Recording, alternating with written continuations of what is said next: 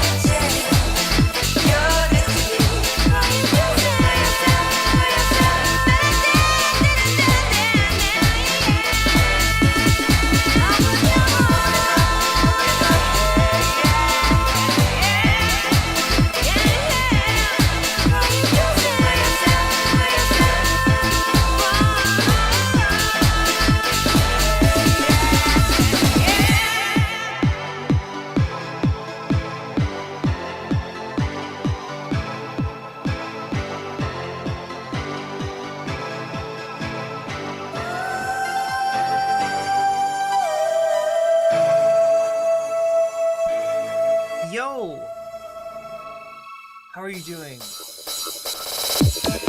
How are you doing, chat? I'm kind of pumped. I'm kind of psyched. And this music's really doing it for me, too. I'm just gonna keep this going a little bit. I don't know. I'm feeling, like uplifting house. Is that the style of house music? I've heard of uplifting house. What's up, Woody? I'm sorry, I don't know why I said your name that way. Like, it's a good name. Wow, I'm just like, the music is awesome. Yeah, what is uplifting? Like a riff, there's like a riff that's like a, usually like a guitar piece, like usually a little that you play. Probably doesn't sound like that. That's more like a banjo thing that I just described, right? Why am I playing it like the bass though? I got my fingers like with the finger style, like a bass. That's not how a banjo. Wait, does a banjo work like that? With banjo, they have like claws, right? They have like these little things that they put on their hands to pick the banjo, right?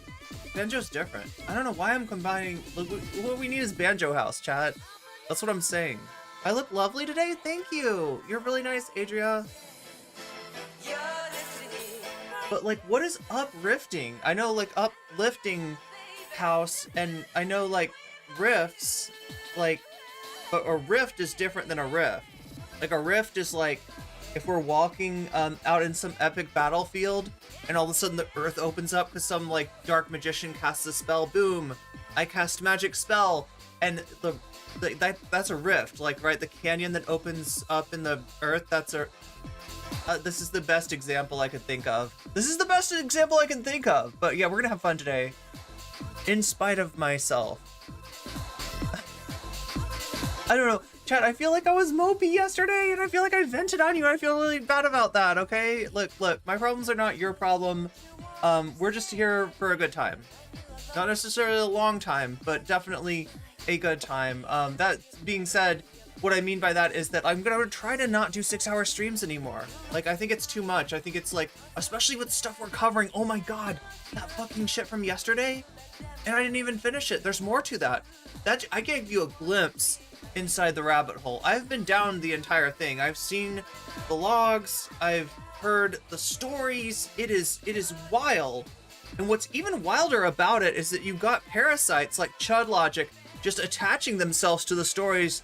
And like, look at how this guy characterizes it, right? Oh my god, chat, I'm bitching about Chud Logic. This is like a mistake. Look, I don't need to talk about Chud Logic. I shouldn't be talking about this guy, but I feel like he's trying to do something fundamentally different than fundamentally opposite from what I'm doing. So therefore he's evil. That's how it works, because I'm a soy lefty. I'm a soy woke lefty. And I'm miserable, so says the study from Sweeterland? Sweeterland! Anybody from Sweeterland in chat? I didn't get through the second VOD before it was taken down. Oh, it's back up. It's back up. It was down for a very short amount of time.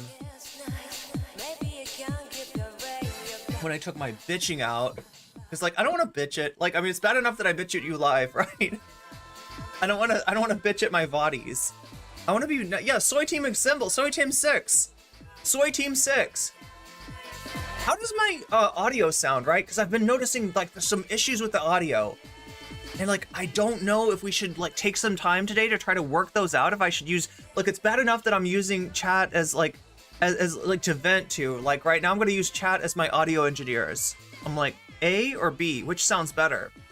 You like this? Like, I'm like the optometrist, like 1 or 2, 2 or 3, 4 or 6, 7 or 8. Which one is clearer? Yeah, Soy Team 6 is ready. Soy Team Sweeterland. Yeah, Sweeterland. You know Sweeterland? There's a study out of Sweeterland. There's a study out of Sweeterland that says that if you're woke, you are unhappy. You are a sad sack of dog shit. If you are woke, apparently. That's what Sweeterland is telling me. And like, I looked into that study. Rebecca Watson actually did a decent coverage of that. A lot of people have covered it. I don't want to cover it because it's a story. It's a bad study. That's the whole thing. A study says if you're fucking woke, if you're fucking soy, you're gonna be miserable. I mean, look, I don't know. There's probably a lot that goes into that too. Like, who is, you know, more likely to be part of a lefty ideology, if that's what you want to call wokeness, right? Because it doesn't mean what it used to mean. Woke originally had a meaning within the black community. It had a very specific meaning. White people, we fucked it up. We fuck everything up. Like, I'm sorry, I'm not trying to beat myself up for being white or anything, but like, I gotta admit, just no fucking lie whatsoever. I'm not virtue signaling here, okay? Because this is not a virtue. This is not a good, this is not a flex, right? But yeah, like in terms of, you know, a culture taking language that they don't quite understand and changing the meaning of it because they don't understand it, and then that meaning like takes over, right? Like when people say woke now, they think it just means like anything that's not right wing, anything that's not reactionary, anything that's not traditional. But yeah, if you are at the end of the boot heel of society, do you think you might be a little bit upset by that? I feel like that is a confirmation, not that lefties have issues with mental health, but that lefties are actually coping. Like, cause like, right, the other thing to do, the other option, right, if you are being stepped on by a boot, is to be like, this is fine. This is okay. Look, one day I'm gonna be an entrepreneur, I'm gonna be super rich, and I'm gonna be so damn happy, so fucking glad that those taxes are nice and low for me, all right? You just wait, I'm gonna get mine, right? That's a fucking bullshit life to lead. No one should have to lead a life like that. That is a truly sad life. Look, you can have quiet desperation, right? Which I don't think shows up in that study out of Sweeterland. You know, the kind of quiet desperation where you're like, no, there's no racism. That's a thing of the past. Don't you know MLK got rid of all the racism? There's no misogyny. There's no anything. There's no anything. And I'm not gonna complain about it. I'm gonna have gratitude. Gratitude to the dominant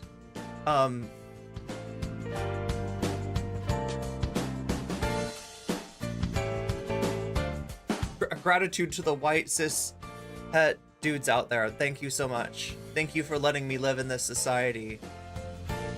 Even though I'm not birthing you any children right now. Why? Like, you're allowing me to live. I should be grateful. I should be happy. Look at this smile. Look at this. Look at me jokerfy. Right? I don't know. That doesn't sound healthy to me. Like, do you think that Blair White is like, I mean, like Blair White might like answer a GAD, you know, survey, like the general anxiety, wait, is it called general anxiety diagnosis or diagnostic or something like that? GAD-7, I think that's usually what they use to study stuff like that. And Blair White might be like, yes, never feel bad, always feel good, never have any days when I doubt myself or, you know, feel like I can't go on. And it's like, you know, inside Blair White is dying. Is it a finished psychology paper by a single author? Saying that woke people, yes, Michael S., that's what I'm talking about. I'm talking about the study out of Sweeterland.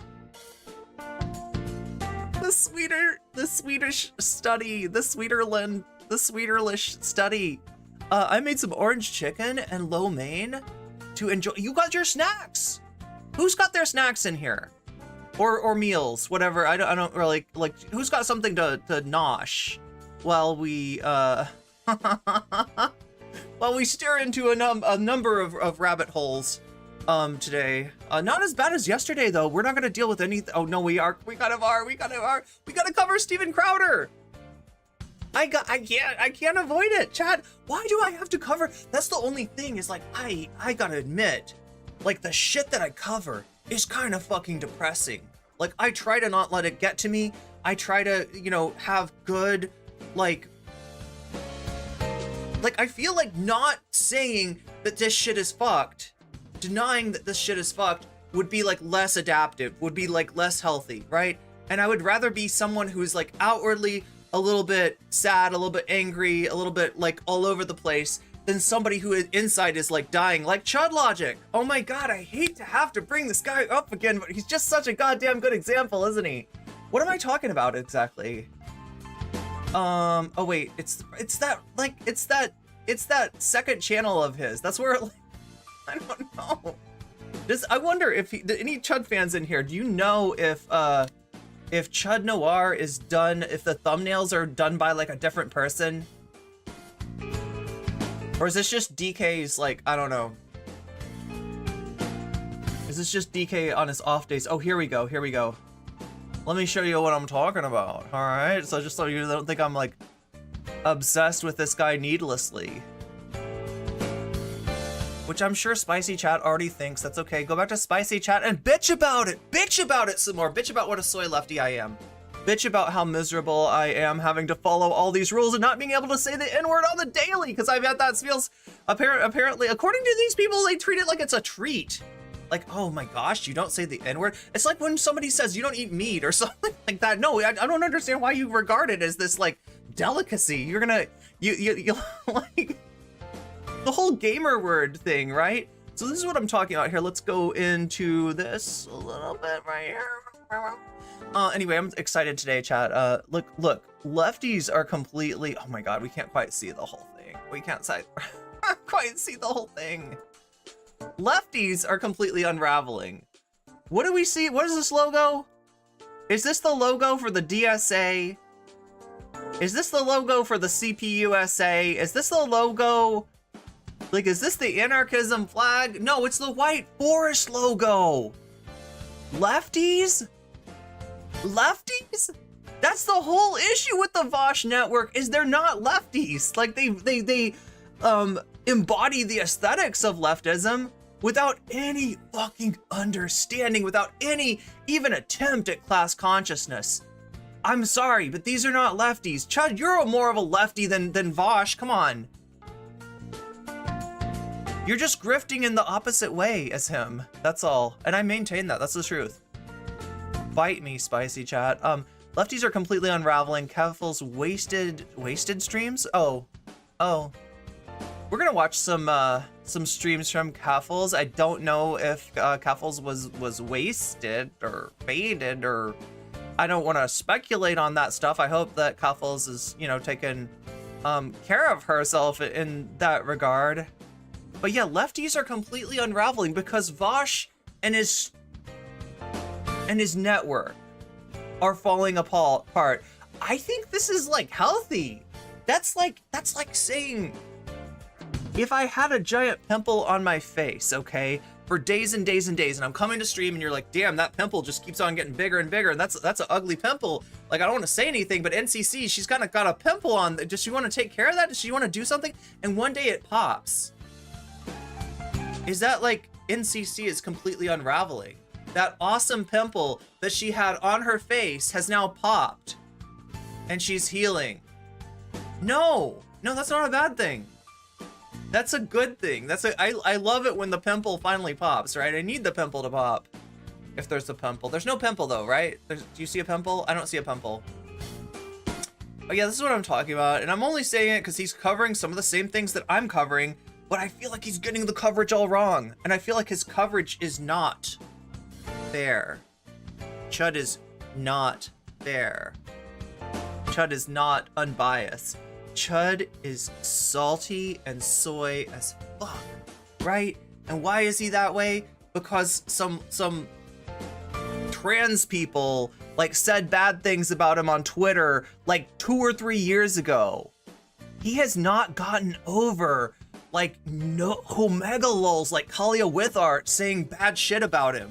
Like, he still carries that around, and it's like, it's not just DJ Mule and Kalia, it's like the entire left, like, you know. And the funny thing is, this guy's a like trade unionist, like he's like some species of leftist himself, right?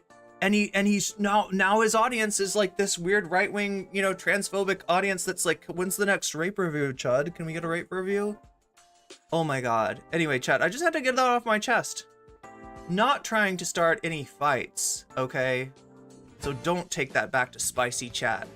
Whatever you do, don't get me back on Chud's mind, because he can't deal with me. You know this. You know this guy can't fucking handle me. I am his kryptonite. I don't know what it is about him, right? Like right? I made a thumbnail kind of making fun of the way that he makes thumbnails, making fun of the way that he like leaves out words and you can't quite see what's there. Nick is not green is an F apostrophe G-O-T. I wonder what that means. I wonder what you're saying, Chud, about Nick Green.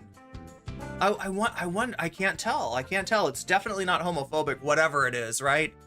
It's I like I guess you could find other words that fit. It's like our crossword. Like DK's having me do a crossword. I'm having to constantly be like, what is he actually saying? So we did one that was like Chud is a after Chud's obsession with Olimey. I think I had a thumbnail that said Chud is an R apostrophe IST, right? And he's like, does she think that I'm a rapist? Or does she, like, no, come on, use your brain, Chud. Use your brain!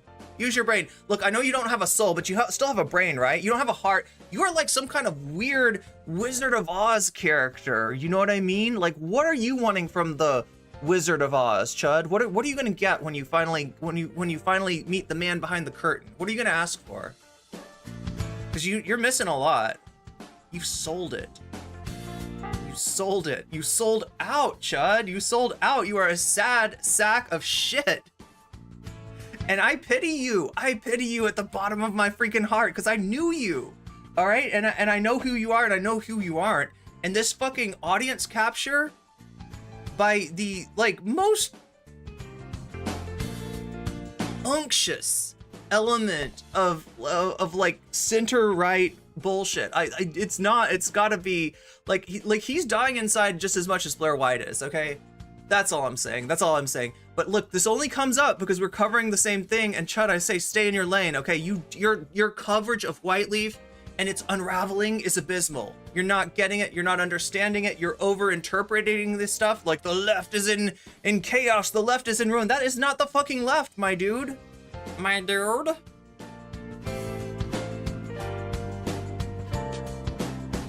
He wants estrogen from the Wizard of Oz? Oh my God. We're starting to deep fry our memes a little bit, but that's, I mean, like, I feel it. Look, Chud is, above all, a fake gamer girl, okay? Talks about gaming, does not understand gaming, is not good at games, is not a gamer, not a real gamer.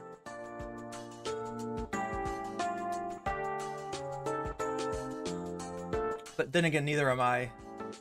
That's not gonna stop me from playing some Valheim today. Wait, do I even have it open? No, I think I closed it. I've been playing this Viking game and it's so weird, right? I don't like Viking stuff. I don't like runes. Honestly, like I've seen like too many like weird, like, you know, right-wingers that like that's a, okay, like, so if you're a right-winger, either you're like all about the Roman Empire. What are the things, right? You're all about the Catholic Church, but not the Catholic Church. Like the Catholic Church in your head, like the Catholic Church pre-Vatican II, right? The Catholic Church when the anti-Semitism was just baked into the whole communion bread, right? Oh no, sorry, that's way more deep fried than I'm trying to go there. But do you know what I'm saying? When it was like, when anti-Semitism was like part of the, you know, whatever, right? I mean, and you know, some people say it still is, but like, right? No, these are the right wingers, like Mel Gibson right wingers. Do you know what I'm saying? They are Catholic, but like some kind of weird splinter, some kind like they smash the crucifix into 1,000 splinters, and they like pick up that most anti-Semitic one, and they're like, this is the true Catholic, one true church right here, right? So yeah, you're that, or you're Orthodox, or you're into like Viking shit, like you're into like what is it called? Like Norse mythology? Is that the name for it? I love the church in my head. Yeah, they always gotta have something to hold on to, like a Dumbo feather. I don't know. I don't think it's gonna help the elephants fly though. I don't. The SSPX. Oh my God. I don't even know about this shit other than it's fucking cursed. Right? And they go into like Catholic, you know, communities, and the people that are like born and raised Catholic, they're like, who are these weirdos? What are like they're not even like, you know, they like But yeah, like the Valheim thing. Sorry, to bring us back to why I play the Viking game and why I'm like weirded out by the fact that because like they ruined Vikings for me. They've ruined Vikings. Vikings are just Vikings. They go around and they drink mead and they chop down trees and they have beards with like braids, braided beard man, right? That's pretty cool. I got no problem with that. But like the right wing just comes and they commandeer shit. Norse mythology itself is kind of cool, surprisingly awesome, and very, very trans and queer. Wait, really? Oh my god, chat. We need to queer Norse mythology. I need to do a queering Germanic, it's Germanic, Norse/Germanic mythology. Pray to the brain church, I know, right?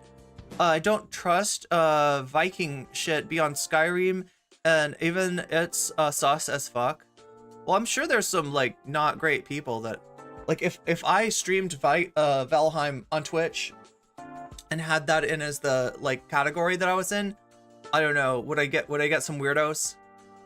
Loki is OG pansexual. Thank you for queering my Norse mythology. No, I mean, like, I love it. There's a snake eating its tail. I mean, talk about homoerotic. Is that homoerotic, or am I just making it homoerotic? Chat, sometimes you wake up and everything is homoerotic, right?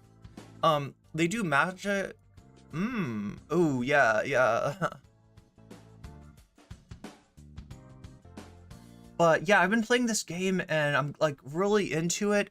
There is like a new world. There is a new biome that's coming up that's going to be added to the game. And you know, like I actually enjoy the game. So I'm glad that there's more stuff. I'm glad that they're still the devs are still working on it, right? It's not a game that like the devs made and like it's an old game, right? But it's got like a survival element to it. It's got like a Minecraft element to it. It's procedurally generated world, so as such, just like Minecraft, it's got a little bit of longevity just baked into it. Like Pal World, I think will be the same. I don't know. I'm predicting.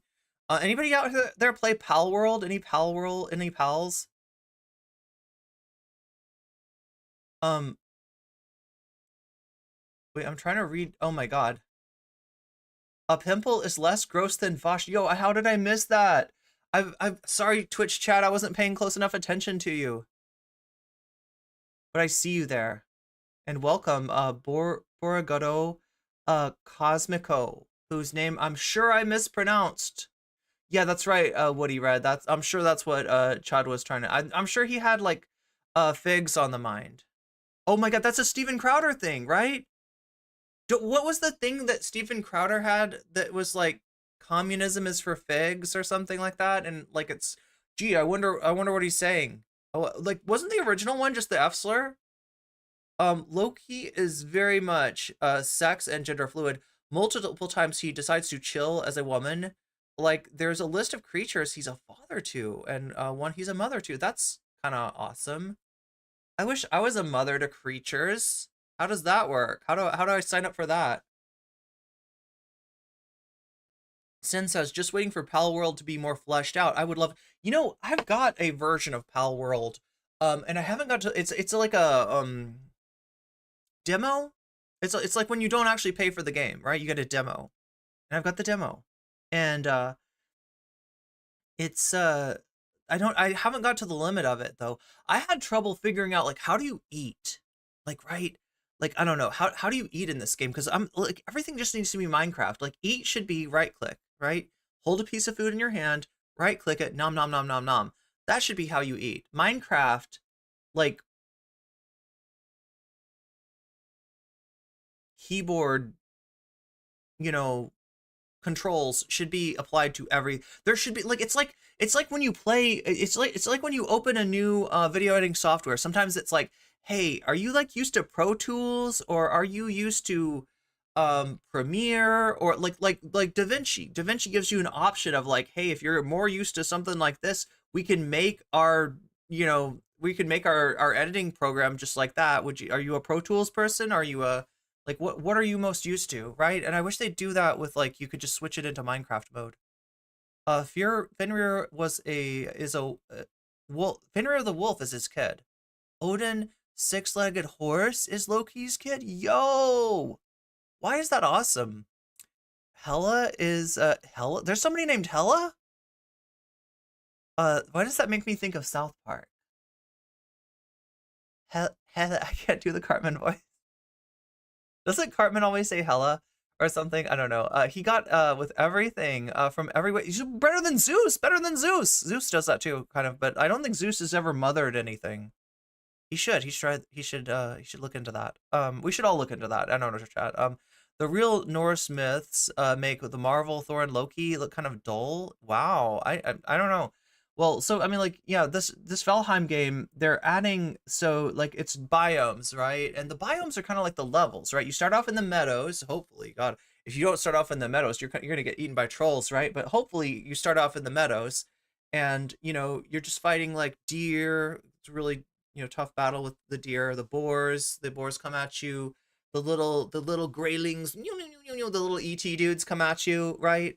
And then you beat the deer god of the meadows, and then you advance to the Black Forest, where you're gonna fight the tree god of the forest, right? And then after you beat the tree god of the forest, then you move on to the swamp, and you fight the bone god of the swamp, the bone mass, right? And then after the swamp, you go to the mountains, and you fight the dragon god of the mountains, Moder. I feel like some people call it modder, and like I'm like, oh, a mod, is he gonna mod your game for you? I don't know. I wish somebody would mod my game for me. Um, Hela is the goddess of the Bay Area. Yo, Chad Alpha. In the book I read as a kid, she was just called Hell. Yeah, that's what I got too. I got Hell. I remember, like, I did learn like Norse mythology. I think it was junior or senior English or something. We read Sigurd the Volsung and all that stuff, all that good stuff. Zeus gets a lot of props for being a player, but everyone knew he was strictly straight, milquetoast missionary. I mean, I could see him being boring. I could be. What do you think though? Is Odysseus boring? Like Odysseus is supposed to be like the Rizzler, right? Like he makes a bed that has got a tree as one of the bedposts, right? Because when Odysseus is like railing you after he gets back from his Odyssey, you got to hold on to that bedpost, or else you're just gonna get destroyed. I don't know, chat. That's just me. I don't know though, because like, does he clean him? Does he clean the blood off first? Like that last battle, that is like, wow. That's some bloody shit. It's pronounced Mauder. Oh, like, so it is Mauder. Mauder. Mauder. Mauder with Crowder. We're gonna do Steven Crowder. No, we're not gonna do Steven Crowder. That's we're not employees apparently. No, he's been really weird with his employees, right? And we've got the infamous not gay Jared. What is the lore behind that nickname? What is the lore behind that nickname? I gotta know, right? Because if anybody's dodging like allegations of maybe not being straight, it seems like it's Steven Crowder. But anyway, he had a producer named not gay Jared who eventually left the show and now has some stories to tell, but he can't tell us everything. He's telling us a little bit, but there's NDAs. NDAs, chat, P. Diddy, Steven Crowder, NDAs. What is up with this? Like, how many people are under NDA? Steven Crowder weird? No way, right? No way. No way. Uh,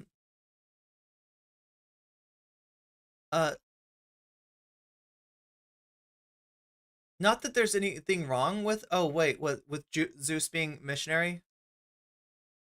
Zeus got brain pregnant with Athena though? Ugh. Wait, who fucked his head? An oracle told him that his next child would surpass him. So he tricked Hera, swallowed her? Hera gave birth. Ah, okay, okay. Yo, they always swallow each. Wait, what was the other the Titan? Didn't like one of the Titans it's like Uranus or something? Or what's the Kronos? Is Kronos the one that eats his kids?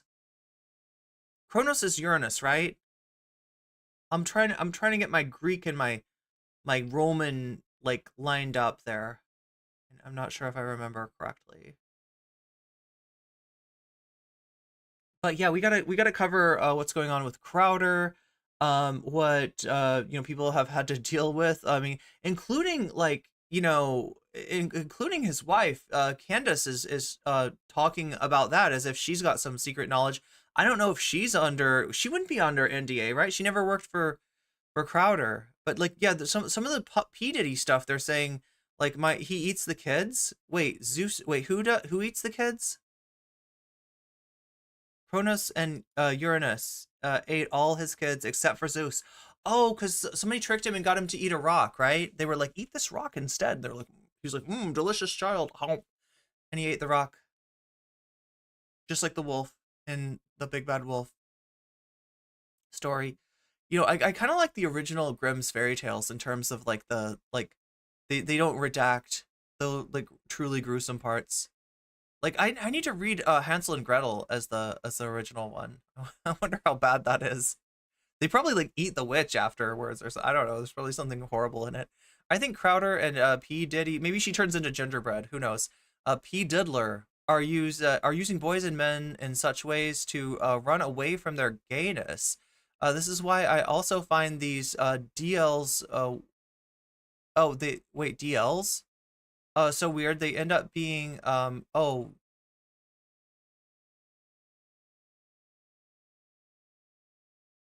end up being gay panic groomer type losers. Yeah, yeah. Uranus in Greek mythology, Kronos' father.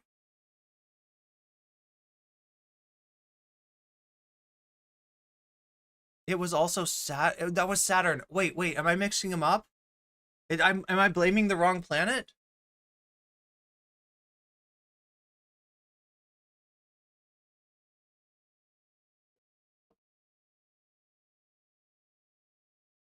Yeah, let Owen spill the tea. Well, she's not under an NDA, right? So she should be able to and in fact there's no she's cut loose from the Daily Wire at this point too. Zeus's mom hid him, fed the dad Kronos a rock instead, because it was foretold. Yeah, yeah. Candace still hates Crowder's guts. Yeah, some people speculated about where she's gonna end up. Like we're talking about, maybe her doing a show with Tucker. So people have even thrown out Crowder. But even though they're both maybe like equally crypto fash and equally anti-Semitic. Yeah, it's not gonna work because she's said too much. She's said too much already. The famous painting of Kronos eating. It is Kronos, right? Oh my God, Uranus is the one that's wrong. It should be Saturn, right? So Saturnine, Kronos. Okay, okay, that makes sense. That makes sense. Saturnine is like Chud logic, right? There's a Saturnine figure. We're not gonna watch any Chud logic today, okay? That like I had enough. I had enough of the Chud logic. I can't take anymore. I gotta titrate it into small little doses. All right. Yeah, if he's gonna screw up his coverage of Whiteleaf, we're gonna have to talk about him, right? But I don't think there's anything in this video that I need to cover. So we're gonna skip the Chud logic today. We're gonna go right to the Steven Crowder. Saturn can F themselves taunting us with all those awesome rings. I just wanted to skateboard on those rings. DL. Oh, DL is in down low. Yeah, closeted men who use queer oh, so like yeah, speaking of like so like Jesse Lee Peterson and are way too cowardly with to own their queerness, often deleted gay and trans people to find their queerness. Oh yeah, Aphrodite becomes Venus, Ares becomes Mars. It is Kronos. It is Kronos. Kronos, Saturn, Uranus. What's the Uranus was? What was Uranus in Greek? Tim Pool owes us $720. Wait, what did he made a bet? Yeah, like what was his bet? I remember this very vaguely. Saturn has the best ice cream in the solar system. This is known. Are we talking about like some kind of like a rainbow sherbet deal? Because I could go for that. I could go for that right now.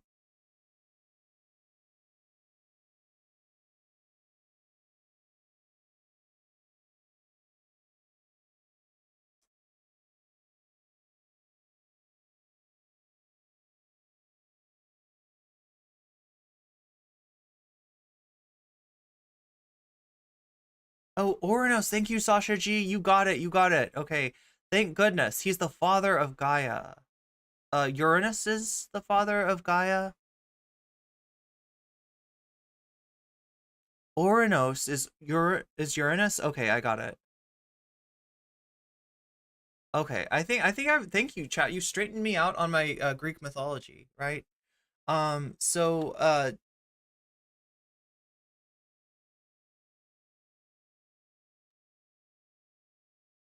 Lance showed some clips and one was a 13-year-old girl.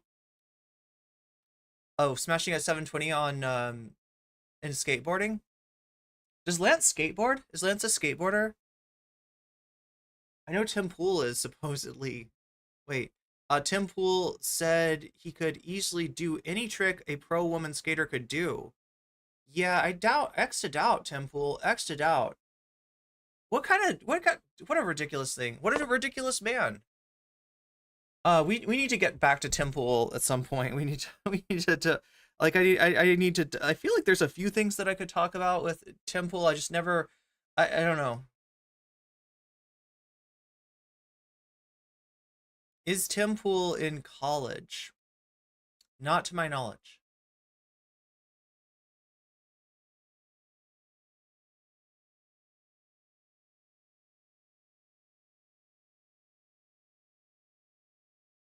Okay, so what do we have here? Not Chud logic. Instead of covering not gay Chud logic, we're gonna cover not gay Jared. There we go. That's how I do my segue. That's how I do my segue.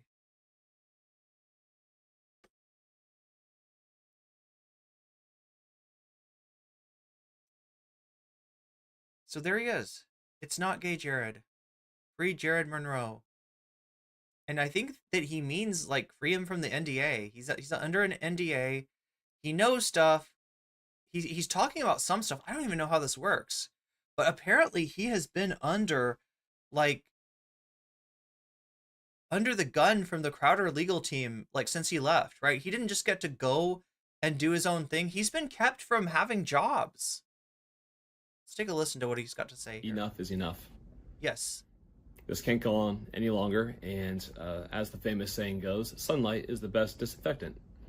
So, I mean, I believe that Donald Trump says that that's a bleach, but no, I'll go with sunlight. It's probably safer. I'm currently being legally abused and intimidated into silence by a former employer. This has been going on for a while now, and it simply cannot live in darkness for another day. But I am asking for your help to fight back. First, some context. In late October of 2023, to my surprise, I was served these papers. A cease and desist from my former employer. It threatened severe legal action in the form of a lawsuit and demanded I cease communications with my friends. The scare tactics of cease and desist are generally to intimidate, isolate, and eventually devastate. Like most cease and desist, it also demanded that I swiftly provide them written certificate of my compliance. Wait, isn't cease and desist is like just a like cease and desist can be about a lot of things, right? Like cease and desist is just like usually like a sternly worded letter from a lawyer saying that you're doing something and that I don't like, and if you keep doing it, then I'm gonna sue you maybe. And so most of the time it's bullshit. Most of the time they don't intend to sue, they just don't want you to do the thing, right? I've got some experience with this. You inject while dissecting yourself while facing the sun. This is the Trump pandemic plan. Yo, what did Keffals do this time? We're about to get into that. We gotta see what Crowder did though first. I did not. In the same delivery, I was also served these papers. A Rule 202 petition from my former employer. You can look that up on the internet. I know I had to. These documents were filed with the county court of my former place of employment, demanding that I be subject to an oral deposition under oath for an unlimited amount of time, where they were free to interrogate me on pretty much any private matter that they chose. Also, in this petition for discovery, they demanded that I turn over documents of all communications with more than a dozen of my friends, an unlimited amount of unnamed persons in any form, and over an unlimited period of time. I did not. Now, I did not for a few reasons.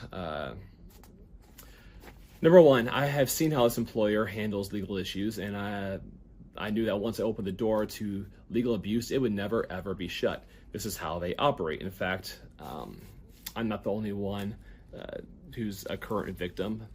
My former employer is exploiting the legal system to abuse others right now, all in the darkness, fully knowing that the fear and risks it takes to speak up. This kind of harassment at the hands of the powerful. Okay, am I the only one who's like, this is like, it's weird to see like a right winger, like I'm assuming not gay Jared is, and like look, I've got a video, a 6-year-old video. I thought it was new. I thought we were gonna spill some tea today. But you know, 6 years ago, Ben Shapiro talked to not gay Jared about him infiltrating into Antifa. Just slip it in there, you know, just puts on the ninja suit and declares himself part of the black bloc. I don't know, right? But yeah, you know, he's definitely a right winger. It's just, there's something about the way that he's talking that just like, you know, when you're talking about the difficulty of a victim coming forward, this is the kind of stuff that the right usually ridicules, isn't it? He didn't expect the leopards to eat his face. Well, I mean, apparently the leopards have been, and by the leopards, I mean Steven Crowder, have been chowing on his face for years and years and years. Isn't just designed to financially ruin. But he's had enough at this point. He's had enough. He's like, okay, you ate my face. You ate my arms. You ate my legs. Now I'm gonna fight back with my torso. It's like the dude from Monty Python, right? It's just a flesh wound. It's just a flesh wound. Somebody, it's designed. Oh yeah. Afroponics says non-compete clauses. Yeah, wasn't this what kind of kept him out of another job after he got fired? Leopard's kissing his face. I feel like if I had a leopard, it would lick my face. Yeah, the Black Knight from Monty Python, right? Yeah. That's who I mean. That's who I'm talking about. To cripple their soul. Now, I wasn't about to put my family on embarking upon a journey down that road. You don't want that dark night of the soul for your family, no. Number two, I was not about to allow the privacy of my personal life, the trust I have with my friends, and the real relationships I have with them to be violated in such an vindictive and abusive manner. It simply was not going to happen. I received the latest article of legal harassment on Friday, March 22nd, 2020. His face looks pretty good for a regurgitated leopard's dinner. Yeah, not bad. After months now of litigation exhausting even the court with relentless amendments to their Rule 202 petition, my ex-employer was finally awarded their request for my oral deposition and any document of communication with my friends that they believe may provide any avenue to sue me or others. As it stands, they await my forced cooperation. I will not. I will continue to fight. Now, here's the big question, is what was their entire reason for this harassment and the basis for their claims? It's because you know stuff. It's because you know stuff, and they don't want you to tell what you know. These documents. An NDA. Some more context. I signed this separation agreement, an NDA, containing a strict and very broad non-disparagement clause many years ago.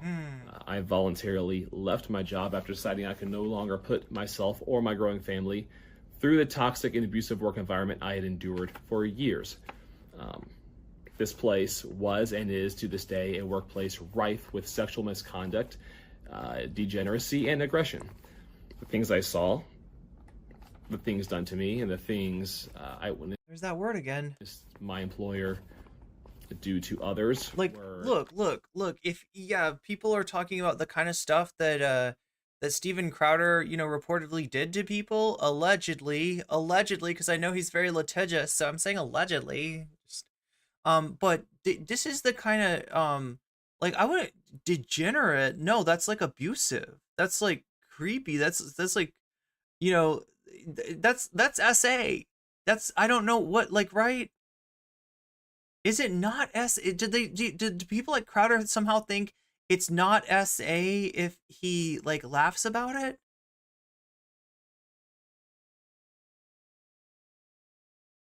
Maybe I'm wrong, but I've heard cheetahs are the ones, one of the less aggressive, bigger cats. Has anyone seen a video of a ranger in Africa where cheetahs come and sleep? Oh, see, like, that sounds so awesome. That sounds so good. Cause like I love it when like cats come and sleep on top of you, but like a cheetah, like, that's like, it's like extra snuggly. Cheetahs are fast, but their bite force is pretty weak compared to other so if you do get your face eaten, there's a good chance for like reattachment. I guess you got that to look on the bright side, right? That's disgusting, shocking, and utterly indefensible. I have the... Your face is still gone, says Spoops.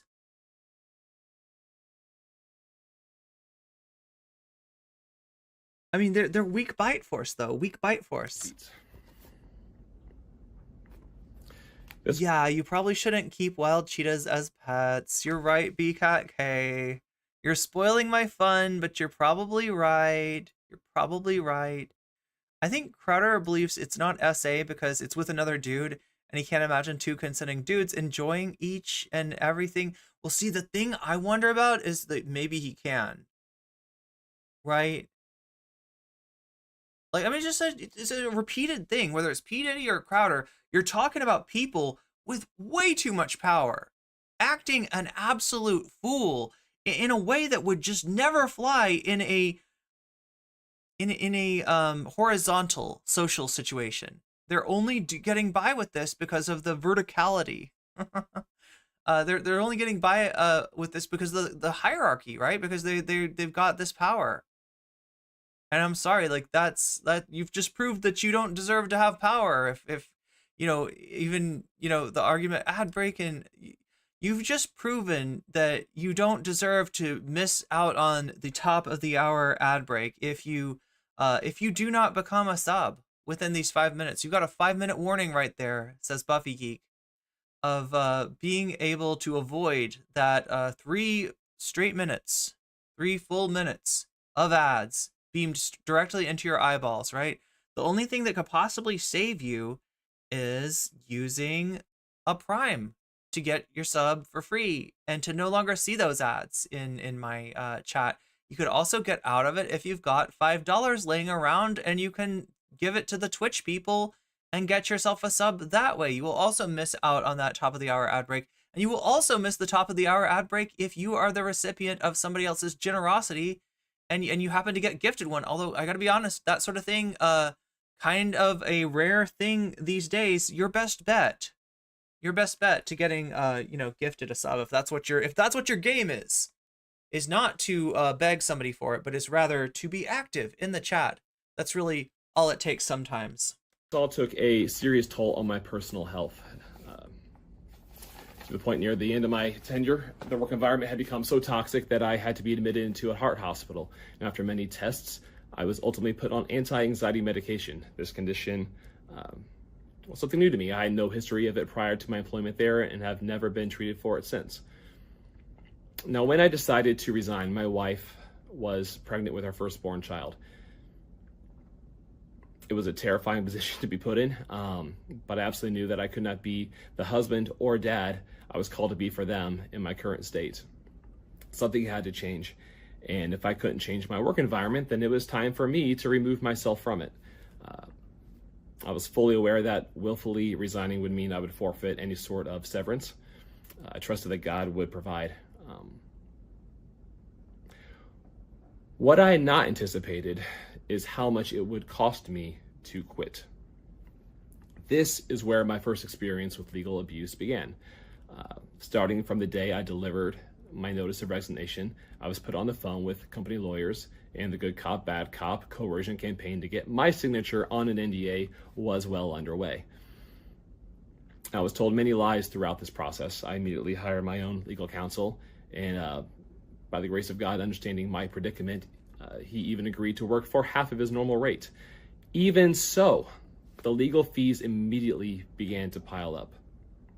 My former employer and his attorney argued I could not work in media anywhere in the world, and most certainly not in the United States for 2 years. This is not because I had voluntarily signed some sort of non-compete in my original employment agreement. It was because they decided a non-solicitation clause that was in said original agreement would retroactively be interpreted as the broadest and strictest non-compete one could draft. They told me my Twitter account, another potential lifeline to future work, which I had owned and been... What is that called again? What is this? Why sign such an absurd thing? Well, he says that there wasn't a non-compete clause in there. He says there was a non-solicitation clause, right? And that they retroactively reinterpreted this. Like, I just don't get it. Like, if you've got like, I mean, this is the system that we live in, right? A system that purports to be a democracy. So thereby, you're being governed by something that you voted for, by something that it's a government of and by the people. You've got no one to blame but yourself, right? And you don't have to go to work. You just have to go to work if you want to eat, if you want to have a roof over your house, if you want to, have access to you just gotta, right? So, and then there's this whole thing, the legal system. The legal system, the justice is blind, and she's got the scales, and she's like equal, right? She's balancing things out. No, she's not. Whoever's got the best lawyers gets to reinterpret something like a non-solicitation clause. Which, what does that even mean? What does anybody know what this is? What this legal language is? Non-solicitation clause as a NDA, as the most restrictive form of NDA possible. The sole manager of since 2009, was to be turned over to them on the argument that it was somehow their intellectual property now. Presumably to keep me from working even further, my former employer even tried to claim my personal production equipment, gear I had owned for years prior to working there, as company property. After producing every receipt to validate my ownership, a vicious lie that I stole from the company was born and disseminated by my employer. By the way, breaking their side of this bogus mutual non-disparagement agreement. I have those receipts as well. All I simply wanted to do was peacefully leave. It was clear by my employer, though, that this was not only unacceptable, but that I needed to be punished for doing so. Wait. The employee will not solicit the company's clients, customers, or ideas for their own gain. Oh, okay. Wait, so that's like you can't. It's like a non-poaching clients kind of thing, like, right?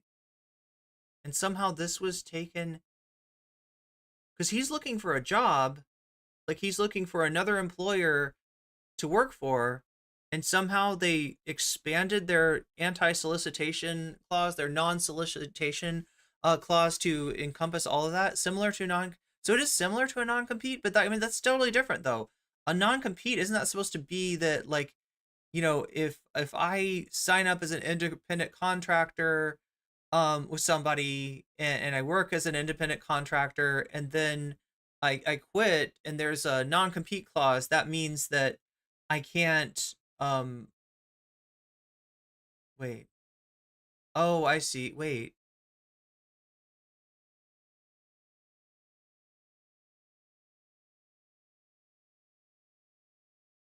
Like, soliciting their clients to try to provide the same service for those clients is one thing, but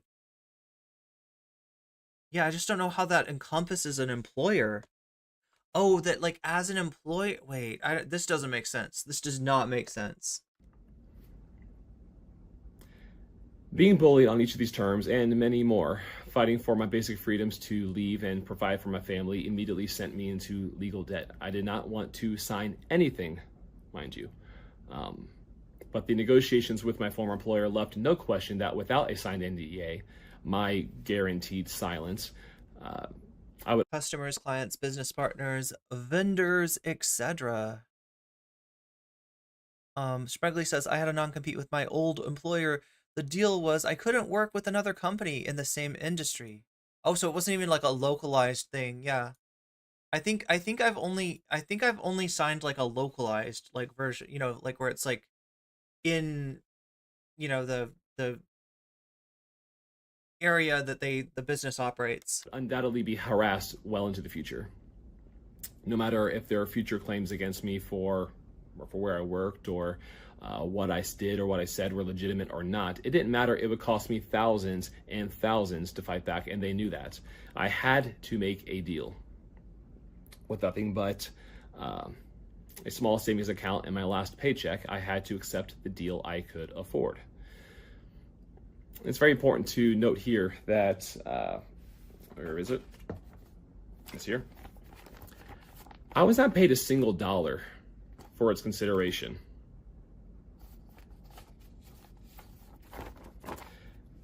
Which brings me to what you might be asking next. What was the reason I did sign this? And again, as a man with his first child on the way, the small victory I got from it. The primary reason I signed the NDA was for a small carve-out in the non-compete clause, which allowed me to freely seek employment using some of my skill sets at another specific company. At least I could feed my family. That provision, however, was a lie. And upon starting my new job at the new said company, I was giving another one of these, a cease and desist, and was promptly unlawfully terminated from that position. Moose Not Mooses, welcome to. There we go. Yeah, I was worried that it wasn't gonna play your. I had that turned off the other day because, like, I don't know if you know about this, but this is a constant struggle I have in terms of the alerts. Right, it gives me an alert when somebody is when somebody gets a membership for themselves. It gives me an alert also when somebody gifts a membership to people. In fact, it gives me a whole bunch of alerts.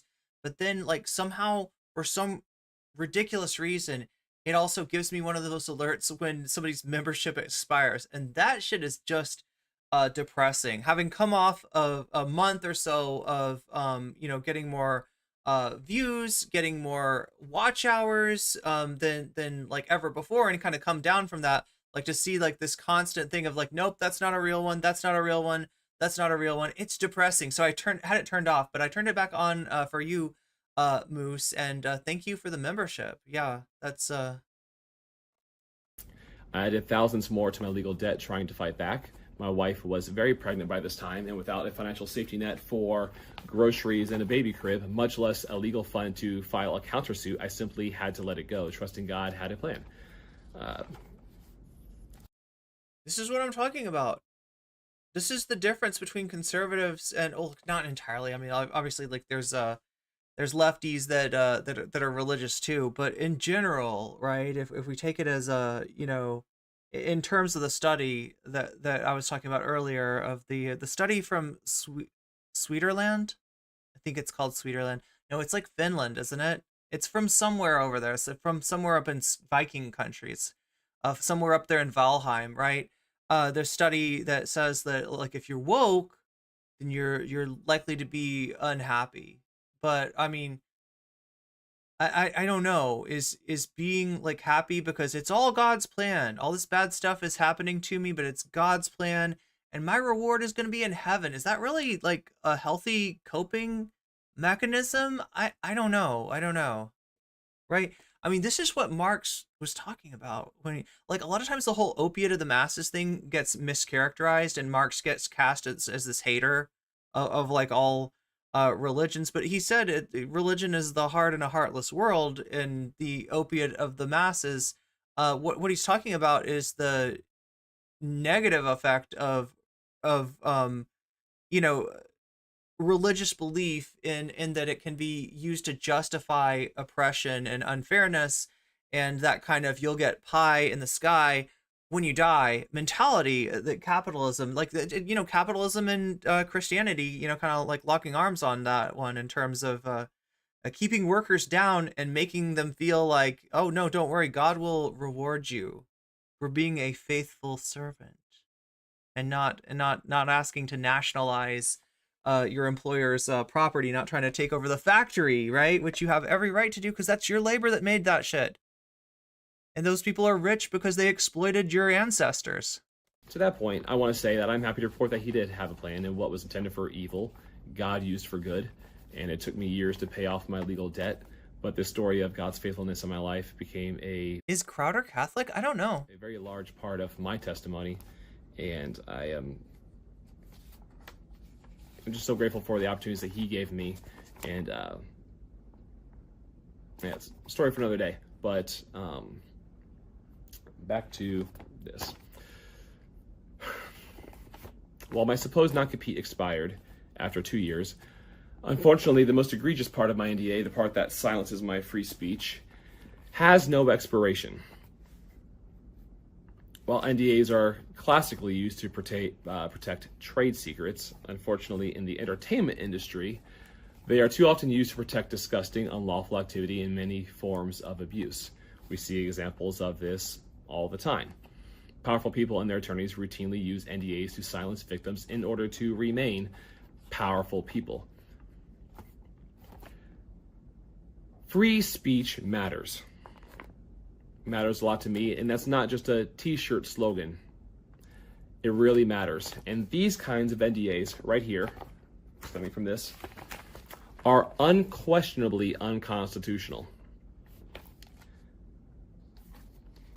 I will not live with the burden of this unconstitutional NDA over my head for the rest of my life, especially when information I have can be used to aid other victims escape their own abusive situations. I wonder how this is playing out with the whole Crowder community, because shit's fractured right now on the right. You've got Steven Crowder, who's definitely a lot more mask off about some of the stuff that the Daily Wire maybe supports, in terms of Christian nationalism. Then again, the Daily Wire, they've got Michael Knowles and Matt Walsh that are pretty mask off about it, but they are the more open, Christo-fascist element kind of went with Steven Crowder in that schism, right?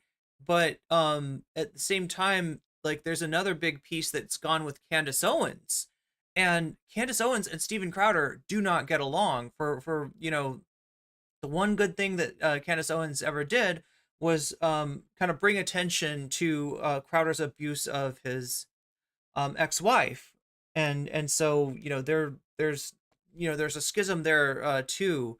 The scary thing that I think that I'm seeing though is that in all of these splits, it's generally the more mask off version of conservatism that's winning, especially when we're talking about Candace and which is the context for which this former employer feels they caught me breaking my agreement. Let me be clear, what I'm afraid of is legal harassment in perpetuity, not the truth. Only one side of this ordeal is spending a fortune to hide truth and punish anyone who dares speak up for themselves or other victims. While I will not give in to the harassment by my former employer, I have to recognize that this process has already become unbearably expensive. Not only because of the general expense of the legal process, but because my former employer has seemingly unlimited wealth and resources to gleefully spend punishing you're up against the Mug Club. Powerless people. I tried to handle legal fees on my own these last months, and the fees have already reached... Yeah, the one thing about Crowder is, there's a little bit of the Barb effect in terms of the... Anthony Fantano talked about this in terms of Nicki Minaj. When a fandom, breaks apart, the people that stick around tend to be the most like adamant, almost like, cult like adherents to the public figure that they're attached to. And with Steven Crowder, it's these people that are giving him this is like Chud Patreon, his mug club. It also allows him to keep the email addresses of all the. So I'm sure they're appreciating all the spam that Crowder is sending them. To tens of thousands of dollars with no resolution in sight. Unstopped, this type of legal abuse could go on for years and years and quickly escalate into hundreds of thousands of Does he call it lawfare? dollars as I fight to protect myself and my family. I cannot put my wife and my children through this. Not again. So he's crowdfunding for constitutional NDA like this forever. Protecting my family means finding a path that doesn't leave us in financial ruin, and we are simply out of funds, and I have no other option but to ask for help. I'm asking for donations for two reasons. Number one, obviously to help with the financial burden I've already accrued with this legal matter right here. That's taking care of. That matter is priority number one as I'm going further and further into debt with each passing day. The second reason I'm asking for financial assistance is to proactively address my unconstitutional anti-free speech NDA, which is the basis for all of their claims against me. The simplest resolution here would be for my ex-employer to release me from the NDA. Give me and my fellow ex-employees the same free speech they publicly champion for every other American. Spoiler. They're not going to do it. In fact, I think they've already responded. But I can almost guarantee you that will not happen. I've already witnessed them spend unfathomable amounts of money in other cases to protect their double life and secrets. No. Okay, so now that's the closest that he's come to spilling the major tea that I think we all know is in there about Steven Crowder and his secret life. No more darkness. I mean, it's not that secret anymore, I guess. I mean, he's like when he talk about like being worried about bisexual Mr. Hyde making an appearance. You kind of said everything. That's why beyond the current burden I face, like you literally have to believe in conversion therapy or something, pray away the gay or whatever, to believe that like Steven Crowder is not living some kind of double life at this point. My ex-employer's legal abuse, I will be using these donations to fight back and file a counter motion, placing my unconstitutional NDA before a judge to have it dissolved in its entirety. I want my First Amendment rights back. I want to stop the cycle of abuse, and I want truth to be known. This takes incredible resources I simply don't have.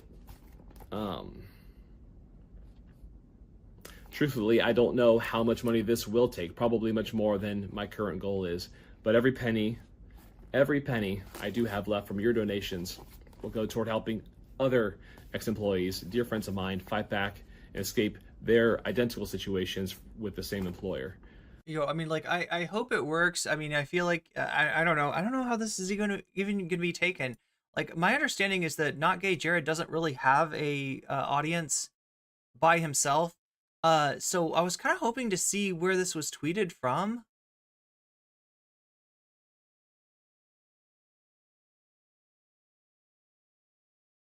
But it looks like it's not, I don't think it's on Twitter.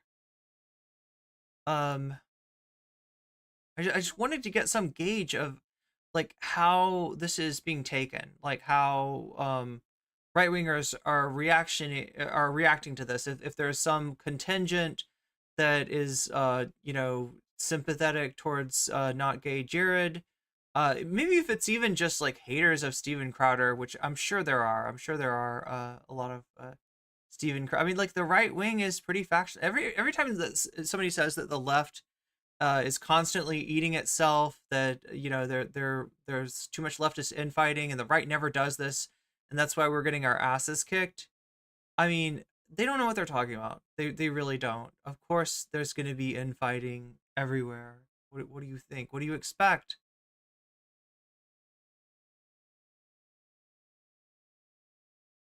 Okay, so we also got the Humanist Report's take on this. We'll watch a little bit of this and then we'll get on to Keffals. We'll talk about Keffals. You're here to hear about Keffals, so.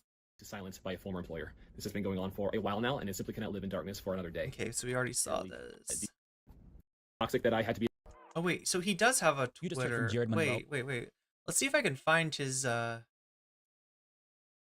see if I can find the not gay Jared Twitter. What is it? The Jared Monroe. I don't know why yeah, there it is. I don't know why I think it's funny when somebody's name is like the and then their name. Like, it's one thing where they're like the real Roseanne Barr or the real Donald Trump or whatever, but like, okay, so here we do have the tweet by not gay Jared himself. What is going on this? Every retweet and donation helps. That's him.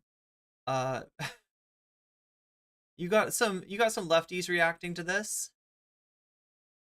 Not really getting a lot of attention to it. Candace Owens says, wait till they find out what he's been doing to his wife. I never edited my opinion on Steven Crowder because I knew eventually everything would be revealed. This is really going to be a year of revelation. So Candace kind of promising more tea there. Is there any responses to her that are of note? I don't see anybody super. What is this? Is that Crowder? Oh no. Oh no.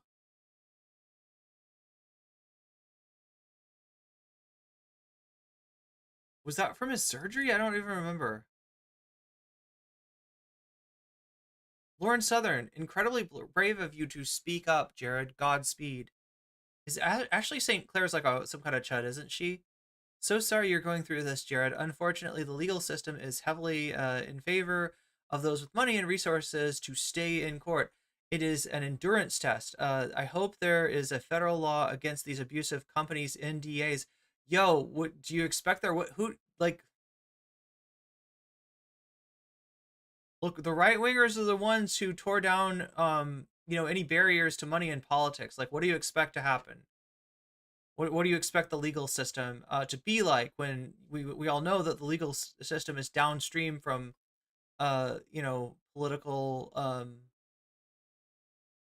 considerations? I feel like Ben Shapiro and Jeremy Boring would relish. Oh no, they do it. Okay, so right here, I feel like Ben Shapiro and Jeremy Boring would relish in a opportunity to help. Actually, Ben Shapiro has donated $500, which doesn't seem like much. Like, Ben, I'm sure you could afford more than $500.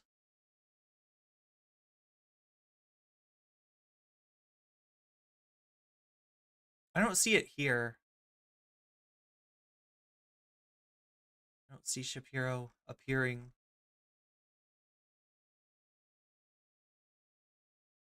But yeah, that's what's going on the thread. Let's see if we can just analyze this a little bit. 17K likes, 2.2K comments. What about, I wish you could get like a retweets to quote retweets ratio. That would be an interesting one. No, I don't need to quote retweet. I'm not gonna post. Dare I view quotes? Unbelievable that Crowder has made his anti-Daily Wire big conservatism thing about onerous contract terms. Former Steven Crowder sidekick, not gay Jared.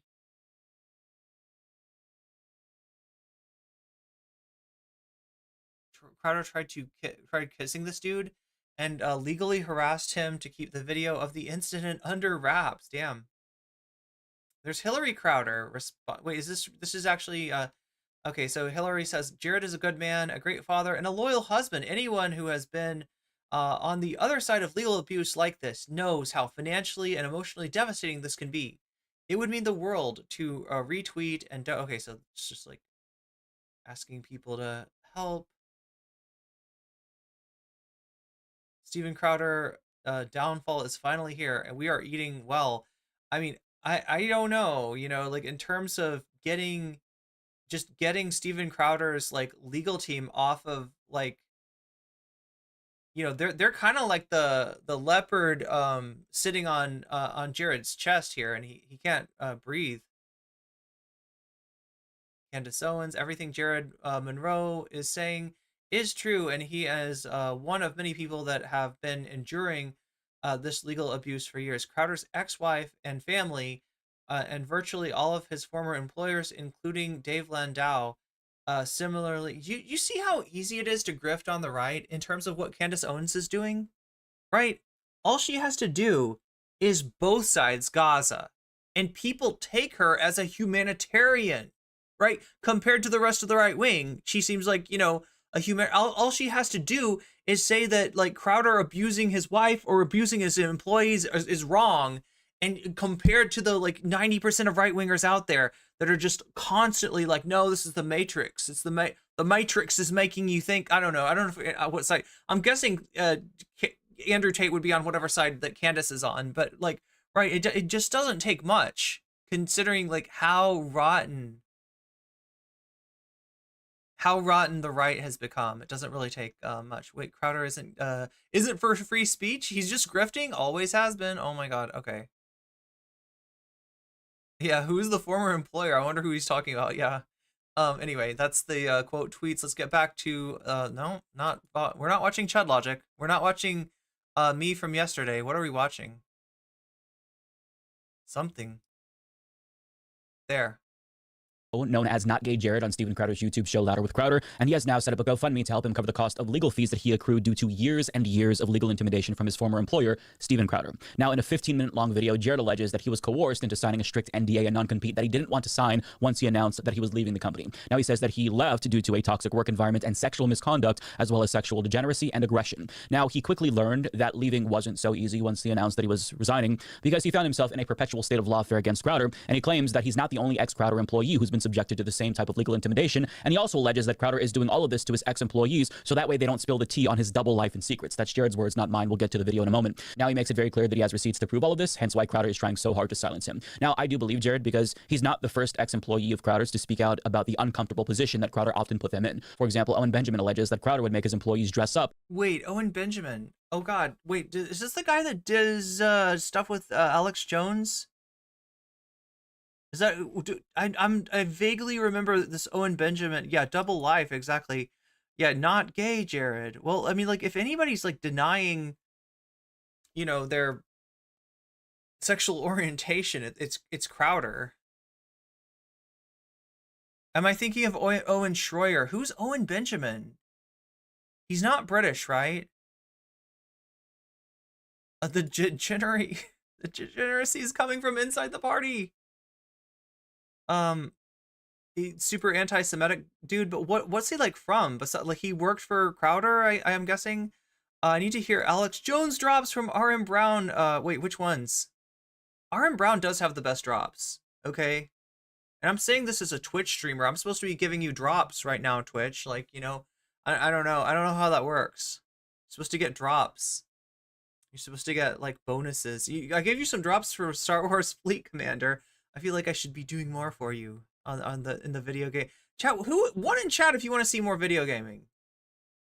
It's like, I don't know, at this point I feel like I could use a little bit of that to balance things out. I don't want to do that because like the way that building an audience works is that an audience comes to expect whatever you do. I do politics, I do discussions of the space, and so when I try to do something else, when I try to shift gears and do video games, it generally does not work out well. That is true for almost every political content creator out there. Wasn't Owen Benjamin a pro-Trump talking head? It sounds familiar. I mean, you could be right. Only Owen I pay attention to is Owen Jones based. Yeah, he was a weird quasi-cult. He has a weird quasi-cult as well. I think we're talking about Crowder, or we're talking about Solon. We're talking about Crowder, or we're talking about Owen Benjamin.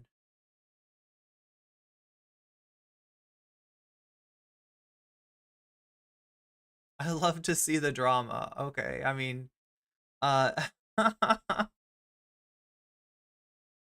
always enjoy gaming, but I would like to see you play a game you want to play. Oh, that's really sweet of you. We played a little bit of Lies of P. I was kind of late on that one though. My whole issue is that I'm sort of stuck. Like the only gaming stuff like I spring for is the Xbox Game Pass, because it's still kind of the best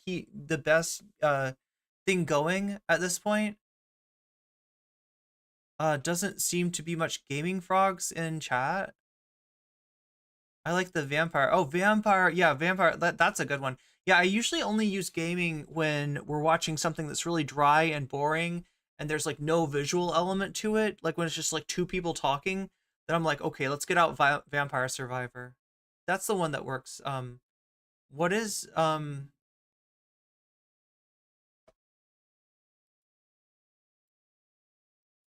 the guise of making fun of transgender people and explains, quote, but I can't remember who this guy is. What else he was on besides Crowder? how is dressing like degenerate fruitcakes owning the left? I agreed, so I'm no victim, but I felt very uncomfortable saying no, and I didn't want to let down the team. Over time, I realized more and more that we weren't owning anyone, and I just kept being asked to wear really degrading and sexualizing outfits. Now, this has been Crowder's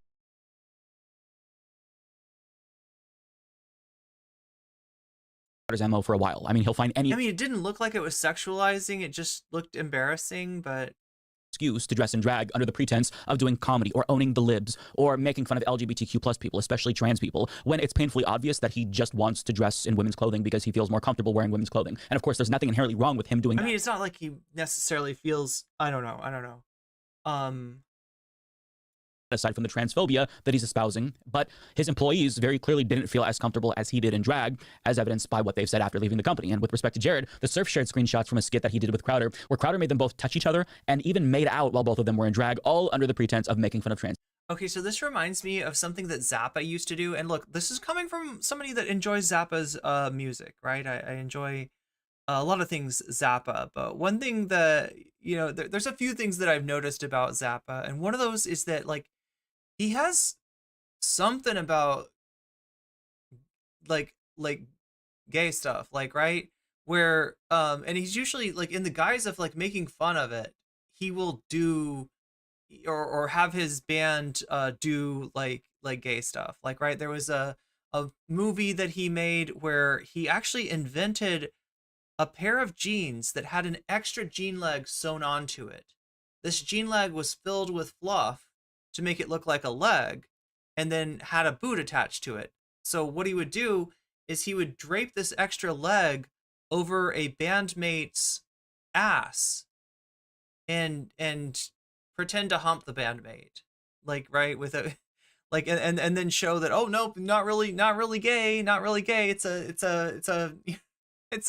three-legged pair of jeans. You invented a different type of pants in order to simulate like gay sex with your bandmates, Frank. What is going on there? What is going on? I don't know. People. And not to mention, there's also this video. Give me that milk. Give me that milk. This is TOS. Now, Steven Crowder chose to post that video to his public Twitter account on his own volition. I'm not joking about this. Now, I couldn't find the original, so he might have deleted the tweet, but that is a video of him with his own employee. And it's funny how all of his comedy skits involve him and his employees dressing in a sexual manner, right? I mean, it's a bit of a tell, is it not?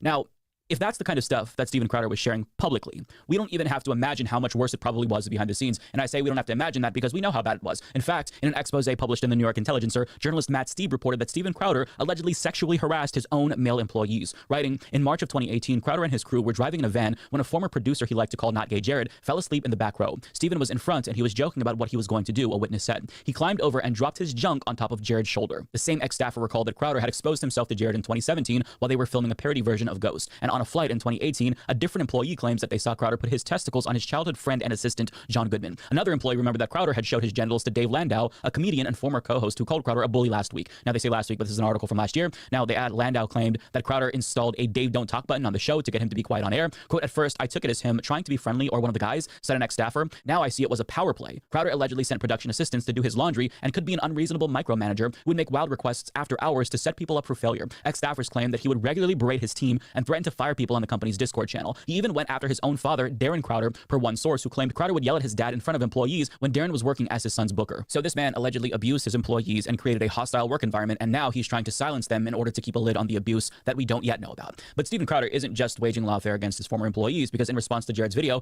Candace Owens actually spoke out and accused him of doing the same thing to his wife, writing, wait till they find out what he's been doing to his wife. I never edited my opinion on Steven Crowder because I knew that everything would eventually be revealed. This really is going to be a year of revelations. Now, even though Candace JP Sears, this is like Yeah, he's like a right-wing like comedian and YouTuber, actually a pretty big YouTuber, but the common thread with all of his skits are they're like not funny.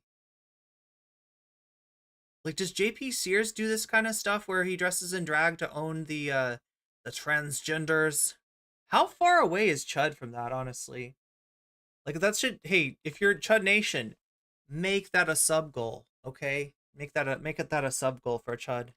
Owens isn't No, necessarily don't do that. the most reliable source. It's very plausible that she's correct here, and that Just keep on talking about me. All right, Spicy Chat. You're doing a good job. he is indeed subjecting his wife to the same lawfare as You're doing a good job annoying Chud by talking about me. Thank you. former employees, because as Mediaite explains, Monroe isn't the only one who has been subjected to legal action from Crowder. In October, his company sued his estranged wife, Hillary Crowder, for torturous interference after her family accused him of mentally and emotionally abusive behavior in a statement to the journalist Yashar Ali. And that emotionally abusive behavior that they were talking about was exposed in Ring camera footage where he was vocally abusing his very pregnant wife. So he is using his wealth to crush anyone who dares to defy him. And with respect to Jared, it's evident that Crowder was maliciously just trying to destroy his life, as evidenced by the following details shared by Jared. All I simply wanted to do was peacefully leave. It was clear by my employer, though, that this was not only unacceptable, but that I needed to be punished for doing so. Being bullied on each of these terms, and many more, fighting for my basic freedoms to leave and provide for my family, immediately sent me into legal debt. I did not want to sign anything, mind you. But the negotiations with my former employer left no question that without a signed NDA, my guaranteed silence, I would undoubtedly be harassed well into the future. The primary reason I signed the NDA was for a small carve-out in the non-compete clause, which allowed me to freely seek employment using some of my skill sets at another specific company. At least I could feed my family. That provision, however, was a lie. And upon starting my new job at the new said company, I was giving another one of these, a cease and desist. And Oh, that's terrible. That's terrible. So he's basically being blackmailed to sign this clause, and he feels like, you know, okay, well, if like just let me work, just like leave me alone, right? And he signs the clause, and then they don't leave him alone. was promptly unlawfully terminated from that position. I added thousands more to my legal debt trying to fight back. My wife was very pregnant by this time, and without a financial safety net for By the way, if you're here for the Keffals stuff, we will get to that right after this. groceries and a baby crib, much less a legal fund to file a countersuit, I simply had to let it go, trusting God had a plan. Crowder actually God, got I him don't- fired from his new job, even though he had a baby on the way. He was just trying to move on, take care of his family, sought other employment, and Crowder... I mean, Crowder clearly cares about babies, right? Isn't there a story about Crowder scheduling an elective procedure that he had done for the same time as his child was being born? intervened for no good reason to get him fired. Now, Jared signed a non-compete, but what trade secrets specifically is Jared going to share with other companies, right? I don't know what the job was, but assuming he was working in media or had a media company, like what is he going to expose? How to do segments where you dress in drag and be overly racist? Like what exactly is the purpose of this non-compete? And it's all about control. That's what it feels like. And Jared goes on to explain that Crowder is able to legally intimidate employees. Okay. So you were talking about JR, what's his name? JP Sears? JR Sears? HR Puffin stuff? What's his name? I saw a video where he's playing a liberal dad to Brett Cooper, coming out as a Christian, and it simply can't be true. She'll grow out of it. Oh, wait. That Brett Cooper is coming out as Brett Cooper comes out as a Christian, and the dad is like, oh my God, I can't believe my, like I was ready for anything, like, right, but not Christianity. It's because he has virtually unlimited funds to do so. And even if the terms of these NDAs don't hold up in the court of law, which I don't know, but even if they don't, simply challenging them in and of itself is very costly for people like Jared who don't have the power and wealth that Steven Crowder has. But since Jared did challenge them and refused to comply with any of Crowder's legal threats, well, his life has basically been ruined. And this was all because he wanted to just leave a job because his boss was terrible, toxic, abusive. He wanted to leave, but Crowder wouldn't let him. And to make matters even worse, Crowder made Jared turn over his own personal equipment and even made him turn over his personal Twitter account that he had before he started working for Crowder because he claimed that that was the intellectual property of the company. So there is so much here, so much that is really damaging for Crowder. And it's evident why he didn't want his employees to speak out, because this man was a tyrant. And it just kind of goes to show you how emboldened he felt because he has millions of dollars and a team of lawyers on his side. But I've got one more video of Jared. While my supposed non-compete expired after 2 years, unfortunately, the most egregious part of my NDA, the part that silences... We already saw this. We already saw this. I'm more interested in what stuff to Crowder's credibility there. I mean, Mike has Jared to literally say. said that Crowder has already spent unfathomable amounts of money in his case and in other cases to protect his double life and secrets. So why would he let up now? And in response to Jared's video, the CEO of Crowder's company, Gerald Morgan, has basically said, yeah, we're not going to let up anytime soon. Quote, we will not be intimidated by media smear tactics. Mr. Monroe entered into an agreement with Louder with Crowder that he knowingly violated. Oh, this is what I was talking about. Yeah, so this is Gerald Morgan, who I think is still on the show. I mean, it's a weird show. If you've ever watched Louder with Crowder, it feels like a frat house. Like there's no natural light. It feels like a frat house basement. And like the jokes aren't funny, but everybody's laughing. Everybody's kind of like forced, like it's like forced laughs. He had his dad working for him. His dad is the booker, I think, for this show. And you know, it's just it's a really strange, it's definitely like a, you know, sausage party. It's definitely like a boys club. In fact, I can't imagine like being like a female, even like right-wing guest and going into that atmosphere. But yeah, it's like overgrown frat boys, basically, like frat boys for class of like 1995 or something. I don't know. It's weird. Covering repeated violations, Louder with Crowder was forced to take legal action. The trial court has denied Mr. Monroe's effort to avoid the legal proceedings which are moving forward pursuant to the court's order. In other words, they're not denying the fact that they've been putting Jared through hell all this time. In fact, they're defending it. Now, keep in mind that Jared hasn't been with the company for more than 5 years at this point, and the fact that he is still forced to go through all of this tells you that Steven Crowder is willing to go to great lengths to protect the public from learning about whatever Jared knows. And it shows you also how tyrannical Steven Crowder is. But I mean, even without this information, to be clear, from his wife and his employees, I think it was already abundantly clear that Crowder... Like, look at Crowder's setup. Like, if we can for just a second, like, let's take a look. Louder with Crowder. I want to compare it to Mike's, right? Because I feel like Mike has a setup that I think is awesome. Like, right, it's bright. It's, you know... Like, I don't know, like of anybody that I know that does like news or political videos, I feel like Mike maybe wins it for like best background. Like that's, but let me show you. Oh, what is this, chat? Okay.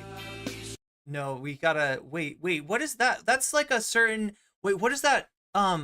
They're imitating an art style from a famous anime. What is this called, chat? Somebody tell me what this... They're ripping something off. They're ripping something off here. I'm not sure what it is. What anime is this? Malcolm in the Middle is the song. Yeah, they're ripping that off too.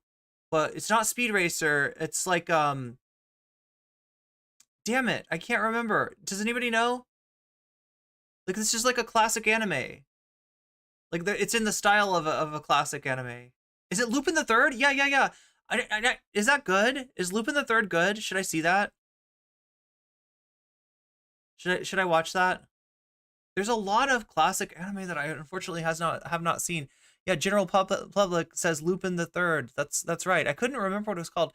Yeah, he has a great setup. I love Mike's setup. I think, like, but I just wanted to compare it to... I was gonna just compare it to Steven Crowder's setup.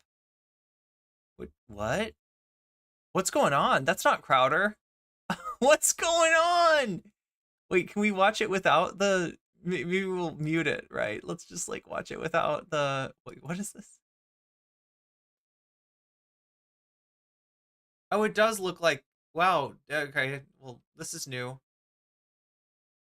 It is Malcolm in the Middle. Yeah, like it's this whole...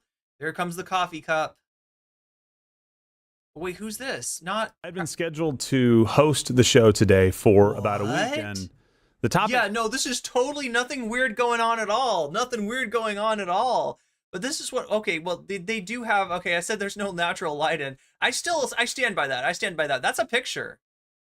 It does look a little bit better than, like, the way that I remember it looking when... I don't know if there was, like, a window there or what was going on, but there was just, like, you know, there was no... Like, this is at least a semblance of natural light here, right? They've kind of lightened up the background a little bit since that we were going to discuss were what you would expect in any Louder with Crowder show. Talking about some news, make some jokes, maybe poorly, but unfortunately, that's no longer the case today. Well before any video that was released we were going to do this show this way. I'll get to why Steven... Does this seem like a gag to anybody else? Like, I'm waiting for the clown to come in and cream pie his face, or Steven Crowder to come in and you know, put his sack on his head, or like, what's... Like, this feels like a gag. This feels like a gag. What's going on here? There's a new X-Men show? I haven't watched the old X-Men show. Louder with Gerald. Or like geriatric with Gerald. I don't know. Cower with Crowder. That's right. He got cold feet. He got cold feet. Never forget. Never forget that he got cold feet. I didn't know there was going to be... There's always cream pies when it comes to NCC, right?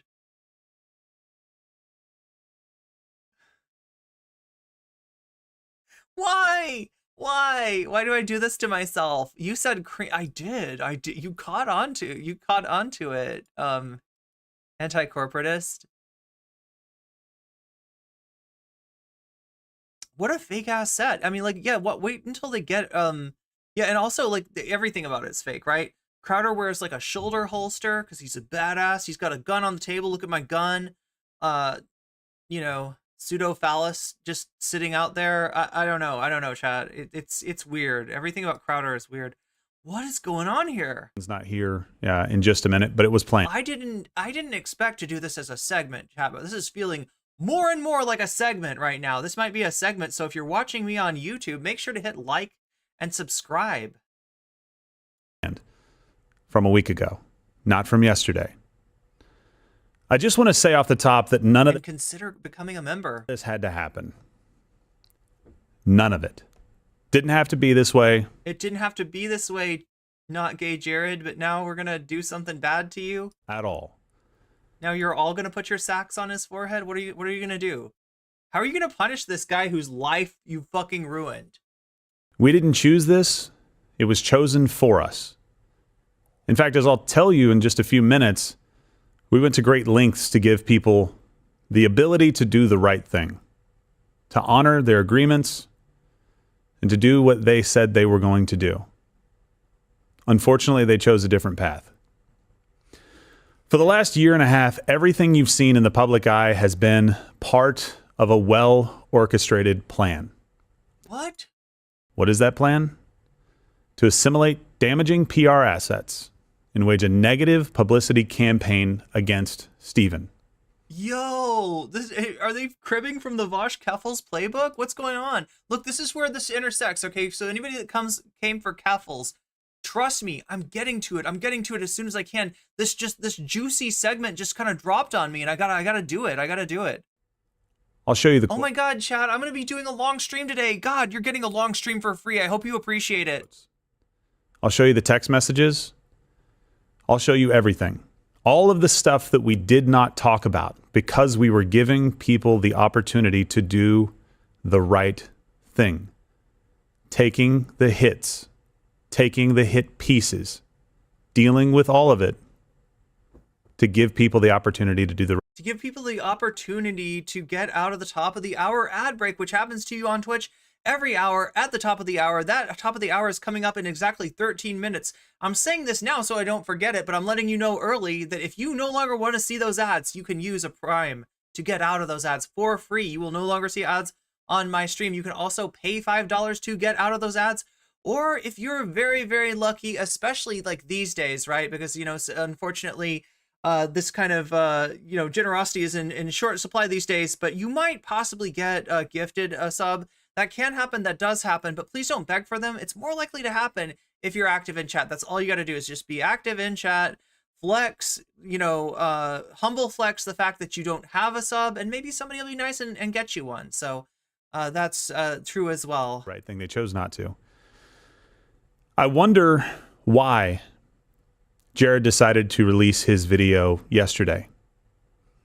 Just for some backstory, there had been no communication between our attorneys for a couple of weeks, so there was no impetus for it. The document compelling him to give a deposition had already expired on March 15th.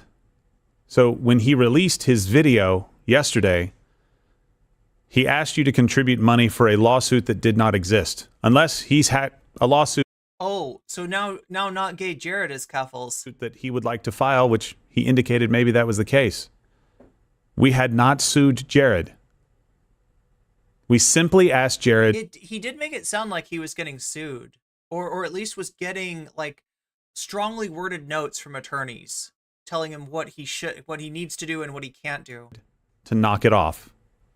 I'll get into the timeline of that. But Tuesday, March 26th was the day that he chose to release his video. I wonder if it had anything to do with Wednesday, March 27th being the 5th day of mediation. Why? Why is the 5th day of mediation special? Also, what kind of sex toy is in that Rumble box, chat? You see that right there? You see that right there? What kind of sex toy did he get? Like Rumble? That sounds like a good name for a vibe. Between Stephen and Hillary. Oh, mediation between Steve. What? Okay, wait. What's going on then? I'll get into the timeline of that. But Tuesday, March 26th was the day that he chose to release his video. I wonder if it had anything to do with Wednesday, March 27th being the 5th day of mediation. I'm sorry, Chad, I'm supposed to say an adult toy. I need to stay monetized. I need to earn some money from the stream. Oh, whoa. Between Stephen and Hillary. Why release it the day before mediation? Mediation is a great opportunity for people to come together and resolve their differences peacefully. This is the 5th day. If you want to do some research on how many days it normally goes on during divorces, you can. It's not 5. Here's the timeline. Wait. So what's going on? Is it longer than normal or is it shorter than normal? Anybody know? Anybody experienced a divorce or have any insight on this?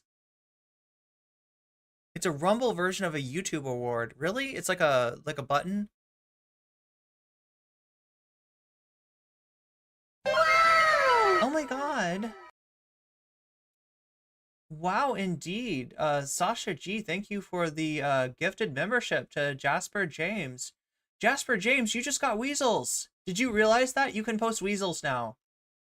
And you should if you're not lurked too hard. Look, I get sometimes some people listen to me at work, people listen to me before they go to sleep. Like if you're lurked too hard, fine. But if you can, it's always nice to come and post some weasels to thank the person when somebody gives you a membership, because that's not sued Jared. Oh my god, Sam Cedar said his divorce mediation was a series of meetings over several months.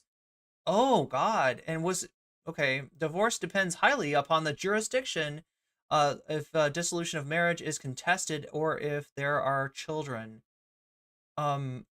I mean, we'd assume that this would be like a complicated affair here. Like this is going to be like a rough divorce, right? Like this has got to be. In fact, I'd be surprised if this doesn't go to court. I mean, he might try to keep it out of court if he can. He might try to intimidate Hillary. He might, I don't know, settle or try to do something to prevent some of the stuff from becoming public record. It's always nice to come. I know this is my problem, chat, is I'm spicy in a way that I don't think that Twitch poll goons sitting there in their goon cave can quite comprehend, right? And that's what gets me demonetized. It's not because I'm saying slurs like Keffals. It's not because I'm violating, anything other than just,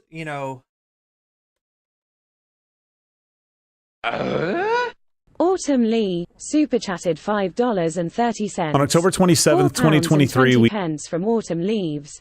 Let Crowder's downfall be your financial gain. Oh my god, thank you, Autumn Leaves. Here, I'm gonna like that. It gives me the option to like, which I love being able to like things. Wait, what am I trying to do? Oh yeah, this is the button that I need to press. Let's press the button.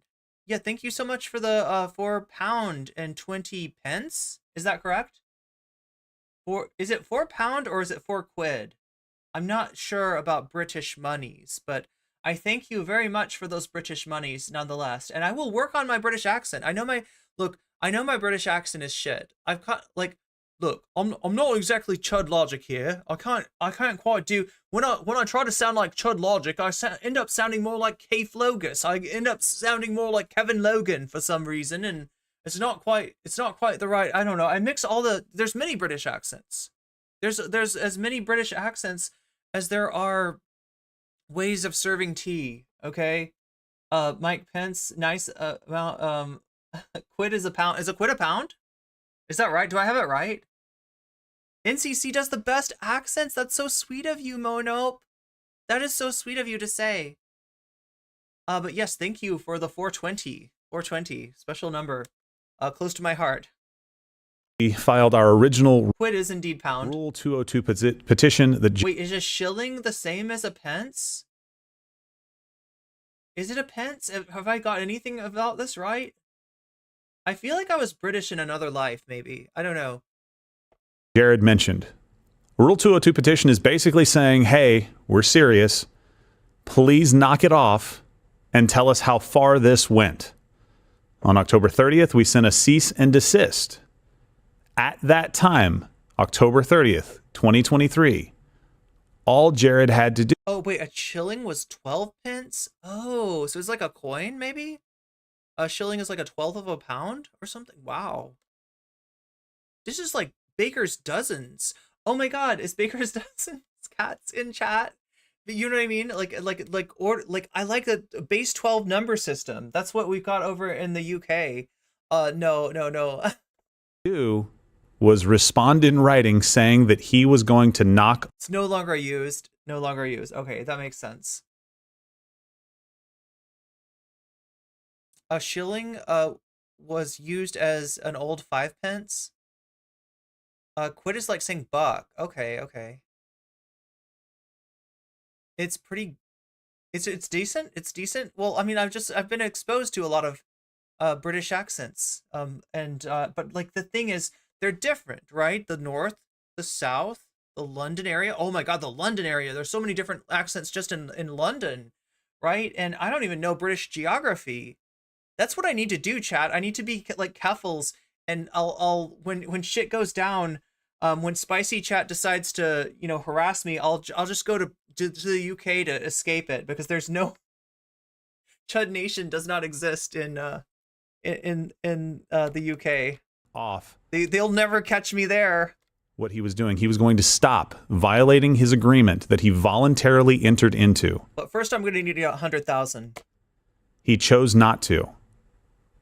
Legal fees associated with writing us a letter would have been minimal, if any at all. And I have the receipts. Just write us a letter. How come, not gay Jared, you never call? We were a family, and you won't even write us. You won't even send us an email. You won't even send us a telegram, right? You won't even send us a postcard. A postcard. Where are you? Like he's like, we miss you. We miss sexually harassing you at work. As to apparently. why we sent this to him in the first place, after around 6 years of no communication in this way. December 14th, we had one amendment to our Rule 202 petition, not quite the exhausting of the court as Jared made it seem, that we were trying to bully him with the law. Mary Poppins, that's where they talk about tuppence. Wait, so the tuppence? What is the tuppence? March 15th, that 202 expired. March 26th, Jared releases his video. Jared, let's go. Like I said, was raising money for a lawsuit that didn't even exist.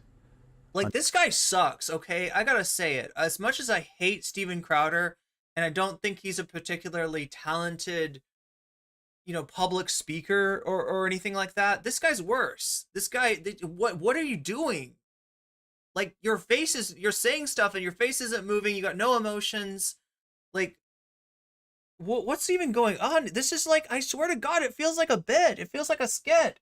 It feels like a sketch. It feels like a cold open. And like at the end of it, he's going to be like, live from New York. It's Saturday night. Until this morning. It now exists. Because Jared has shown that Wait, there's twuppence and thruppence? Damn, there's thruppence. That's like 3 pence. What was the there's Pence. Okay, yeah, and then there's Tuppence is like 2 of them are Tuppence. Anyway, I have a lot of learning to do, right? I got to get back in touch with my past lives as a British person, or people, possibly people, continue to violate and see how much, you know, I'm guilty for as a citizen of the British Empire. Like, how much am I complicit in, and all that shit that they got up to. his NDA to be a part of this scheme to assimilate damaging PR assets to put pressure on Stephen in the divorce. Okay. I'll show you all the receipts. Wait. So this is okay. So that's the secret plot. It's a secret plot to help Hillary Crowder get a better settlement. That's the allegation, is that there's a secret plot for Team Hillary.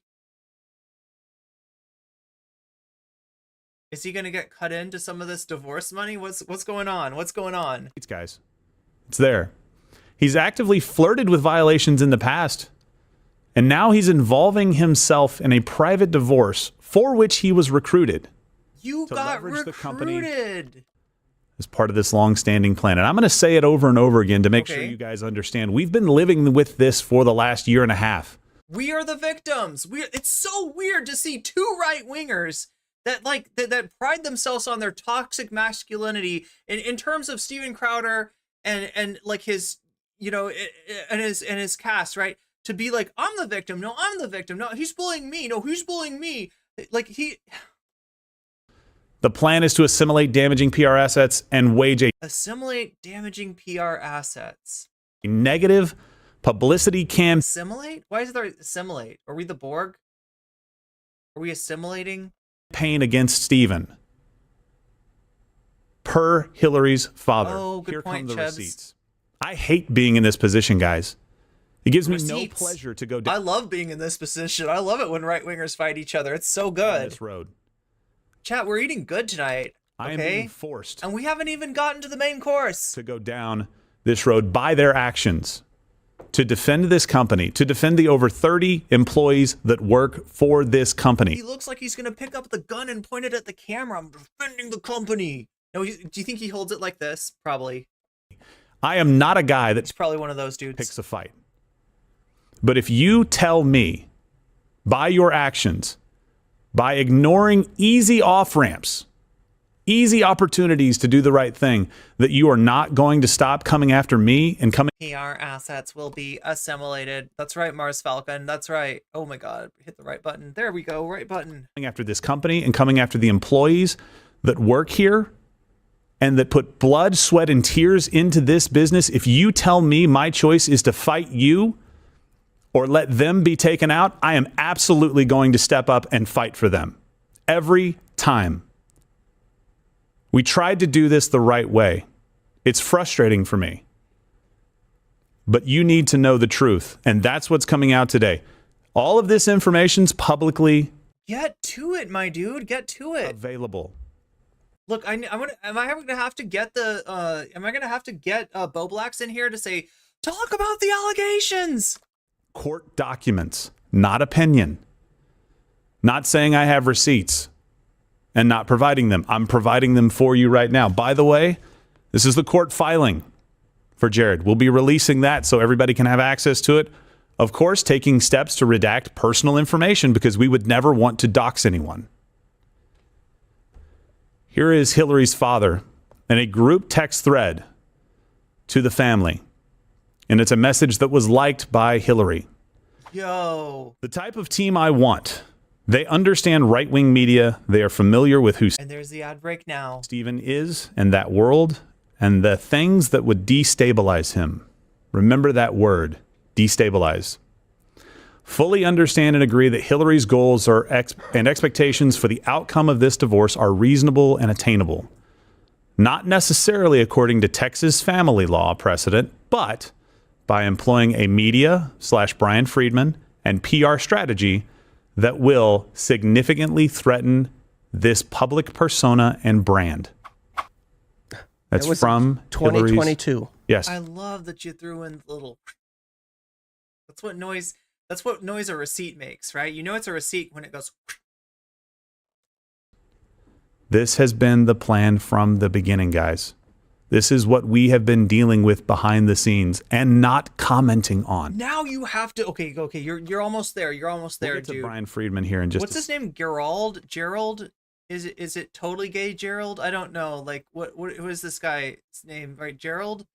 Like, he's gonna. You gotta tie Hillary to either Biden or George Soros somehow, or Hunter Biden. Yes, Hunter Biden is in Hillary's ear being like, you gotta go after Crowder because it's the only way that Trump will win the election is if Crowder's allowed to win his divorce settlement. Second, but this is where Jared gets involved.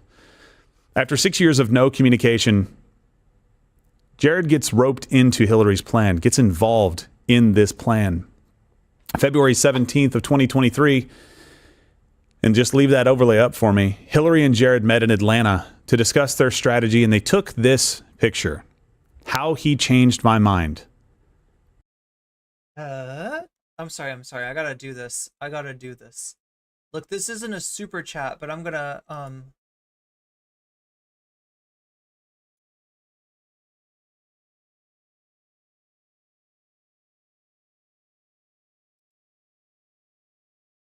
I gotta hit the what?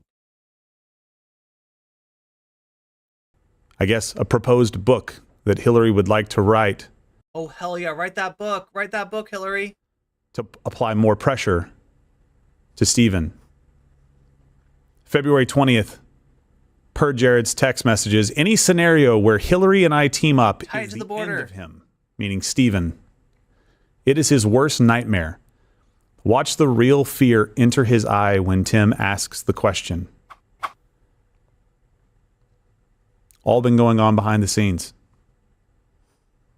Can you believe the actions of people that are out in public saying they're trying to do the right thing and yet behind the scenes scheming?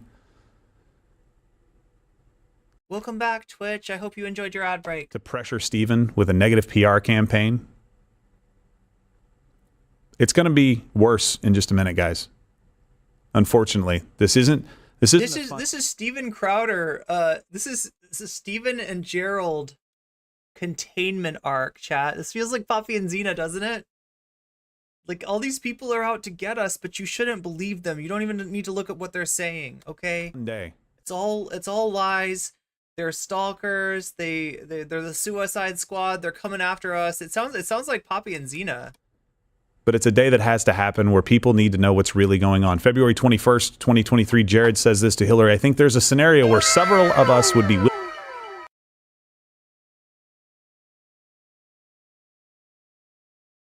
Omega Star, thank you for the gift membership to CJ. CJ, you just got weaseled. You just got weaseled. And that means if you can pull yourself away from possibly lurking, because I don't know, like I said, a lot of my audience like listens to me while out there at work, while they're driving, while they're doing things. Maybe your hands aren't free, and if that's the case, if you're driving somewhere, definitely you don't have to come out of lurk mode just to hit that weasel button, but you have it now, and so sometime use that weasel. Willing to attest to all of that. I just don't want him anywhere near those kids. That really, really disturbs me. Why do this? Shows up twice. This was done specifically in order to get more than Hillary would get in court. Or, I mean, I'm saying it now, chat. Team Hillary, okay? Team Hillary. Oh my God, I'm with her. I'm with her, chat. I'm with her. Let's go to brunch. Let's get a mimosa and go to brunch with Team Hillary and not gay Jared. They seem like a lot more fun than these guys, right?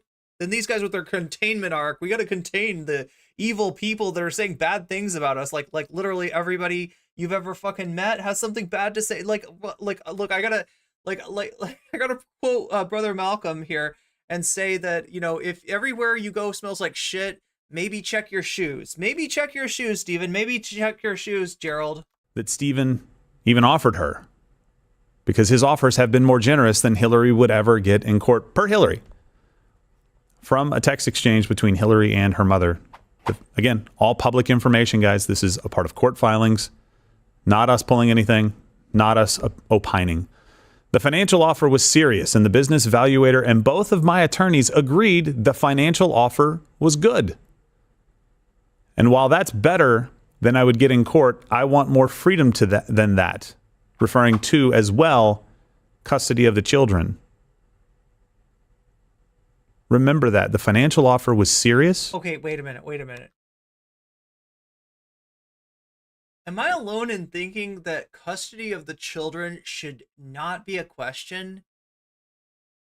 Look, here's one person I would think should be eliminated from consideration of custody of the children. That's Steven Crowder.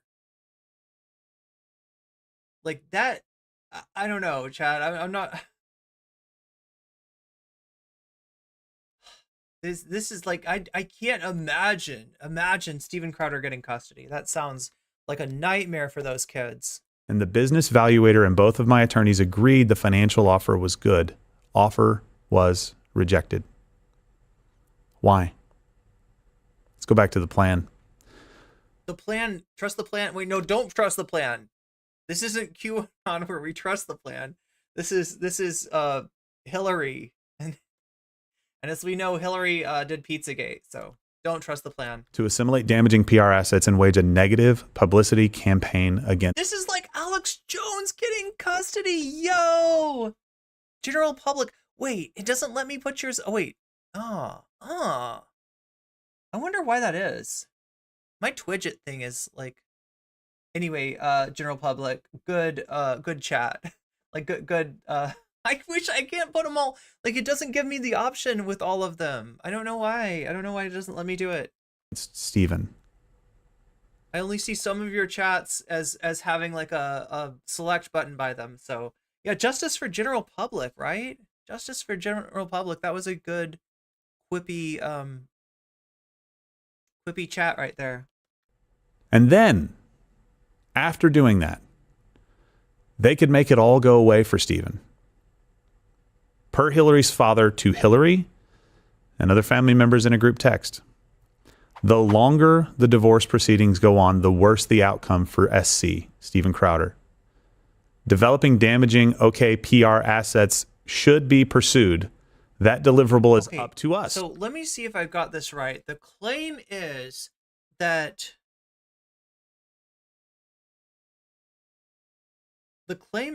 there is a conspiracy to develop, what did they say? Assimilate negative PR assets against Steven Crowder in order to leverage that against him. So this is what they're saying, right? That like they have the faucet, they can turn it on, and then it's pouring all over Steven, maybe even like, kind of waterboarding him, rhetorically speaking. Didn't he do that? Didn't he get waterboarded to like I feel like this guy got waterboarded to try to prove that it wasn't that bad, and then it like actually was that bad, even in a controlled situation. But they can turn the water off. So then the idea is then like Steven's supposed to give them as much like like they're trying to get more out of him in the divorce. Is that it? I mean, come on, take it all. Not the legal team. I wonder why. And at the right time, Mark Scroggins, the first of three attorneys, will show. Is that a Hobbit name? OSC the path. Sorry, there could be somebody with that last name. I'm not making fun of people's last names, okay? To make it all go away. Do you understand what they're saying there, guys? We're going to wage a campaign against Steven. Not to tell the truth about Steven, but to misrepresent things that are going on. Yeah, that's what they said. Okay.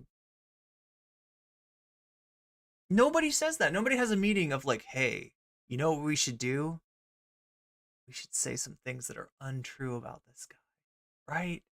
People might, agree to say something about somebody, but they're not going to give away the game and be like, let's say some lies though. Lies are good. Lies are great. More lies, the better. So that we can put pressure on him. Doesn't matter. This just feels like streamer drama. I don't know if these things are true or not. People are going to run with it because, hey, Steven Crowder tells some jokes sometimes that offend people. So they're going to run with it and they're going to put pieces out. Oh, shit. Crotchy, you reminded me of that. Yeah, that's right. Steven simulating police and military assault. Did he have somebody put their, like, knee on his back after what happened to George Floyd? The Cylons had a plan. They recruited the Borg to assimilate PR assets and not gay Jared. They assimilated him. Yeah, he's now fully Borg. The receipts are quotes of people saying they have tons of dirt on Steven Crowder. That is clear as mud. Yeah, Crowder's the victim. He did a George Floyd. Did he do it? Okay, so he did do a George Floyd simulation. Is he the one that did the waterboarding simulation too? I can't remember if that was him. Why do they even care? They're just gonna say that people are lying and everyone will move on. It's so fucking easy for righties and centrists. All they gotta do is say corporate power. All you gotta say is corporate power is awesome.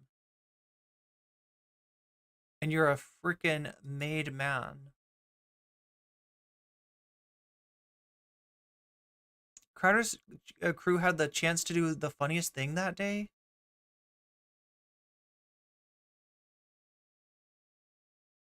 Probably even a fade of the fake Sam underscore. Wait, are you talking about the guy from Twitch? The fake Sam Cedar? That dude's nasty.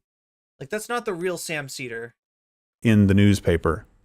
And then when the pressure is so much, when we have wrecked his life enough, at the right time, and I quote, bring it back up, at the right time, Mark, referring to Hillary's first divorce attorney, will show SC the path to make it all go away.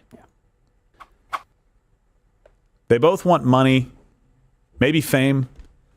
They don't care if it's at the expense or well-being of the children or the family, or if they do, they're hiding that fact very well. And look, based on what we've discussed, they don't believe that Mug Club should even exist because it should all... They're against the Mug Club. Worst of all, chat, they're anti-Mug Club. And if you're listening to this, you're part of the Mug Club. You're like, they hate me. They think I'm deplorable. Yes, they think you're a basket of deplorables and a mug of deplorables. This is... Okay, so what do you think, chat? One in chat, if you think this is going to be convincing to right-wingers, right? Does it, like, because, like, I'm just kind of, you know, obviously I'm I'm kind of biased here. I'm Team Hillary. I'm with her. Okay. But what do you think about for right wingers? Right? Do you think they see this and they're like, because like, what exactly is he showing? Like real stuff? Do they really meet and say we're gonna do this thing and then we're gonna put all this pressure on Crowder and then the lawyer will say, you know how to make it stop, Steven. You know how to make it stop. Settle with us on our terms. So chat does think they're gonna buy this. So he's gonna successfully turn at least his audience against Hillary and against Jared here. Some people are mixed on it. It's odd since Hillary isn't out there releasing a video against Steven. Yo, and I feel like they've got a ring cam. That's the wild thing. Is we've only seen one video from the ring cam, right? They had a ring cam. And Steven was not dealing with the lockdown very well. He was being an absolute monster to Hillary in terms of controlling, you know, her ability to like use the car to leave the house, you know, like as rich as he is. Somehow they have one car. Like everything he does just seems like, you know, domineering and abusive, right? Like I'm surprised that there hasn't been more ring cam video coming out. Right wingers believe that what they are told to believe, all while screeching that everyone else is sheeple. Yeah, NPCs, right? They're all NPCs. Belong to them. Having an undercover unit? No. That money belongs to Hillary. Going out and getting these documents released so you guys could know what's going on about the Nashville manifesto, about the Chippewa Falls stuff that we've revealed and the other stories that we are working on right now? No, it belongs to them. Being able to bring in additional people to carry the load here? No, belongs to them. This is the through line with every single point. And this is something new. Not new to us, but new to you. And I want to tell you this from the perspective of somebody who hates to have to do this. I do not in any way want to be in the position that I am in right now, having to react to people's bad decisions, but I Wait, don't what's going on with have any other choice shit. because it has been made clear by their actions over the last year and a half plus that there is what's going on with Tim Pool and Steven Crowder? Is there something Steven Crowder responded to Tim Pool for some reason? no other way to say, guys, stop what you're doing. You have to quit. You have to do the right thing. You have to honor your agreements. Hillary is not doing that. And so this company is suing Hillary for extortion against us. We filed a lawsuit against Hillary, her family, and media reps for tortious interference and their extortion conspiracy scheme, which I will lay out in detail. I take no pleasure in that. I wish everybody would go and just do the right thing and we could all get on with our lives. And you can tune into this show and see updates about news, comedy, everything that you love about this show. Additional content from great people that you love to hear from. But unfortunately, I can't do that today. I hope we can get back to doing that very soon. In fact, we will tomorrow. But I hope we never have to address this kind of stuff again. I hope people understand that we're serious. We will defend the people that are here in this company. Let's talk about some things that you know and maybe some things that you don't know. At the top of the hour, there's a 3-minute ad break, which you can get out of with a Twitch Prime sub. You can also get out of it by spending $5 to get yourself a sub, or possibly by being gifted one, although that kind of thing happens more often when you're active in the... No, that's not what you were saying? That's not what you were getting at? Look, here's what I got when I looked up Tim Pool and Steven Crowder on Twitter. You don't know Crowder is bad. You don't know that Jared is bad. It's a legal dispute where everyone's got their perspective on it. And it may be that there are two individuals who are actually both good people who are at an impasse and both view themselves as morally right. This is typical. The issue is not that Jared raised money. It's that many people are throwing Crowder under the bus without actually knowing what's happening. Look at that. He's got $72,000 way quicker than Keffals did. And a lot of people are... I feel like a lot of people are jumping the gun and making assumptions about who they think is right on this one. In August 2022, Hillary messaged relatives and a lawyer saying it was time this divorce went public and boasted that she held Steven's reputation in her hands. The legal team claimed Hillary and her family were optimistic that making things public would create social media pressure and optics that would cause Louder with Crowder to force Crowder to settle in the divorce proceedings. CJ, thank you for the follow. Defendants then implemented their full-throated effort to engage in the negative media campaign to damage Louder with Crowder. In an email sent to family members on September 11th, 2022, Hillary's father, Tom Corzon, had detailed the type of team he wants to build to help his daughter in the divorce, specifically to destabilize his former son-in-law and father of his grandchildren. I've been involved in legal proceedings. You cannot do what he did. That's just, it's plain, okay? The fact that they decided to take a public strategy to harm Steven Crowder, and now what we're seeing with Jared Monroe, it seems to me like this, I don't know if you call it an extortion scheme, call it whatever you want. Perhaps. It seems like they're outright saying in these messages, Hey, Tim, you know, we be careful about using, I believe that extortion is is extortion a legal term? Yeah, you got to be careful about that. You know, that this is where defamation comes in. When you make a claim that, you know, that is a legal claim in some way, right? That's when that comes into. So yeah, he made a video yesterday. probably wouldn't win based Tim Pool did. on Texas family law, but if we attack his persona, lots of people will jump on board. It's going to damage him and cost him money, so he'll bow out. He says, "I need your help to stop the abuse. Tell me to protect my wife and children from financial ruin and fight back. How? By dissolving my unconstitutional NDA and non-disparagement." He already violated it. So any money he gets in a legal battle, he's already on the hook for whatever penalties that may be. I don't understand. He's saying, help me fight this NDA as I make a 15-minute long video disparaging the person I'm claiming I'm not allowed to disparage. Whatever he's fighting, he's now already violated. The fight's over. The fight is done. I gotta say, I feel a little male bias forming. This idea that you would, as a former employee, interfere in the custody of a father and his kids.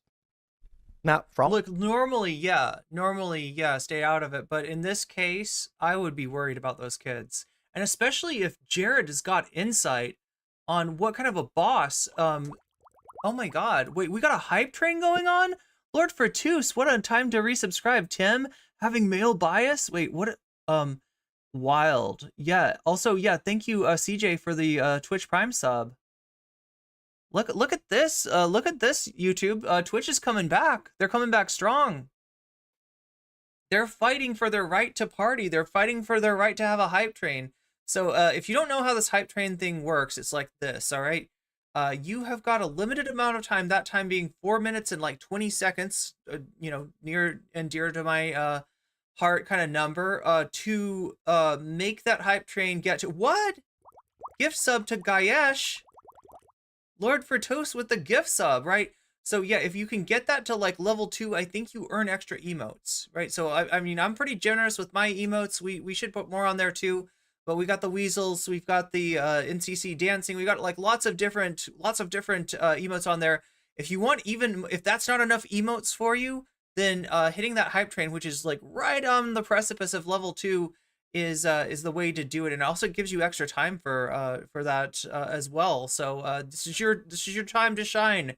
This is your time to take back the spotlight from YouTube chat. You know, there's reason why people would be like, Crowder shouldn't be near his kids, I guess.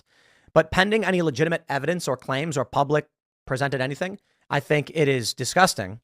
And you know, I default instantly to the Steven Crowder is the father, and you should not, as a third party, a year after they've initiated this divorce strategy, interfere.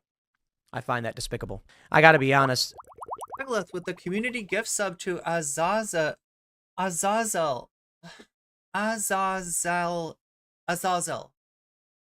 I'm not pronouncing your name correctly, feel free to correct me, and I will feel free to be silly. This is yeah, this is true. This is true. We got the hype train going on Twitch. We are on the level 2. Yeah, it gives you more time for the hype train too when you hit the new level. But yeah, it's just extra emotes. If that's something, if like my emotes aren't enough for you, you can earn more from Twitch. Man, when how about this? If in February of 2020, I feel like I'm not just mispronouncing Azazel's name wrong. I feel like I'm pronouncing everyone's name wrong. You message someone saying you don't want a man to see his children, and you have a non-disparagement, it should not be a surprise to you that this man fighting to keep his children will do everything in his power to stop you from trying to take his children from him. Steven Crowder represents a brand and a business. And as they already stated, a PR attack would force Crowder to bend the knee in a legal dispute. That's disgusting. Looking at all this, I gotta lean in Crowder's favor on this one. But again, I'm saying, you know, I don't know for sure. But how are you gonna say I'm in a position where it may not be possible for me to be a stay-at-home mother, saying this 2 weeks ago, when according to court records, Crowder was ordered to pay $25,000 a month. Did you? If she's getting $25,000 a month, I mean, she can certainly afford to stay home. I don't know where she's living. I think it's important to know what they're donating to.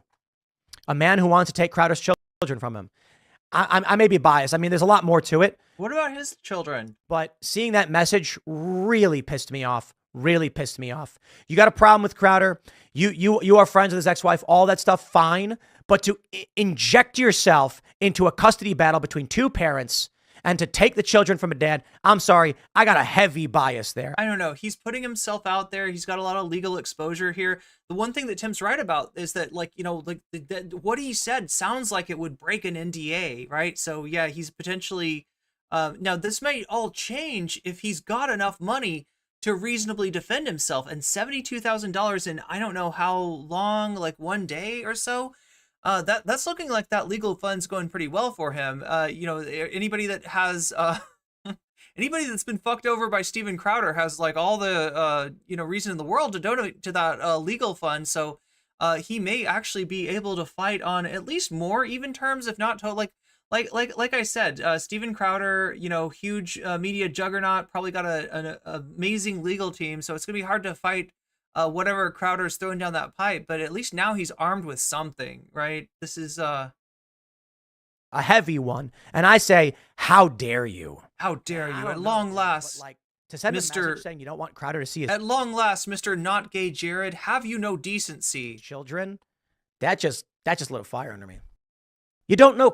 Did it, or do you have hemorrhoids? I don't know. Only time will tell. So there's Tim Pool and Steven Crowder. It looks like Tim Pool's come down on the former Steven Crowder staff accuses him of legal abuse, sparking drama. This is the video from yesterday. Again, chat, we're gonna get to the Keffals thing. I just this keeps on giving. A former Crowder, Louder with Crowder staffer claims. Oh my God! Freaking Communist invading radicals in my chat. What am I gonna do, chat? How dare you at Mr. Not Gay Jared? Yeah, exactly. Mr. Not Gay. Yeah, thank you for subscribing to me on YouTube. Brady, thank you for the subscription. I appreciate that. Welcome aboard. Welcome to the stream. Welcome everybody. Yeah, so if you just joined us, we've got Keffals coming up here after this. That was the main event was, looking at Keffals stream that went down recently. I know, everybody thinks that Keffals has retired. Apparently, she just can't quit streaming. It's too good. Streaming's too good, too lucrative. Getting into drama, it's actually really fun and she likes it. No, I mean, she's come back. She's got some choice things to say and also something to say about Vladimir Lenin. What does Keffals have to say about Vladimir Lenin? Stay tuned to find out. We're also going to watch the Willie Mac video, which I'm not looking forward to because I got some opinions about Willie Mac as well, but we'll get to those when we get to those. He's being legally abused after quitting the toxic and abusive show. And so, oh boy, we got a whole bunch of Yo, did you just say what I think you said? Look, we got a hype train. You mentioned a toxic, abusive show. I mean, I feel kind of like... But hey, at least you're having fun. We just hit 4 subs on that hype train. In all seriousness, it looks like it got to level 2. To hold people accountable for their mistakes. Yeah, level 2. We should hope that everyone got some can learn emotes from their mistakes and grow and change their behavior and be a better person. And this is something that I've always tried to do when I make mistakes, and it's something that I'm continue to try to do. What? Oh, you don't care? Oh. Doc, you want me to take accountability, but that's not the point of your mob mentality, is it? No. Your goal is to ruin the life of the person you despise while you dramatize your lies and monetize their demise. That's what we're doing. We're here to monetize demises. That's what my stream is all about, apparently. Let's see what else Tim Pool has to say before we get to Keffals. Drama going on that I certainly want to chime into. It's not the most pressing of news considering World War III is on the table. The bridge just collapsed. People are still missing, but we can always squeeze in a little bit of the inner workings of the media. Now Ben Shapiro's vying for my attention. Apparently he responded to the Candace Owens things. We'll have to get to that tomorrow, chat. I'm not gonna put this Keffals stuff off much longer. Okay, we got to get to that. Landscape. I do think it's important periodically to address these issues because the toxic gossip train. Periodically, because we don't do a lot of them over here at Timcast. But this is the fabric of the independent media space, and what we do here can shape how things happen in the future. So you're acknowledging that you can be a responsible drama streamer. Interesting. I say this to you, my friends. There is no ability of us to influence in a short term how the corporate press narrative machine operates. In the long term, that is the game plan. We stand before us at the precipice of the future of the media landscape. He's ready to become a drama streamer. Tim Pool, one of us. And what we do today will shape this landscape for generations. It's so damn important to be a good, responsible, fair, objective drama streamer. To come. That being said, I believe technological advancement could alter the course of this in ways we don't yet recognize. But we are looking at the eclipsing of the corporate narrative machine, the top-down media empires into what is bro yapping about? Independent meritocratic-based spaces. What we do here matters. So addressing stories like this, I think, is very important. He just wants you to know that he's not actually a drama streamer. He just plays one on TV. I don't know. This has a lot to do with Crowder, The Daily Wire, Candace Owens, Jared Monroe, Dave Landau, and oh boy, let's dive right in. Of course, let's dive right into it. You are a drama streamer. You know, we hosted here Steven Crowder and Candace Owens around the time this Daily Wire Crowder incident happened.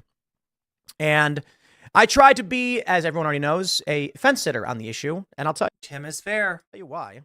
For one, if I don't know, I don't know. And so I try not to immediately be an arbiter of truth based on my personal emotions of whether I think Crowder is good or bad or Jeremy Boring is good or bad. I can only really just say, like, here are my experiences with these individuals. Here's what I think about them. Here's what I think may be happening. And then I hope you guys draw your conclusions, and I hope your conclusions lead to a greater wisdom of the crowd. That is to say, Jared Monroe, a former employee of Louder with Crowder, or I guess they're saying his name is Jared Metello, but that's the name he goes by on social media. We're not going to dox anybody, but by the way, here's his real name. Here's his... What? Is alleging abuse. And there's an NDA and there's things involved. Now we've got a bunch of drama emerging. I don't know exactly what happened. And I don't know why I should immediately assume Steven Crowder is a bad guy. My first thought is, plain and simple, I have no idea. But let's talk about the news. A former employee of right-wing media pundit Steven Crowder. I also think that's kind of pointless, Mediaite, to say right-wing pundit. You can just say pundit. Accused him of fostering Yeah, because all pundits are right-wing, and especially me. a toxic and abusive work environment. It's audience capture. It's platform capture. Subjecting him to years of legal abuse after he left the company. In a video made public Tuesday, Jared Metello, known publicly as Jared It's everyone being assimilated into Chud Nation. Monroe, and on the Louder with Crowder show, he was not gay Jared, claimed he had been tormented by the controversial internet personality. See, the existence of not gay Jared makes me think that there's a gay Jared. And I'm like, For years. He does not name there's a gay Jared. Why is he working for Steven Crowder? Crowder in the video, but a source told Mediaite he is the subject. I think that's fairly obvious to any human being with rational thought capabilities. Enough is enough. This can't go on any longer, Monroe said. I am currently being legally abused and intimidated into silence by a former employer. I'm going to pause right there. And my first response to this is, I'm sorry, dude. Yeah, that's right. Tim Pool is the moist critical of political drama streamers. I don't believe any of it.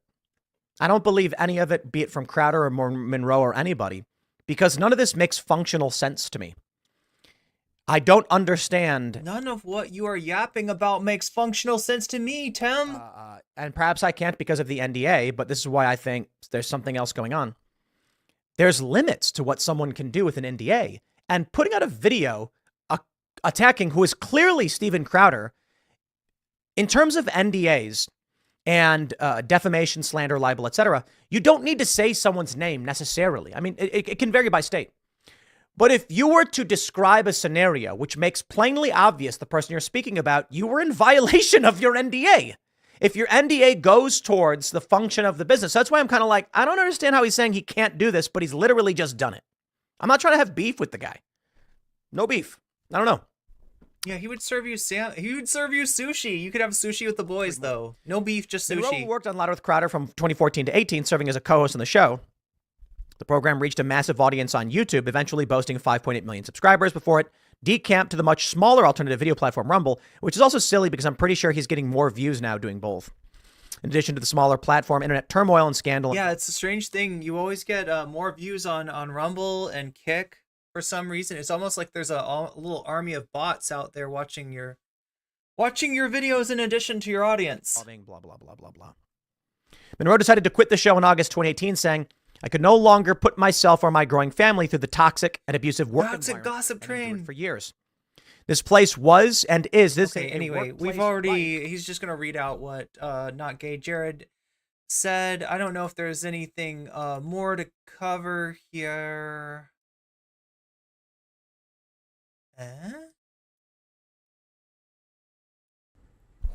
So, one of the things the ring footage, Mug Club. right? Everybody remembers that? Oh, Wait, yeah. I ran out of. My machine just froze. Yo, talk about the allegations. Talk about the allegations. Going out at all or no? We're still going out. All right. It's just stuck Okay. on your camera. Stuck on right me. now. That's, you know what? That's fine. Yeah. That's where we need to be right now. Yeah. Just going to talk you guys through this. Talk about the ring Here's what cam. you know. Ring footage that was sent out that tried to portray Steven in a very negative light, having an argument with his wife. Steven admitted he's not a perfect guy. There are definitely faults. Arguments happen. People always say stuff that they wish they could either take back or was taken out of context in arguments. But here's what you don't know. Hillary deleted all of the other footage from that house on the Ring cameras and the Lake residence when a court expressly barred her from doing so. How many hours? Over 2,000 hours. Also, 8,000 hours never even handed over, along with 18 seconds from the doctored video itself. A note, Substack video had small portions that were not even included in the court-issued videos, which means that it came from some other source. You can do the math. This was all a part of the plan that we talked about. To assemble negative PR assets to wage a PR campaign against Stephen to get him to give more, never enough, more. That's right. All the other Ring footage from multiple cameras in multiple residences has either been actively destroyed or never even handed over in the first place. Here's another thing you know. There are family claims about hardships. I will make all of this stuff available on our website. I'll make sure you guys have full access to all of this. It's not us. This is court documents. This is stuff that has been filed. Claim hardships. Here's what you don't know. Hillary's getting $25,000 per month from Stephen. Per month. $300,000 a year, no taxes held out of it. In Texas, all divorce-related attorneys' fees are paid by the estate. Stephen's the only one actively contributing to the estate right now, so you can do the math there.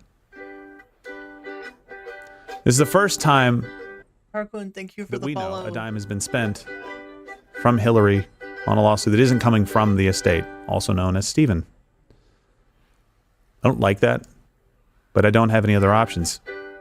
Here's something else you don't know. Hillary hired entertainment superstar lawyer Brian Friedman as part of her PR attack against Stephen. I don't know if you guys remember who Brian Friedman is, but he represented Trevor Bauer's false accuser, releasing images that were doctored. What he knew at the time, what he didn't know, still up for a little bit of debate, but it looks like there was some reason to believe maybe this claim wasn't 100% on the up and up. Trevor's been exonerated. It's been proven that this person lied about all of this. Maybe she even lied to Friedman. Who knows? But Friedman was all too willing to rush out and ruin a man's career that I believe had just signed a $100 million contract to play baseball and subsequently I don't lost know that about contract. this drama, this one Still that trying he's to get talking back about. into the major leagues, even though he's a well-accomplished pitcher. Should be on a Who is this? roster somewhere. Doesn't matter. Doesn't matter that he was proven right. It just matters that the lie was Doesn't matter that he was proven right. It just matters that campaign was waged against him. It matters that the campaign was waged against him. And Friedman represented the same journalist who leaked the Ring video. Here's something else you know. Wait, so the journalist that leaked the Ring video got sued? Media hit pieces. We all saw that, right, Tim? Hit pieces coming out against us last year. It's like a toxic gossip train. Media hit pieces in this nation. Toxic gossip train. Seemed like Lots they of them, yeah. seemed like they were planned and orchestrated. Yeah, they were Come one out. after the other. One of the claims was that Stephen had revealed his genitalia to people in the office. We talked about that. We addressed all of that.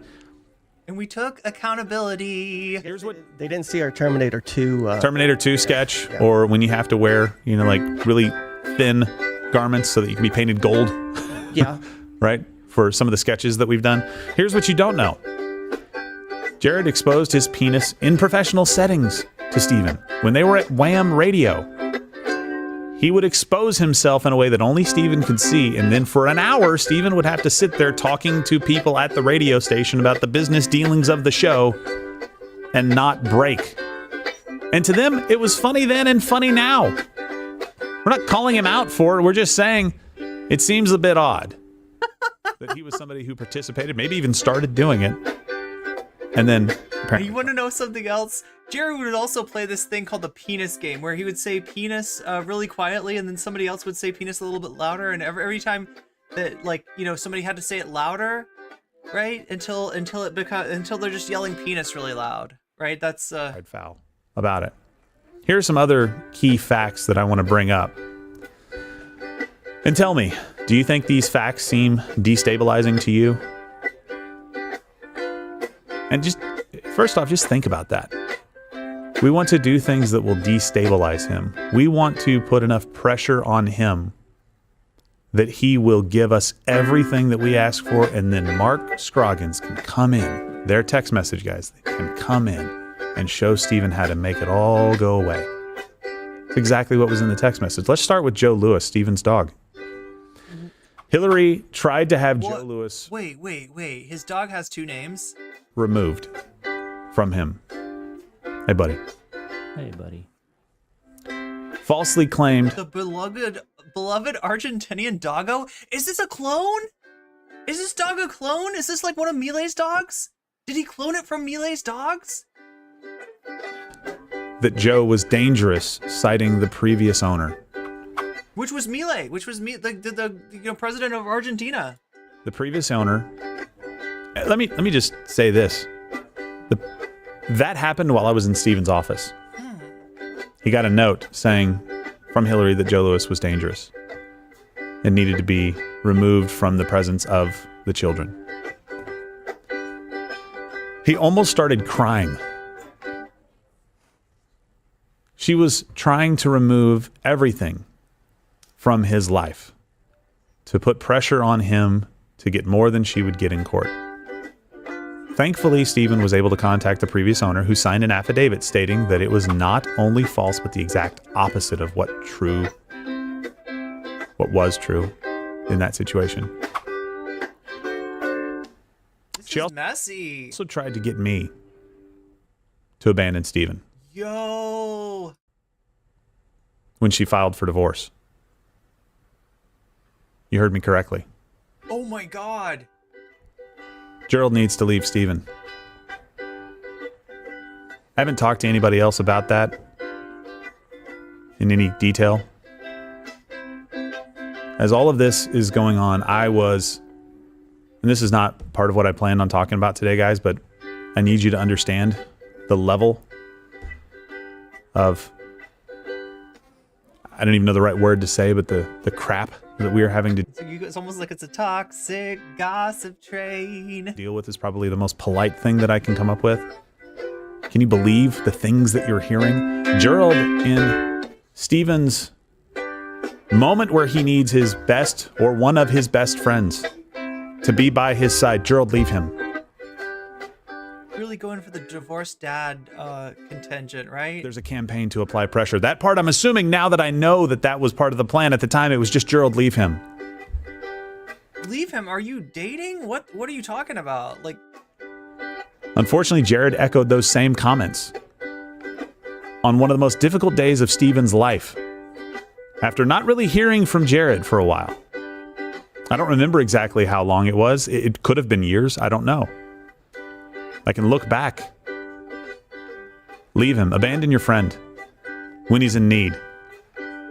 When everybody agreed that it would be great if Gerald could help with Steven and help advocate for Steven and be a sounding board for what's going on in life, to be able to talk to him as I had been doing for many years prior to ever being paid anything to do anything with Steven. I was his friend before.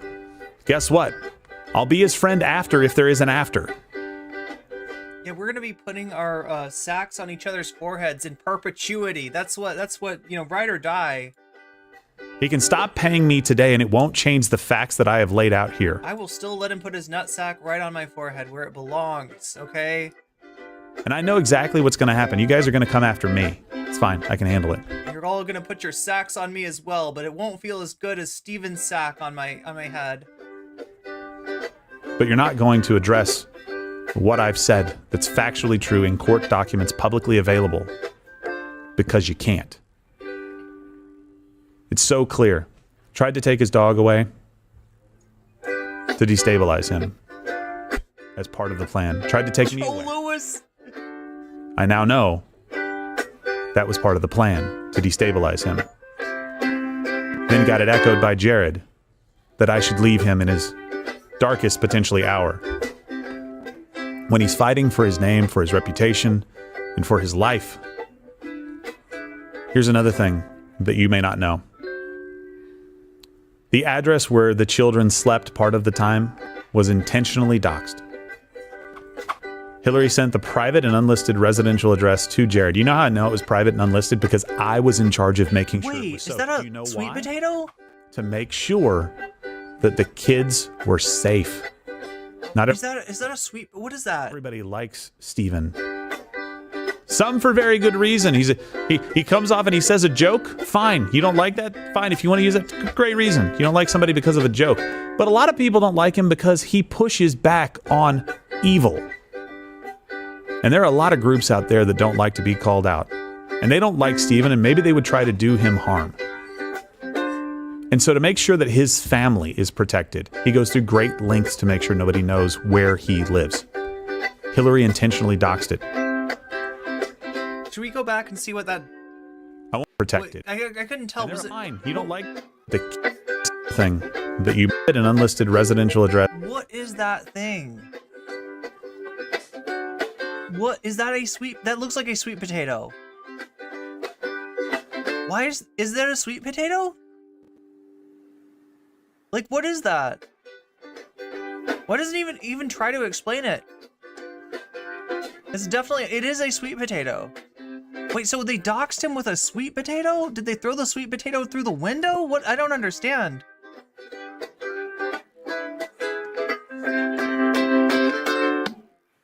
I want to at them that he actually lives at blah blah blah, and this is from who? Wait, it doesn't say. It doesn't say who this is from. Who said this? So please leave this house alone. He doesn't live here. What does it say on that? Poke holes, wrap in paper. Yeah, microwave for 2.5. It's a directions on how to cook the sweet potato. And look, the one direction that it's missing is you got to put a little pan underneath the sweet potato when you do that, right? Otherwise, because there's drippings of the sweet potato. You do need to poke holes in those things because those things will explode, and you do not want that. But secondly, use a fork and poke holes all over in different places on the sweet potato. Make sure that all that juicy sweet potato steam can make its way out of the sweet potato, but also put a little tray, a little spill tray, a little droppings tray below there, because that juice is gonna kind of leak out of those holes. So. To Jared. You know how I know it was private and unlisted? Because I was in charge of making sure it was so. Do you know why?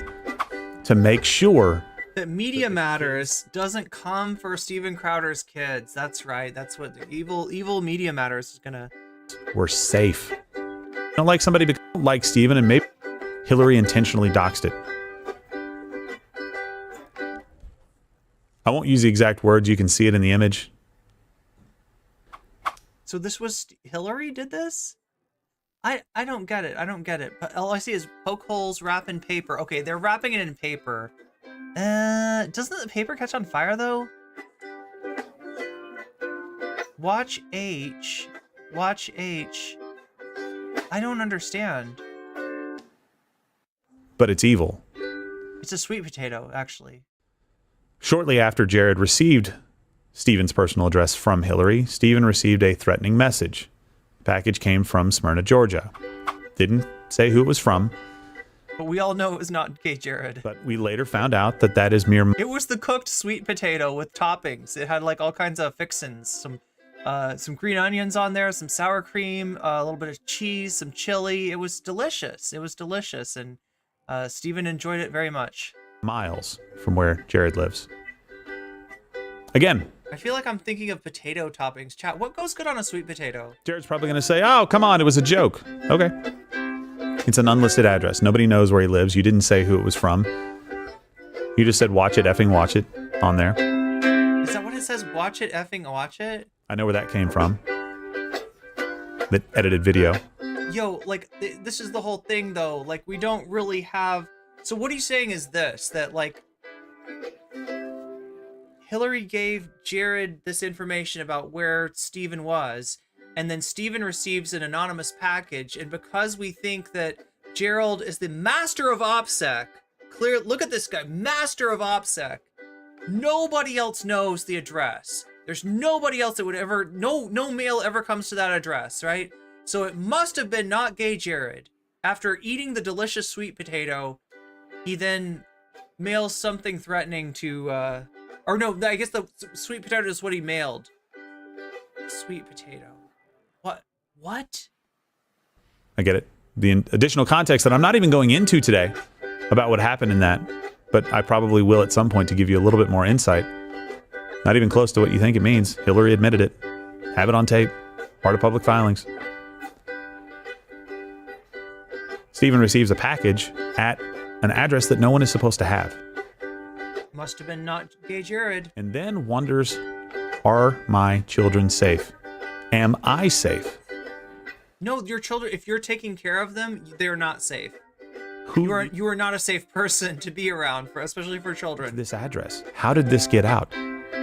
How would you feel if the person that you had children with leaked your private home address, knowing that the kids would be there during certain What I want to know is, how does he currently have custody of the kids? That's wild. times of the week? So wait, did they have joint? Did the kids were going back and forth then, I guess? It's something that I can't even comprehend. Something so reckless.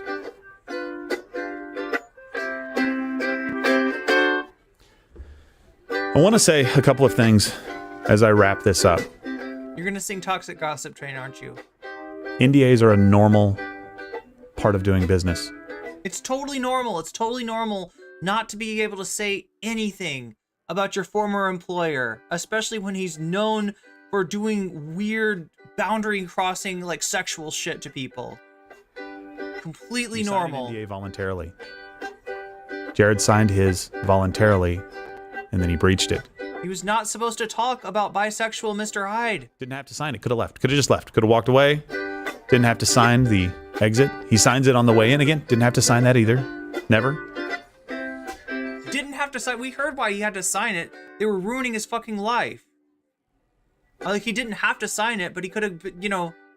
He voluntarily signed an agreement and then decided Voluntarily to get the lawyers to fuck off and stop preventing him from working ever again. to break. Which they didn't do. He also lied to you guys and said that I was asking for every single conversation with his friends and that I was telling him that he couldn't contact. I didn't ask for every single conversation with his friends. There like, I exempted conversations about baked potato recipes. I don't know. Friends. Nope.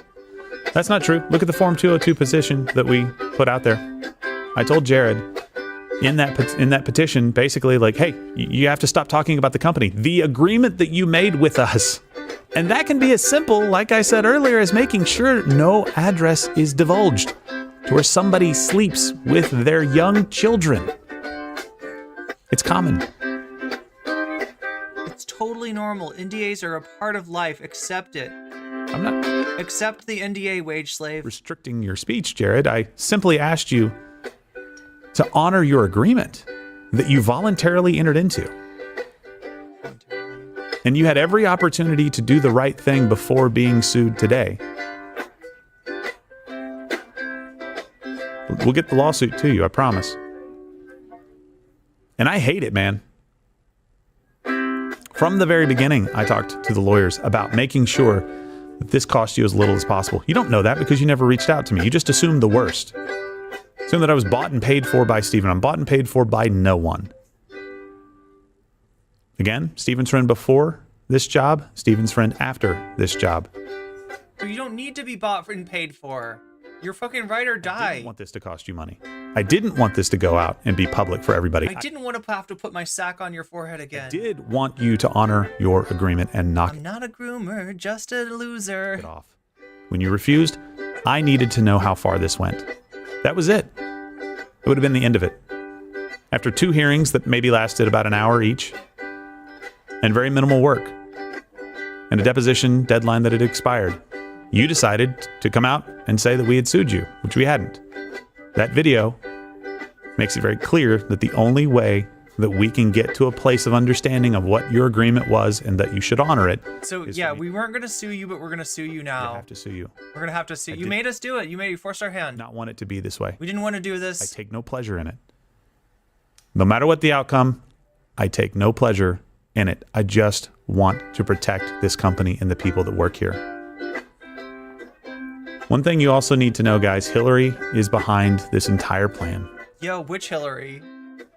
To assimilate the damaging PR assets and wage a negative publicity campaign against Stephen. I'll say it again. That is the plan. And maybe it's because she's taking bad advice. I don't know. All I know is that the actions have been consistent in rejecting very generous offers. More money than Stephen's ever made in his entire life has been offered. No. More.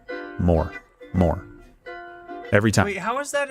How can you offer more than the guy's made in his entire life? What? That doesn't even make sense. Every single time. I want to just reiterate all of these lawsuits. All of it. I hate it. I hate every single second of it. It does not give me He doesn't like drama. pleasure. I've said it it. enough times for you to understand that I don't like doing this. But if it comes down to defending the company and the employees who pour so much of their lives into it, or staying silent while people repeatedly attack us and violate their agreements with us, then you better believe that I am going to fight like hell to defend this company and to defend our ability to communicate with you and to defend Stephen, as imperfect as he is. We are all imperfect. It didn't have to be this way. There's still time to do the right thing. But I guarantee you what's going to happen again. They're going to attack me and not talk about the facts. They're going to continue to try and wage this campaign against Stephen. Jared, you left in August of 2018. We said nothing about you. Move on with your life, man. What in the world are you doing? I don't want this line to keep going. But this lawsuit is the only way I feel like we can get any kind of understanding. I'm sorry that it had to happen this way, but it wasn't something that I chose. And look, I'm sorry for all of you who have to hear this drama. We're not pleased in any way to be a part of drama. Sometimes it happens and we have to defend ourselves, and we don't shy away from that, even though it's drama. Nobody likes it when conservatives are fighting one another. Nobody likes it when people are attacking. We love it. It's just we like it. A terrible episode of network TV. I hate it too. We want to get back to doing the content that you like, and we will. I appreciate a lot of you standing up and saying, hey, I know these guys. There's got to be more to the story. I hope today you found out there is a lot more to this story.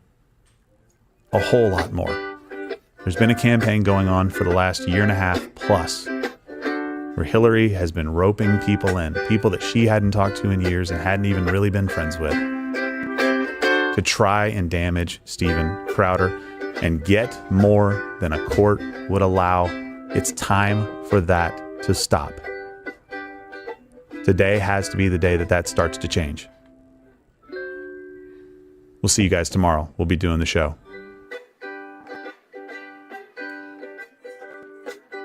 Okay.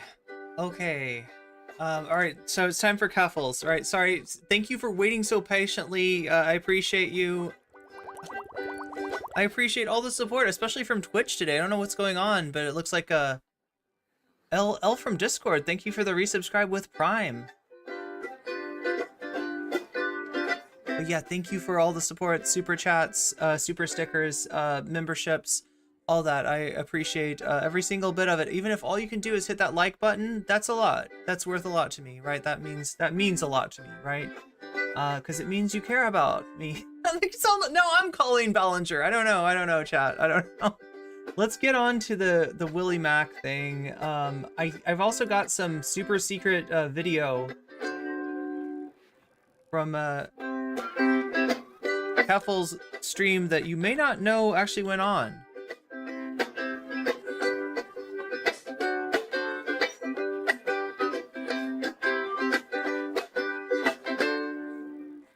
So this is like, let's just get this. Okay, so Willie Mac has made 1, 2, 3, 4 videos about Keffals. This is the 4th one. 2 of these videos were like a year ago. We've already seen part 1, Keffals the worst activist, misleading, and the lawsuit. Now we're gonna move on to part 2, bathtub HRT, and the ranch. I wonder why he took Catboy Ranch out of it. I feel like that in of itself has some SEO with transphobes at least. I mean, just for the record, as far as what this is titled, I would say that this is the least damning, like,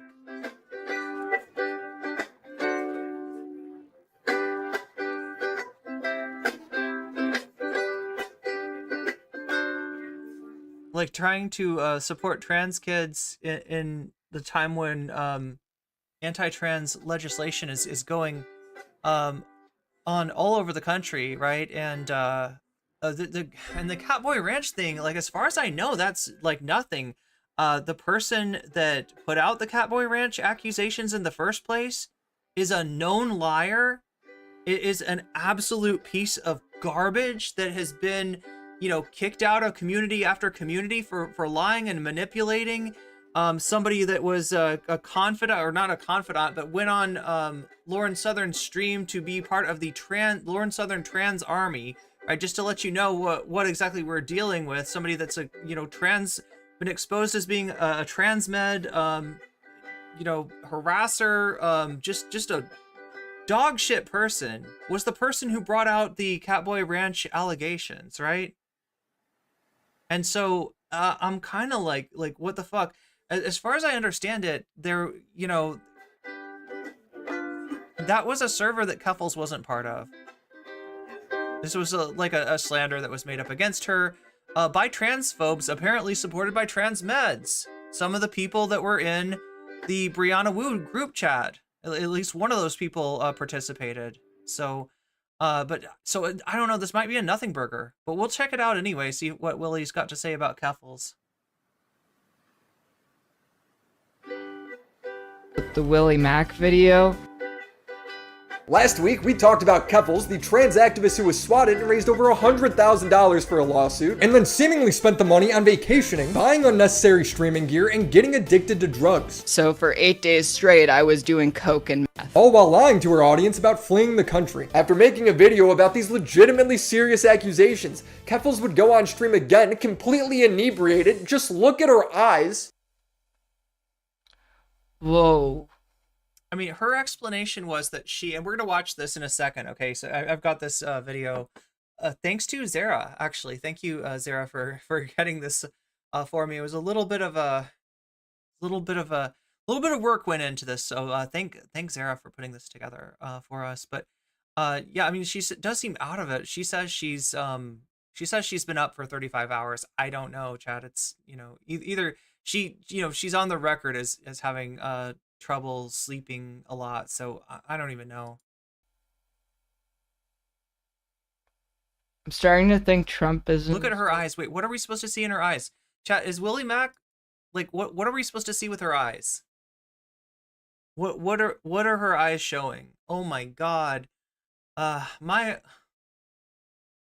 lighting is messed up again. It's this afternoon thing. Anyway, I'll quit I'll quit complaining. Do we like Keffals or no? Oh my god. In general, no, but there are worse people than Keffals out there. Keffals did go through real harassment. Keffals has been attacked, swatted, and doxxed by people, by truly bad people. There are things that Keffals has done that are good, right? There are, you know, things that Keffals has done that are admirable. Those were all a long time ago. So, you know, she's really changed. I actually used to know her myself, and yeah, didn't know her super well, but yeah, I just the person I see in front of me now is like unrecognizable. So he's not good at business. He's real bad at business. Also, I'm not I want you all to know that I'm not intoxicated in any way. I've just been up for 33 hours. So the reason I'm like this right now is because my brain is dying. Is she short-circuiting? She never finishes her thought. She then starts a new sentence and forgets halfway through again. It's not... Okay, look, as somebody who's done, like, you know, a drunk stream at kind of like a low point of my streaming career, I'm starting to, like, I don't know, I don't like the idea of, like, you know, yeah, she's fucked up on stream. Oh my god, what a, like, how terrible, right? Like, there's a lot that you can point to that Keffals has done that's really harmful. I think that showing up for a stream a little bit, you know, inebriated is like the least of that. This is sad. Somebody then asks her about me and my video, and she quotes Lennin. Are we gonna talk about the Willie Mac video? Hold on, I have a quote to read out. I would like to paraphrase the late Russian revolutionary Vladimir Lenin. Why should we bother to reply to Willie Mac? He would reply to us, and we would have to reply to his reply. There's no end to that. It will be quite enough for us to announce that Willie Mac is a traitor to the working class, and everyone will understand. So that's my statement. Fake Lennin quote aside, that's not actually, anyway, that's, Lennin didn't say that. That's not, as you know, as a tanky myself, chat, and somebody that is very clearly very ML coded. No, I'm not really, but I did get called a tanky when I went into Tipster's stream for a split second. But no, like, I do know that this is a famously fake Lennin quote. Was it? Who was it that quoted? I think it was DJ Mule. I think it was in that DJ Mule video a long time ago where he quotes this, like, you know, this Lennin quote about some guy named Kautsky. Like, you know, we're not going to reply to Kautsky because Kautsky would just reply to us and we'd be back and forth. Instead, it should be enough to say that Kautsky is a victim or a enemy of the Lennin did say that. Are you sure? Are you sure? I have heard that this was I've seen people debunk this as far as being a Lennin quote. Now we got to get our scholars out here, our Lennin scholars, because we have a lot of, because, you know, clearly, you know, tanky community. Let me get my Soviet flag out here to just show you how much of a tanky I am. Kautsky, no, anybody that hates Vosh is a tanky. Didn't you get the memo? Kautsky, Lennin. Is this real?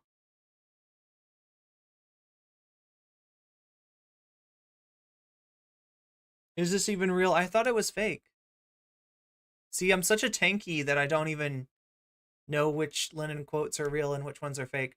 Who cares what Lennin said? There's no point. None of this shit ever ends. I don't care. He can say whatever he wants about me, and I think that he can fucking eat shit.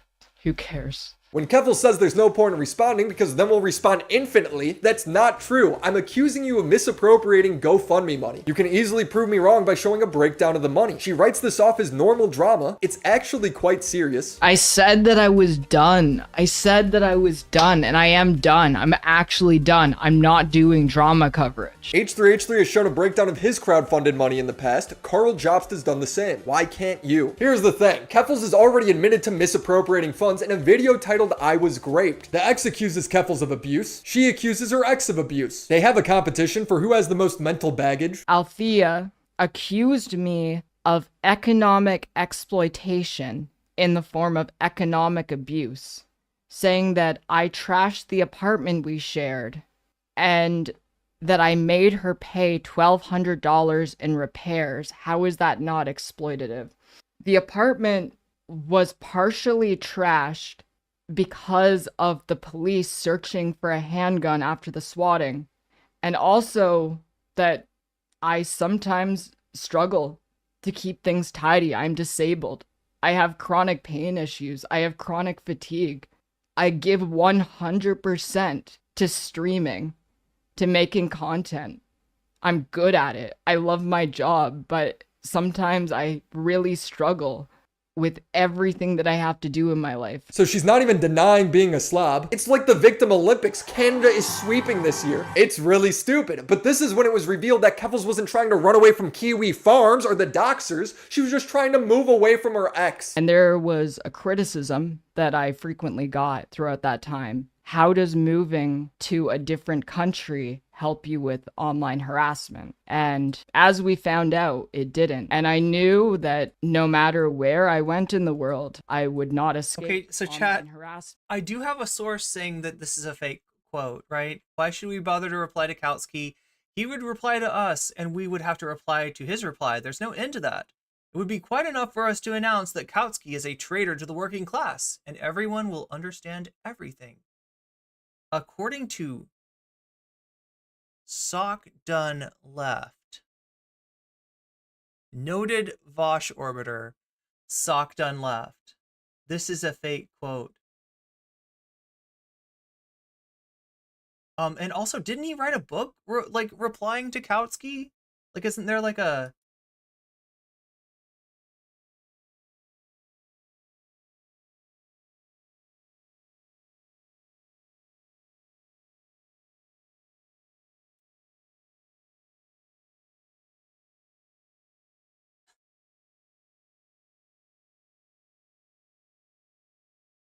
From Lenin's collected works, from Lenin's collected works, first published October 11th, 1918, The Proletariat Revolution and the Renegade Kautsky, in response to Kautsky's pamphlet, The Dictatorship of the Proletariat.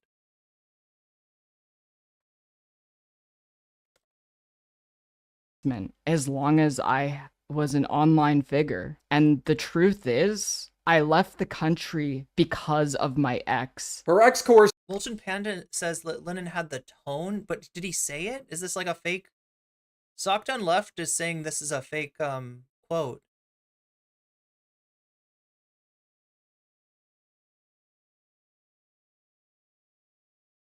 Yeah, no, Lennin never knew Willie Mac. That's true. That's true.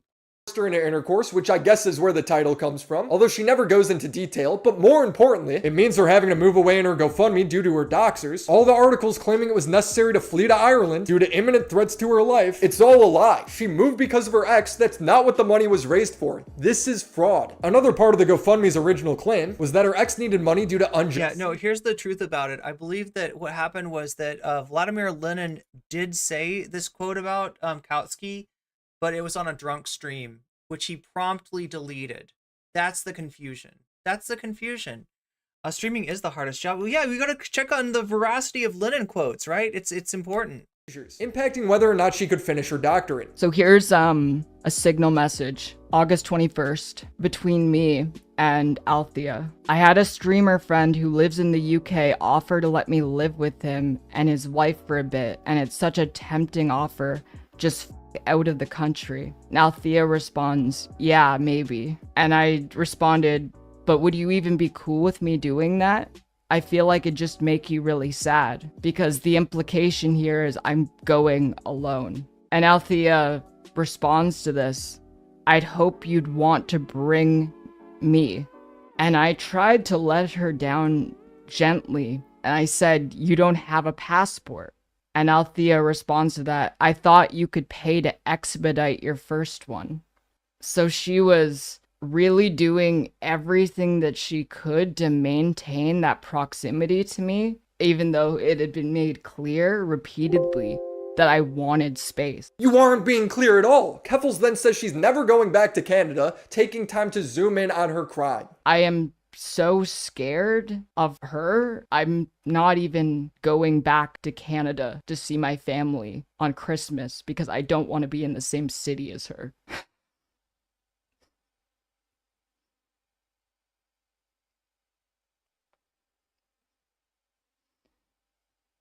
This left the ex homeless, couch surfing, and when they asked for the GoFundMe money Keffals had promised, Keffals wrote, I'm not going to follow through on anything because I owe you nothing. And those offers were based on goodwill. Keffals is back online. Yeah, she did. She's been doing gaming streams and stuff like that. She did do a stream that was not gaming, that was like a just chatting stream, I think on Twitch, although I'm not entirely sure. This stream has come to me through a variety of sources, but we do have it. And she does talk about Willie Mac. I mean, you're seeing clips of that stream. So what I'm saying is that, like, the stream that you're seeing clips from by Keffals, we're gonna watch the whole thing because we've got it, and it's short and sweet, and contains a fake Lennin quote apparently, which you burnt through. This whole thing lines up much more with Keffals' past live streams than any update she gave surrounding the lawsuit. Well, we were in Ireland. I broke up with them. And I was drinking every night, going live on Twitch to my, like, 12 to 100 viewers. Am I okay? Am I okay? Am I? From my understanding, Lennin got all of his news from React streamers, true. Am I okay? I've heard that Lennin was accused of plagiarizing all of his works from smaller channels. So what happened to the rest of the money? Well, there's some evidence supporting that she spent it on things that were not listed on the GoFundMe. Some of it we already know, like her IRL streaming setup, as well as suspected drugs. But other receipts I'm just not comfortable with going public yet until they are confirmed. I'm working with a much bigger, more experienced YouTuber on that. Until then, I want to talk about Keffals' grooming. That's Mudahar, right? That's got to be Mudahar. That's got to be Mudahar. Allegations, victimization, and black market hormones. It just seems so wrong. It makes me want to break things, throw things at the ground, throw things at the wall. But that's his ad read. That's his sponsorship right there. Chat, if you feel like you want to break things, throw things at the wall, how about instead thinking about supporting me? You can do it in a number of ways.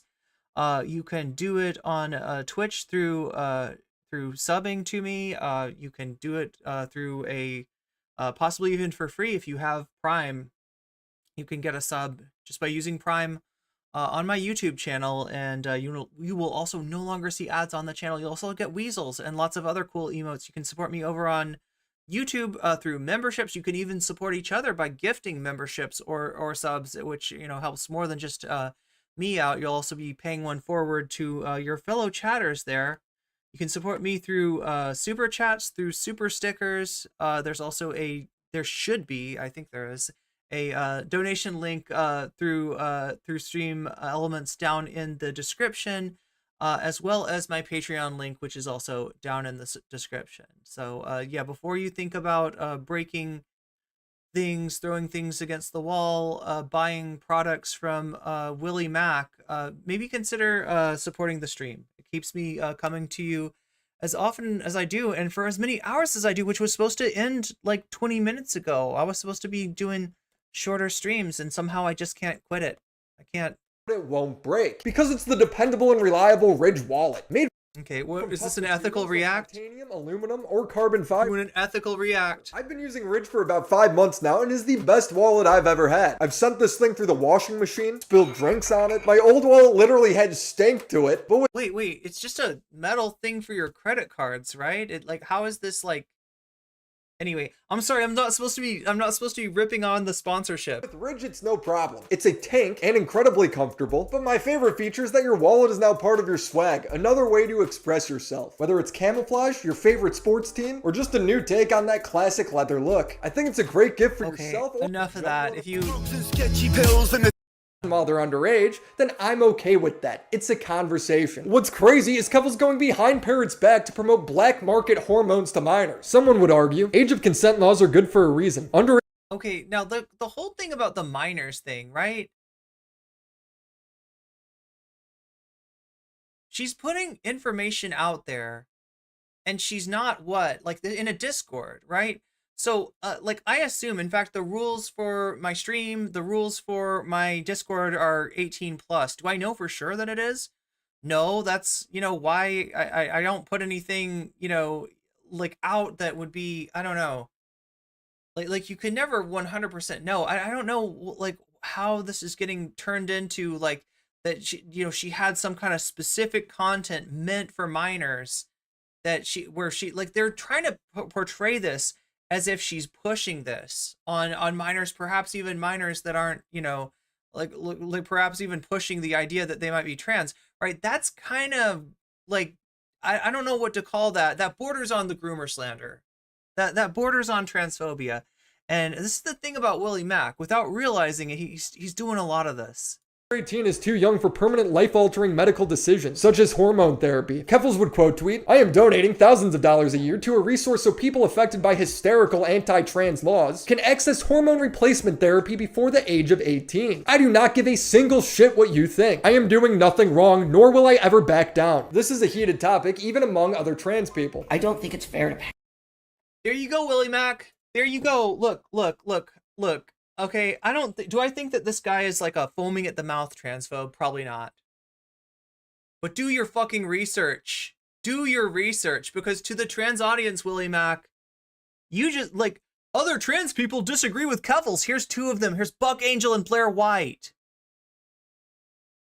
Do you want to add Ollie London in there too? I bet Ollie London disagrees with Keffals too. Like, right? You're not exactly making your case. The only case you're making is for anybody that wants to ignore the real harm that Keffals has done based on the fact that her detractors seem to be, making common cause with like, this is like saying that, like, other black people disagree with this. Here's Candace Owens and Jesse Lee Peterson. Not exactly a convincing argument, but I guess if you're just ignorant and you don't know any better, I mean, like, honestly, like, this is this is what's going on here. I do think that there's real problems with Keffals, right? I do think that there's irresponsible things, but I feel like, it's getting, and what happened in the beginning, right, was that got lost by the fact that she did experience real harassment. She did experience real, transphobic harassment, right? And then she was able to say, all these people, all these antis, they are also transphobic. They are against me and what I'm trying to do for the trans community. I don't know. I think this is a huge fail by Willie Mac here. I can't, Parents, not just the kids, but it's also not fair to the parents. It's not fair to the parents. Since when has being trans and transitioning had anything to do with anyone except for the person who is trans? Look, here's two concepts, okay? One of those concepts is bodily autonomy. The second concept is standard of care, right? This kind of stuff should be between a doctor and their patient. And like, instead of assuming that the medical establishment is eaten up by a woke mind virus, maybe trust doctors, maybe trust healthcare professionals. Right? Because when you're talking about denying, and it's not about HRT, okay? It's about gender affirming care, which can be a lot of different things.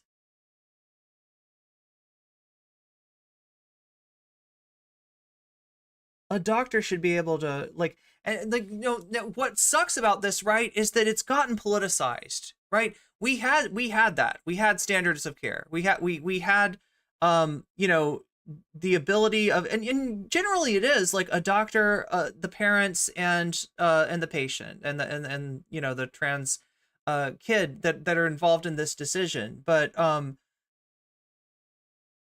that got politicized. That got turned into a political football, and laws were made that circumvent the standard of care. The thing that doctors have discussed and decided, what they do is they weigh harm and they weigh benefit, right? Are there issues, with taking medication? Yeah, with every medication. There's always going to be potential drawbacks, and there's always going to be potential benefits. That's what a doctor is for. That's what standard of care is for. When states like Texas and Florida just circumvent this and say, nah, a doctor cannot, you cannot be offered any sort of, gender affirming care, then essentially you're left in a bad way. Yeah, it should be between a doctor and the patient. Unfortunately, when it gets politicized like this, it's the state, Ron DeSantis, Greg Abbott enters into the equation and gets between the patient and the medical professional. So yeah, and I don't know. Again, swing and a miss, Willie Mac. Yeah, children aren't property. They're human beings. She funded her friend's entire website where that was the point, to get around the barrier that was parents. The DIY HRT site was and still. So yeah, I mean, I don't know much about this petition. He's going to show something that's kind of shocking in a second, right? Is the top result on Google. Its purpose was to tell minors how to buy HRT and DIY hormones from people, giving explicit directions. Learn to buy Bitcoin if you're a minor. I mean, I don't know if it's necessarily about. It's not just minors who, might need to source HRT, unfortunately, right? Unfortunately, as more and more states make more and more anti-trans legislation. But yeah, this one does seem to be geared towards. Or get a trusted adult to purchase Bitcoin for you. But as Keffals gained more relevancy with her Drop Kiwi Farms campaign, she realized that this was a bad look and just started lying about it on the H3 podcast. One of their problems is that you are supporting young people. And I don't remember this part. So I remember Keffals going on H3, but for some reason I thought that Ethan took a break and just handed the stream over to Keffals. But this is Ethan and Gila interviewing Keffals. Trans people who didn't have access to hormones, you are telling them how to make homemade hormones. Oh my God. No, I don't know how to make homemade hormones. I noticed the new thing is they're saying that I'm teaching people how to make hormones in their bathtub, which just sounds insane. That sounds difficult. Yeah, I mean, I wouldn't know how do you do that? But it's not that far off. The HRT website she funded gives step-by-step instructions on how to make your own hormones, as well as the option to buy other. I mean, we might be having this. We might be having this very discussion about Plan B. I'm trying to pronounce it. Mifeprestone, is that what it's called? Right, the Supreme Court right now is deciding on whether the pill that terminates pregnancy early on should be legal or not, right? We might be having these same kind of conversations of well, now that it's banned, now that you can't get it, is it okay for people to try to source it from other places? People's homemade hormones. Her acting all sneaky about it makes it seem like she's doing something wrong. What's the truth? I mean, you do have some kind of community where you're helping young trans people, right? That's something you're passionate about. Yeah. And so where do you guys do this? Is it a Discord or something, or a community? Oh, it's a Twitch stream. Oh, just on Twitch? Yeah. So it's all just out in the public. Okay, so now my understanding is that Keffals has, the Twitch stream, and at least at this point, her audience was fairly young, and some young trans people in the audience as well, and a lot of the politics of this were discussed. There's also a Keffals Discord is weird. All right, now I will say this about Keffals, and not just when it involves younger members of her community. Her Discord has some kind of facilitated meetings, which given Keffals' overall history sounds kind of culty, right? Given what Keffals is trying to do in terms of deny actual accusations of harm, and contain those and prevent her community from knowing about those, try to maintain this insular little environment. The way that she operates her Discord is kind of weird. It's what is it called?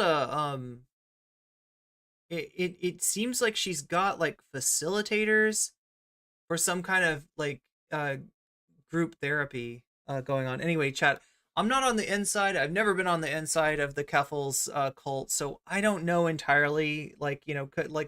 Do trans people need benefit from things like group therapy? Yeah. But maybe getting it through Keffals, given her track record, not the best idea. And given the fact that this kind of thing can also be used to sort of isolate and insulate the community from those that have gotten out of the community, former friends of Keffals who have seen her turn into someone that they no longer recognize, have seen like her do harm to multiple trans people, right? Like I'm a little bit, you know, public. Yeah. Because they make me it sound like you have some kind of secret or some community spot that's not publicly seen where you're talking with kids and stuff, but that's not even the case. No. They really are just straight up. oh yeah, yeah. Schmegler, you make a really good point, right? With all this noise, right? With all this like sort of, you know,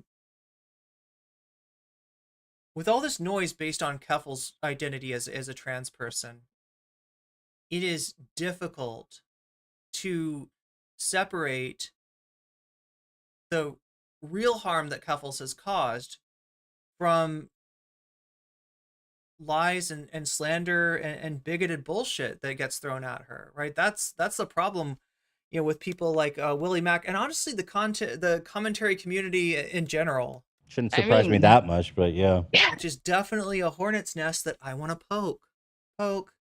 You feel me, commentary people? Poke. That's not true. She has a private Discord called Catboy Ranch, where half the point of This is so hard to explain. I think he knows this. I don't know why he's presenting it like this, but she was part of I think she was a member of a Discord called Catboy Ranch that, like, I don't know if there was something bad going on it, but there was like at least rumors that like, you know, the Discord was like iffy. And when she found out about those rumors, she left. She wasn't running the Discord. She didn't start the Discord. She may have been part of the Discord. I hope I'm remembering this correctly, right? Catboy Ranch. Then this person that was like a former friend of hers that, you know, is this self-hating, you know, kind of bargain basement, like Blair White wannabe kind of character, puts out this whole thing of like, remember the Catboy Ranch and all the collars that you made us get? Yeah, good times, totally not cult-like, right? Just this bullshit, you know, puts this bullshit tweet out, you know, with a picture of a collar. And people are like, oh my God, Keffals is making Catboys get collars that say property of Keffals? No, this parasocial monster got a collar for themselves and had it emblazoned with property of Keffals, right? Keffals, it wasn't Keffals that was doing it. So yeah, they make this whole, and then after their you know, parasocial relationship turns from one of love to one of hate, they put out this tweet and they got a whole bunch of, there was a banger tweet. It was a huge tweet, right? All the transphobes, all the people that hated Keffals' guts were just like on that shit, like, retweet, right? So it blew the fuck up. Afterwards, somehow, and chat, this is the weird part that I don't even understand. Her first Discord got raided. Wait, sorry, Sarah's got some information. The new Catboy Ranch was her second Discord after it got raided and had private. Okay, Keffals playing defense instead of making a solid case for trans rights and not throwing trans people under the bus for attention. Yeah. Like, I mean, she's kind of like, yeah, she is, you know, harming you know, trans people with her evasion. The new Catboy Ranch was her second Discord. Yeah, so anyway, this person that I'm telling you about that made the tweet that got the whole Catboy Ranch thing started, right? And she debunked it. She made a video about it because it wasn't like hard to debunk. It was bullshit, right? Keffals made a video. I don't know if it's still up, but you know, debunking this, right? This person ends up coming back into the Keffals community under an alt, recanting all of their accusations. And here's the weird part. Rejoining the community and is apparently one of Keffals' best friends. How many of you out there have a best friend that has accused you of being a groomer? Like, I can't explain that. That one's completely weird. That shit is sus. Like, I don't know what's going on there. That's why I kind of don't want to like make this about defending Keffals. Like, I will defend you know, trans people. I will defend bodily autonomy.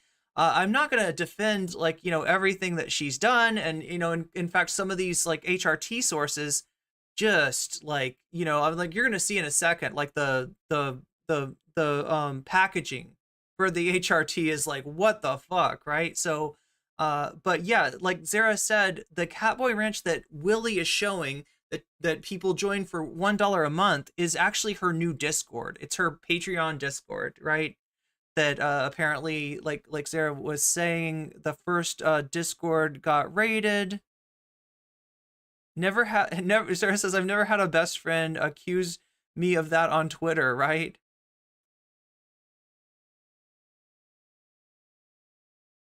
Leftist infighting on Twitter is always best left ignored. Well, I mean, this was like some kind of personal thing. Like the only thing, like my best guess about this is that there was like a personal beef between, Keffals and this, former friend turned like best friend. But I don't even know, Chad. It's a strange thing. So it was somebody from the Destiny community too. That's the weirdest thing of all. Anyway, there is some truly weird and unexplainable stuff about Keffals and about this, like, friend of hers that I still do not understand, and I don't want to take a stab at, because it's hard to make heads or tails of it. The fact that they have to make stuff up about Keffals to make her look worse tells me more about Willie Mac than about Keffals. Yeah, and it gets in the way of like the actual, I mean, it's the same thing with Poppy and Xena. Like, people need to know like what kind of community that they're getting into, and with Keffals, it's not a good one. It's not a safe one. It is a very cult-like atmosphere, and like you can't be a trans advocate and be immensely harmful to your own community at the same time. So anyway, let's back to the video. Joining is for bi-weekly support groups that are facilitated by a support worker. She's tweeted, I've assisted at least half a dozen minors to get hormone replacement therapy. Cope and seethe. Her friend who runs the site saying, I have unironically transitioned half a dozen minors. No one tell him I've helped more than one minor order. I don't groom children. I just show dozens of kids every week how to buy bathtub estrogen with cryptocurrency and how to hire. I mean, you can see that the way that this is, the way that they're like they're trying to provoke, like both Keffals and this friend of Keffals. This is not the friend I was talking about, by the way. This is not the person that accused Keffals of being a groomer. But you can tell by the way that this is written. It's written to provoke. It from their parents. What are you talking about? The packaging of the hormones says keep out of reach of parents. They had Lolly branded HRT, which writes, don't look at my giant. All right, we're going to skip right over that before he even says the word, but you can see it. It's not, what the fuck, like, right? Again, Vosh community, like, what the fuck is wrong with you, right? What is going on with Vosh's community? Anyway. Anyone has a question, I just direct them to you, because I don't know anything about this stuff. It's like, hormones is not something. What is she playing? I really, like, I don't really do the kind of advocacy you do. Then why are you so passionate about this black market HRT? She defends stuff and takes strong positions on things she knows nothing about. It made me really want to revisit the whole Catboy Ranch thing. Catboy Ranch was a You just want to get a collar, don't you, Willie? You want to be on Catboy Ranch. You want to be Discord server that had grooming allegations in it. Keffals' Twitter account at the time was Catboy Ranch, even saying she ran it. Keffals was referred to as the rancher by minors. And again, I don't actually know, like, what to,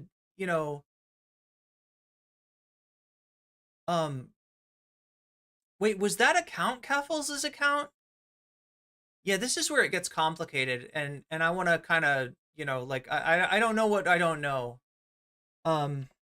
There are some, accusations against Keffals that I can't really say, I can't really render an opinion of like whether she's guilty or not on, and some of them are quite disturbing, but I also can't say that they're true, so just don't really. Keffals showed support to them by saying they had a fat ass. Keffals would leave the Discord because of Lolly being posted to it, and she'd write, I have absolutely nothing to do with that Discord, and I think that it is. So so this is what's confusing. I think that she had a Twitter @ called Catboy Ranch, but she didn't run the Discord that's called Catboy Ranch. That was a Keffals alt. Okay. I'm glad we have people who know the. This is a TTT. Okay, so it's like a 4chan thing, right? So what you're seeing in terms of that packaging, which really, disturbing lolly themed packaging, is just basic 4chan bullshit. White Forest is like Nickelodeon. Yeah, you're not wrong. You're not wrong.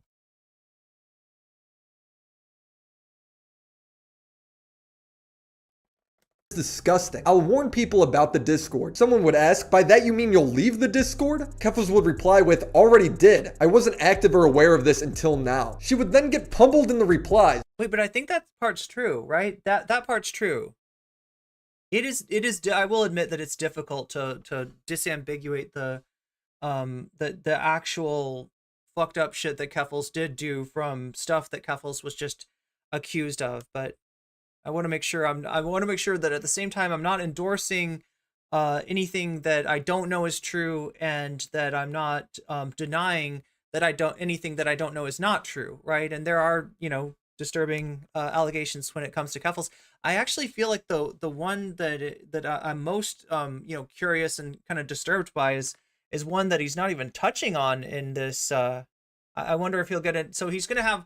So he's had let's see, he did 2 videos 2 years ago about Keffals, and he's done 2 videos recently about Keffals.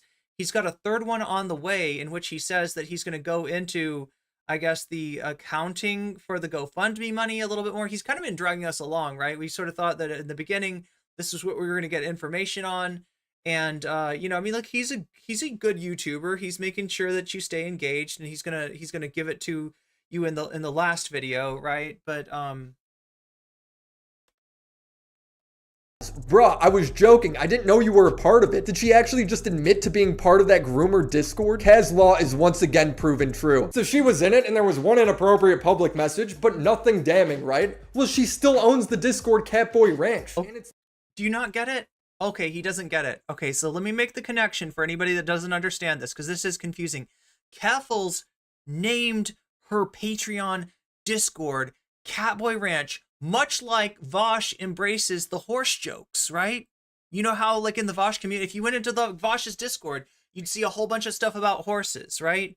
Well, one, he owns that, right? And also, like, making jokes about, stuff, like, is a way of like dissipating, like, any suspicion, right? And so the Catboy Ranch, she named her after all that had happened, after she left that Discord that had some like lowly stuff on it.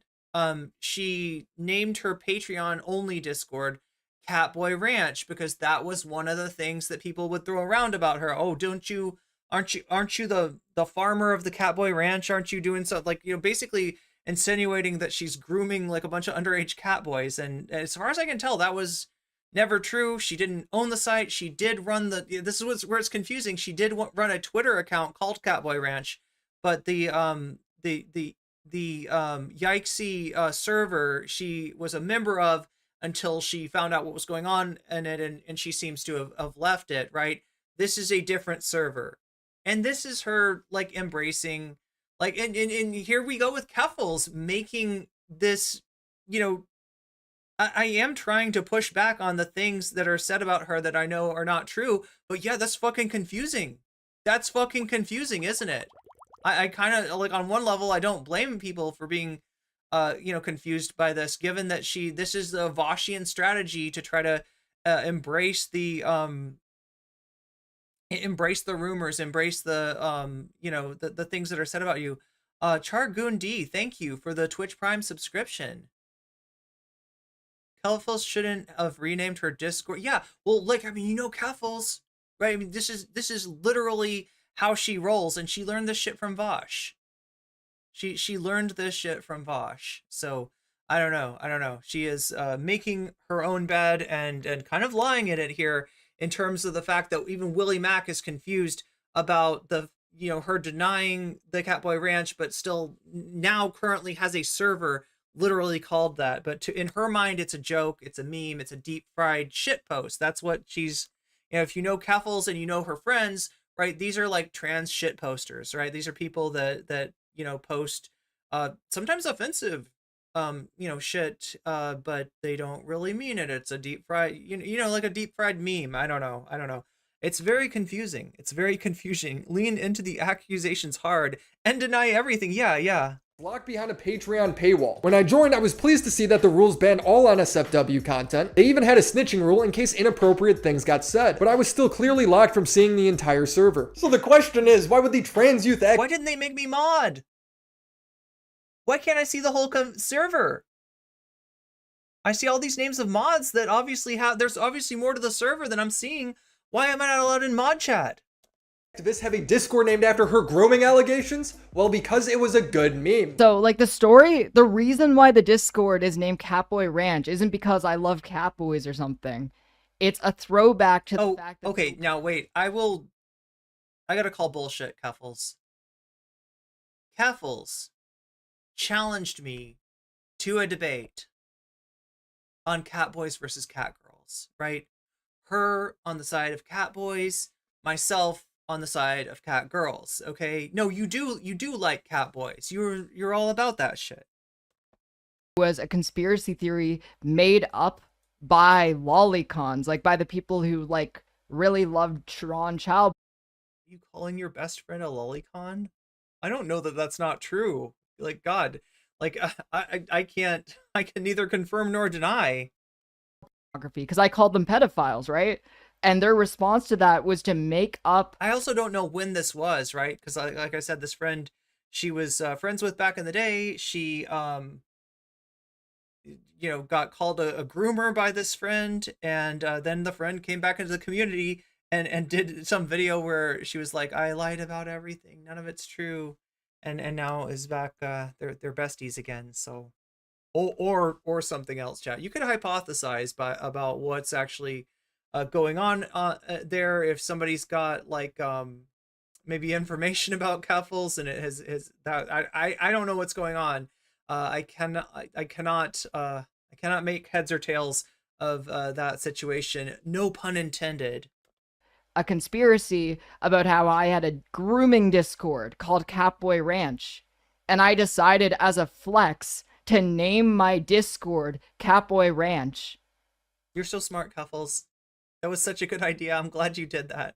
Just to fucking flex on them. Like, I feel obliged to defend her against like shit that's not true, even though she's a horrible person.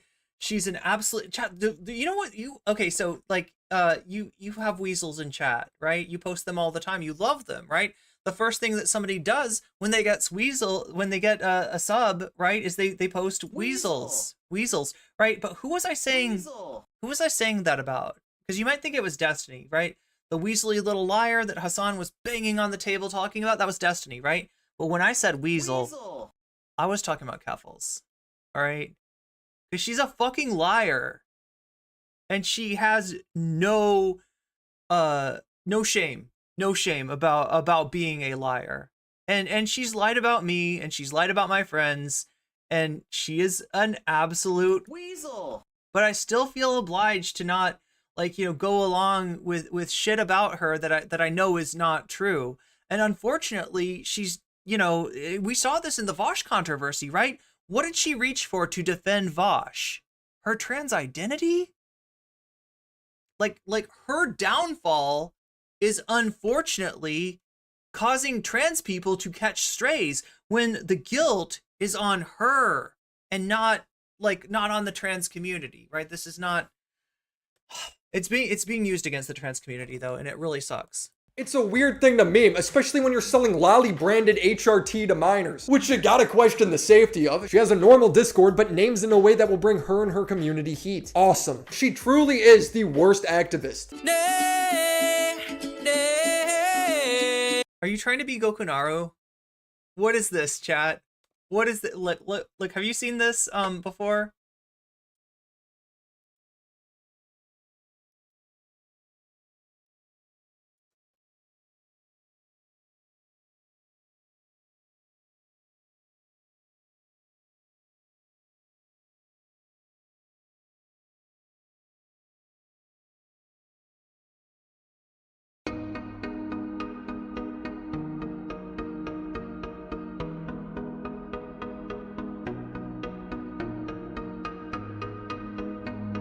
So if you watch the Gokunaru absolute annihilation of Sneeko video, you saw this song. He's got some collabs on this. J-Reg is on this track apparently.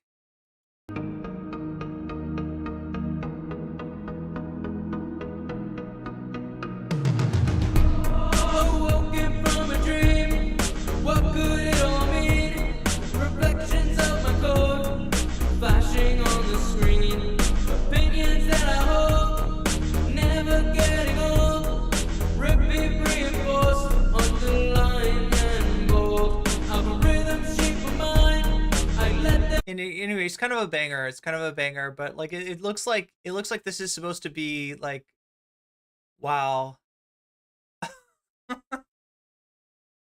What is Willie Mac, the discount Gokunaro? We even got a little ukulele on there. Keffals is the kind of person that always has to relate things back to her being a victim. A black guy gets shot by the police and Keffals has to relate it to her swatting. Every time I True.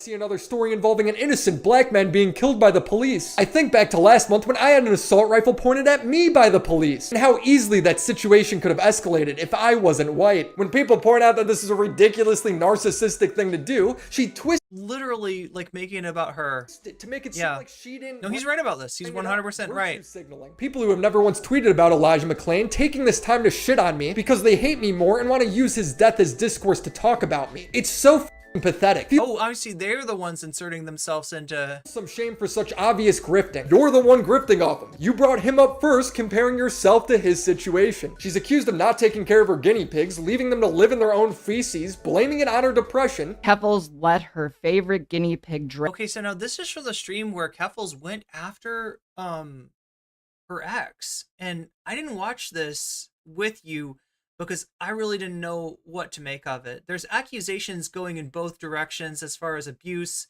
Althea accusing Keffals of abuse. Keffals accusing Althea, I think, of R word, and not the R slur, but the R word that rhymes with grape. And I didn't know what to make of it. And like honestly, it's kind of triggering to even when I tried watching the stream, right? I couldn't get through it. It was too much. Drowned to death in like 2 inches of water. There were multiple summers where she let 4 of them roam in their own waste for so long we'd get massive fruit fly infestations. Let me just address this real quick. I didn't drown my guinea pig. My guinea pig was sick, and my guinea pig passed away in an accident. She was in the bath, 2 inches of water. I got a call I needed to take. I stepped out for 1 minute, and when I stepped out for that 1 minute, I came back, and she was dead.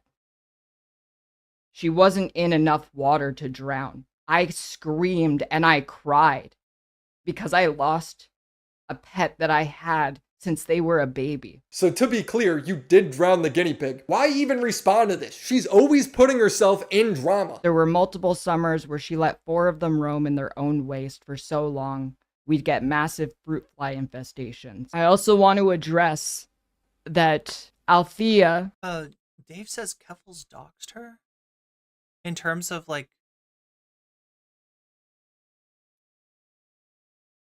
Was this the first time that, because like there's been a few people that Keffals has been accused of doxing, and like she does have, I think her response in Soul Bunny and Foreign Man in a Foreign Land, her response is that she didn't give these people's name and address, and in her mind that's what a dox is, and anything less, like for instance like revealing the name of somebody's father, and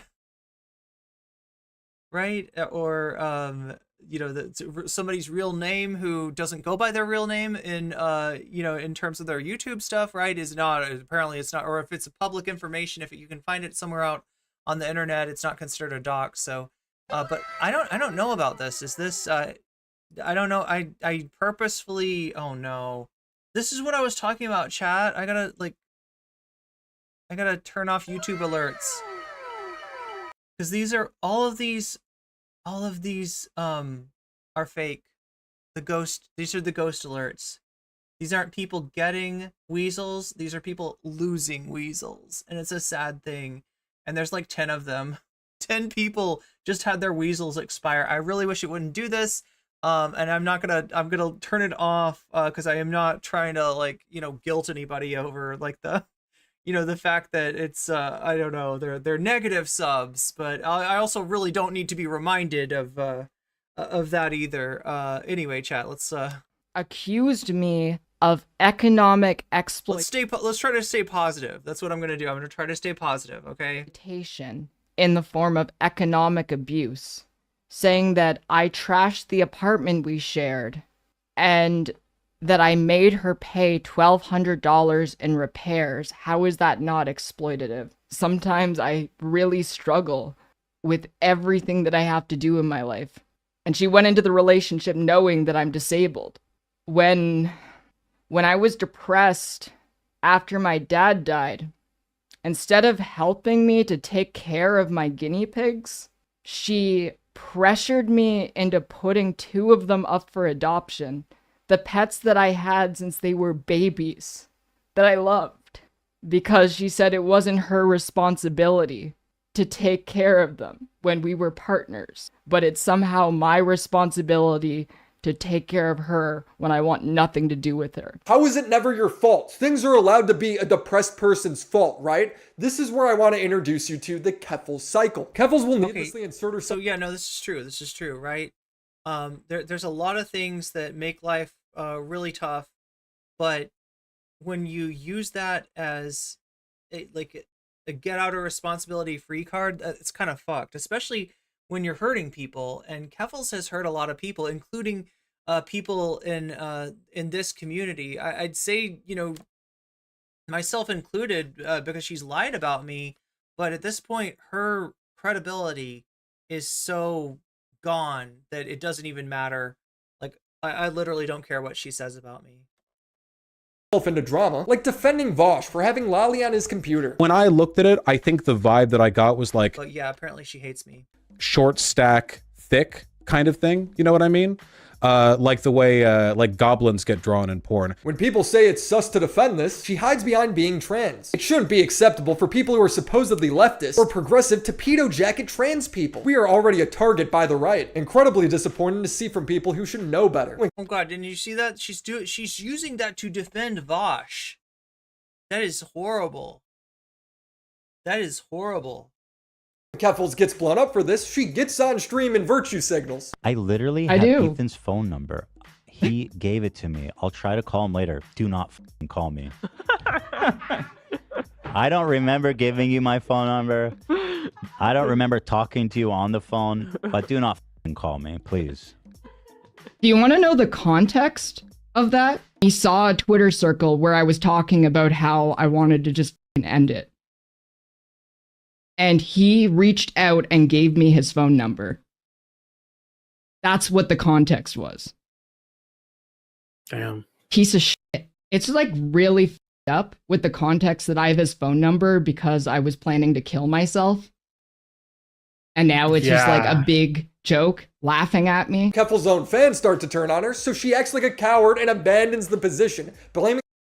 Zara says Keffals never tweeted about him before she made it about her, and black folks pointed this out, and white creators and fans went after us for pointing it out. It on her transness or her mental health. I've changed my position on everything, honestly. F Vosh. He deserves far more criticism for all of this. He's so damn reckless. I am not sleeping. I've had panic attacks over this. Defending him has resulted in all the 2022 Kiwi Farms misinformation resurfacing. What misinfo? She will never clarify. It's crazy how with this whole Vosh situation, all she could talk about is how this will affect her. It's his fault. He's so careless he didn't consider how many communities are close to his. He hurt me and a lot of people by being a weirdo. Watch corn on your phone. alone. Because of Vosh, I just burned the last bridge I had to a mainstream creator. And finally, Keffals will say she's done with the drama, all while blaming somebody else and acting like she's somehow enlightened now. I saw all of this playing out. I wasn't planning on weighing in. None of this was my problem. But then my friend Tipster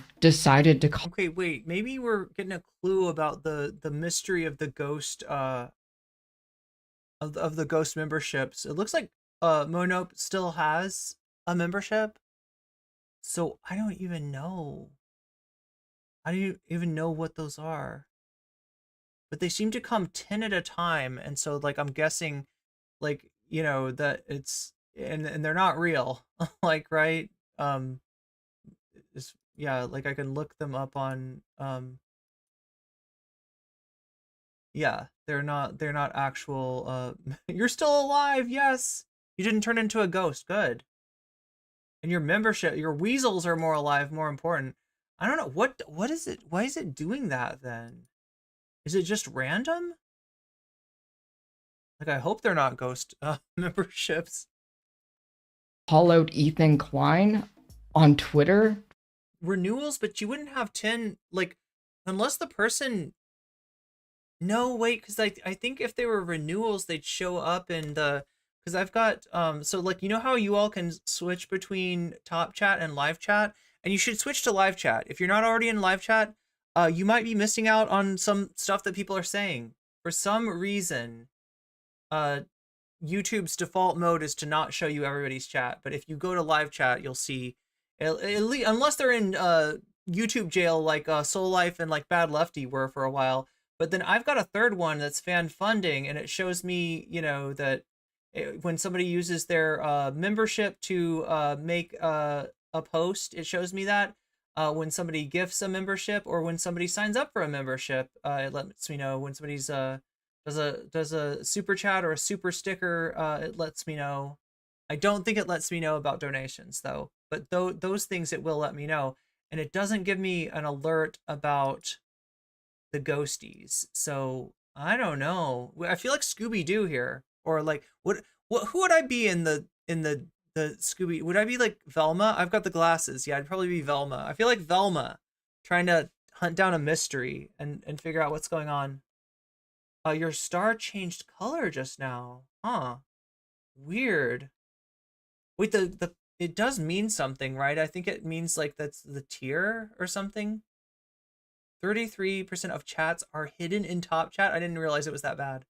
Yeah, I'm one of those meddling kids apparently, trying to figure out what's going on with the ghost memberships. I don't know.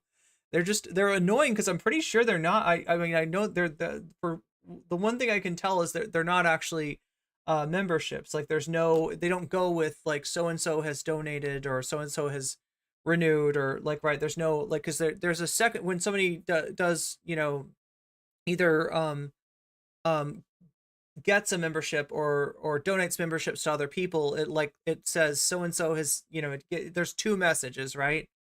Maybe it's unrelated. Yeah, hopefully that's the best it's the best we can hope for how he covered. Either way, it's kind of distracting from stream, so the entire situation that happened with Bosch. And then when Ethan Klein responded, I was like, okay, I have two friends now who are getting put on blast by a really large content creator. I decided that I was going to get into the mud. And this entire situation has kind of made me reevaluate how I even feel about Vosh in the first place. To be completely... I'm Daphne, so I would be getting kidnapped by the monsters? To be honest, I don't really like him as much as I used to. I actually feel hurt and let down by him. Here's another one. James Somerton posted a suicide. And this is what I'm curious about, right? Because like, Vosh doesn't have a lot of friends right now. And so even Keffals, like, I don't know, distancing herself from Vosh, like it might not mean, and she kind of indicated this, right? Remember when she threw up this video disavowing Vosh, and then she put a second video being like, oh no, I didn't really mean it. Here, let me put some spin on this to be like, I don't really disavow Vosh. I actually think he's a really good guy. I was just saying that I was really annoyed by, you know, right? So it's hard to tell, but here's my, here's why I think that the bridge really is burned between Vosh and Keffals, right? She was banned from Vosh's Discord. Now, Vosh is probably somewhat hands off with his Discord. He's got a lot to think about in terms of streaming. He's got, you know, mods that he trusts, right? So maybe, you know, there's a little bit of like separation between the moderation of the Discord and Vosh. But I know that if somebody like Keffals was banned from the Discord and Vosh thought that that was a mistake and they said, hey, what, you know, what's going on with this, right? That Vosh would have his mods restore them. That hasn't happened. She violated one of the rules, you know, kind of a not super, I mean, she said a slur, right? She said a slur in it. Yeah, the Vosh court has like a slur zone and a non-slur zone. And apparently she said a slur in the non-slur zone. So that's why she was banned. But it's not as much about getting banned, it's about staying banned, right? And the fact that she stayed banned, she couldn't get unbanned, that to me says that there really is, and maybe even before she disavowed Vosh, like right note to Instagram, claiming it was a scheduled post. So the interpretation is that he's already dead. Keffals then posts immediately, James Somerton has taken his own life. Wait, what's going on? 6 yellow and gold star means that, oh yeah, that's right. Thank you for reminding me, Mono. Yeah, yellow and gold star means that I've been a member for 6 months. Oh, okay, so it's not about tier. It's about time. Wait, so yellow means 6 months. Blue means okay. I need to look, like I probably need to set that stuff up anyway. I need to relook at all that stuff. And the slur zone is what the average American thinks of thinks a free speech area is. Yeah. What are these colors? I mean, it seems like they are, you can customize those. Yeah. That's what I was saying. I probably need to recustomize things. I probably need to take a look at that stuff. You got your star through a gift membership. Aw, that's really and Keffals got heat because we don't know if he's dead. Nothing's confirmed. It's just a poor way to cover a story. Keffals complains that people who were mad probably didn't even watch her video. But when you watch it, she acts like James is coming back to redeem himself. And I agree. He obviously messed up. Maybe he can come back one day. If he continues to show that he is truly sorry, if he's willing to make amends with all of the people he's hurt, if he's willing to accept that not everyone is going to. This is such a weird thing. You may not know about this because you are viewers of my stream and you're not necessarily like watching a lot of commentary content, all right? But there were a lot of people in the commentary community. There were a lot of like, you know, and I don't mean like Danny Gonzalez and, you know, Nick Green. I'm talking about like the, you know, the other commentary community like Turkey Tom and stuff like that. That after this thing with James Somerton happened, where here's what happened, right? He made a video alluding to self-harm, alluding to possibly having attempted something like that, and then a tweet or a message or something got released that said like, if you're reading this, it's because I've decided to end everything, and like, you know, I want to give this to this person and that to that person, right? So people were worried that James Somerton might have, you know, might have taken his own life. His best friend Nick, though, tweeted out that people should not worry, and that he was like indicated, without specifically saying so, that he was okay. So from the best of our knowledge, we think that James Somerton is still alive, but it's a little bit like we don't know for sure, right? And what Keffals did was right after this event happened, where that message came out, Keffals made a video about it. That is kind of ghoulish. But what happened afterwards, I think, is even more ghoulish in terms of the commentary community using this as an excuse to blame H-Bomber Guy and, you know, everyone on the left who had a problem with James Somerton, every you know, LGBTQIA person that had a problem with James Somerton, blaming his supposed like unaliving on them. That is ghoulish too. These are both ghoulish, horrible, fucked up things to do, right? We don't know if James Somerton is alive. You know, the most indications suggest that yes, he is, but we don't know that. And you know, you should kind of be a little bit more serious with this stuff instead of trying to use it as an own against somebody, or instead of trying to like monetize it like Keffals was doing. So trust him anymore. Keffals, how? You reported that he's dead. Keffals would then change the title of her video to James Somerton. Wait, you didn't renew your membership manually, but it apparently happened? You got a receipt. So, okay, one of two things then. That must mean that either I don't know, can people buy, like, can people gift memberships for multiple months? So I'm guessing either whoever gifted it to you for multiple months, or whoever gifted it to you decided to renew it for you. My memberships,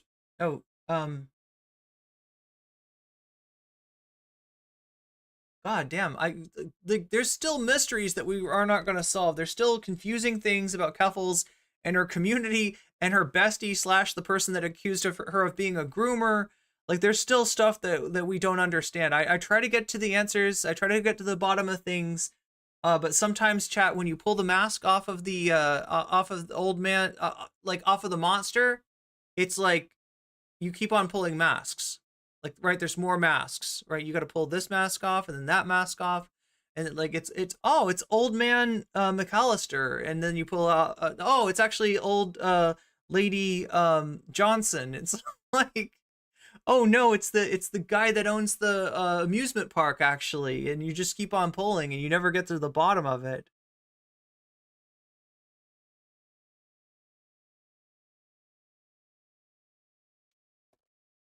May have died. Even with my last video on her, I reached out for a question, she doesn't answer, she panics and calls me a stalker and harasser for doing research. The video drops and she says she's done with drama. I'm done. I'm actually done. I'm not doing drama coverage. It truly is the never-ending cycle. I pointed it out 2 years ago and it still rings true. I do want to say, like, I think I reacted more harshly than I otherwise would have, because you were the first YouTuber to ever make a YouTube video about me. It's like, you know, a lot of shit happened.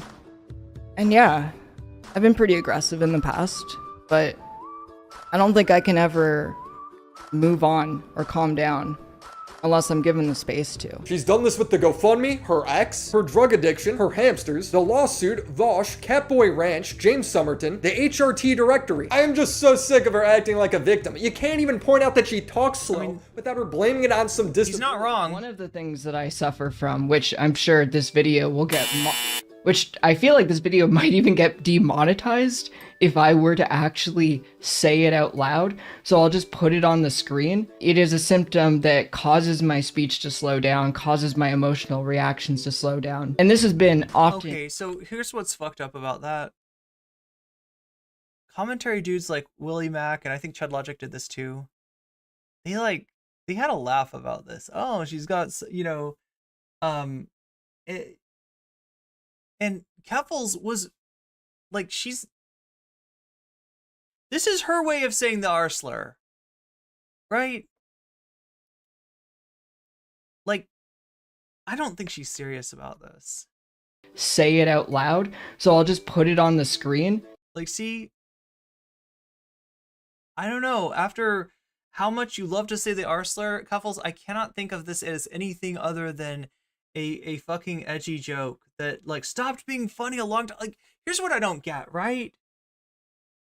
Like, some people don't have a problem with saying the R slur. They'll justify it by saying, I'm not actually talking about, like, people with developmental disabilities or this or that or anything like that, right? I'm just, like, saying that you're a bad person and I don't like you and you're wrong and you're not very smart. I don't know, like, right?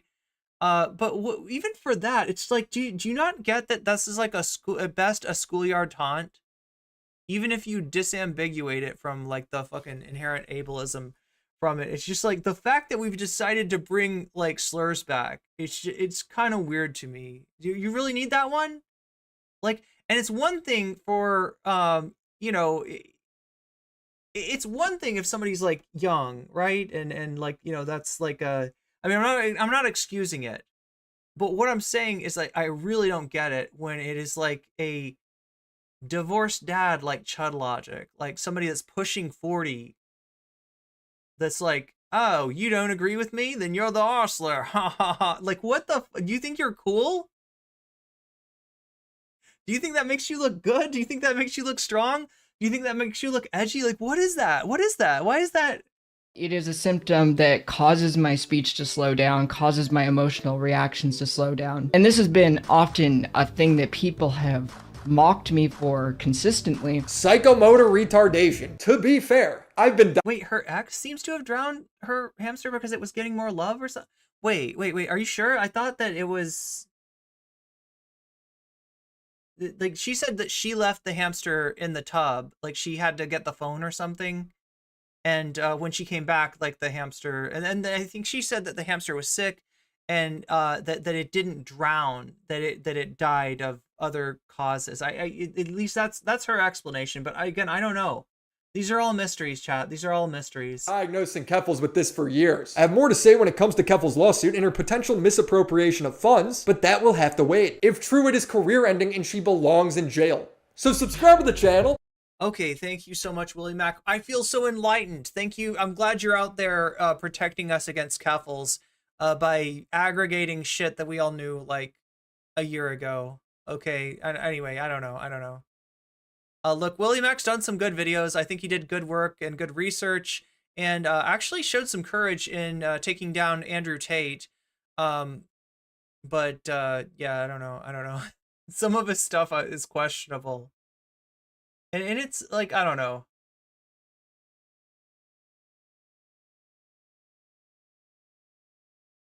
And shout out to Doomer Media for helping me write and research this video. Shout out to the homies over on Patreon: Phoebes, Crimson Glass, Riveter, Christina Vina, Macmonk. Look, Marsh Rabbit, I'm trying to be fair here, all right? I've defended Keffals against things that were said about her that were untrue. But I also think you kind of sound like you're in a cult. And I hope you get help. Because, I mean, it's not a good place to be, okay, on the inside. You said that you sound like the other side? Like, what the fuck is that? Like, do I sound like a suppressive person? Do I sound like I've got my my thetans are out of whack and I need some auditing? Do you wanna audit me, Marsh? Like, what's going on? I need to watch some cop shows. Wait, what? I don't understand. Maybe you're memeing. Maybe you successfully trolled me, and if so, good on you. Good job. You win. You win the prize. Now, what is the prize? The prize is to get to see this hidden Keffal stream that only a lot of other people have gotten to see. Let's take a look at it.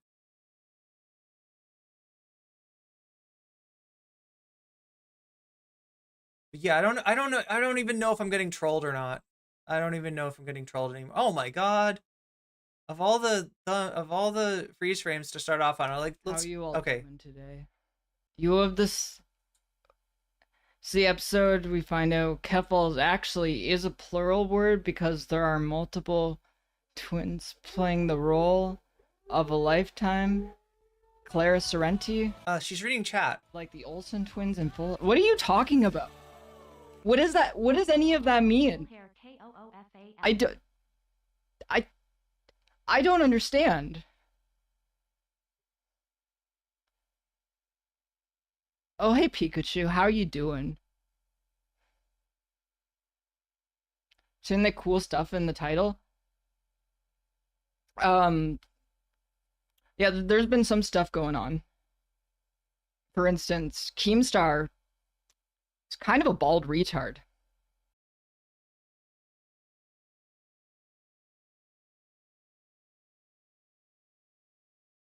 Keemstar is kind of a piece of shit, okay?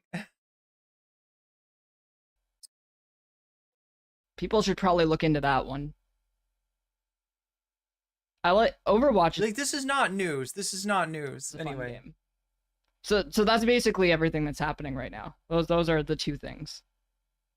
I don't have anything else that's going on. I'm chilling. Keemstar. No, I don't even care. Thank you for friendly neighbor Phantom of Dalgora. Thank you for the $49.99 donation. So, I need to find a hairband. So I did this stupid stuff with my hair So it's actually shaved on both sides. I mean, I think it's a good look. The reason I did that was because I was bored, and then I made it so there's the blonde bit, and then I can put it in like a ponytail, but I don't have a hairband, so I can't actually do that right now. But I thought it would be fun to just it's fun to have fun. It's cute with your hair. Yeah. More people should try that. They should look into that. I think that's a cool thing to do. More.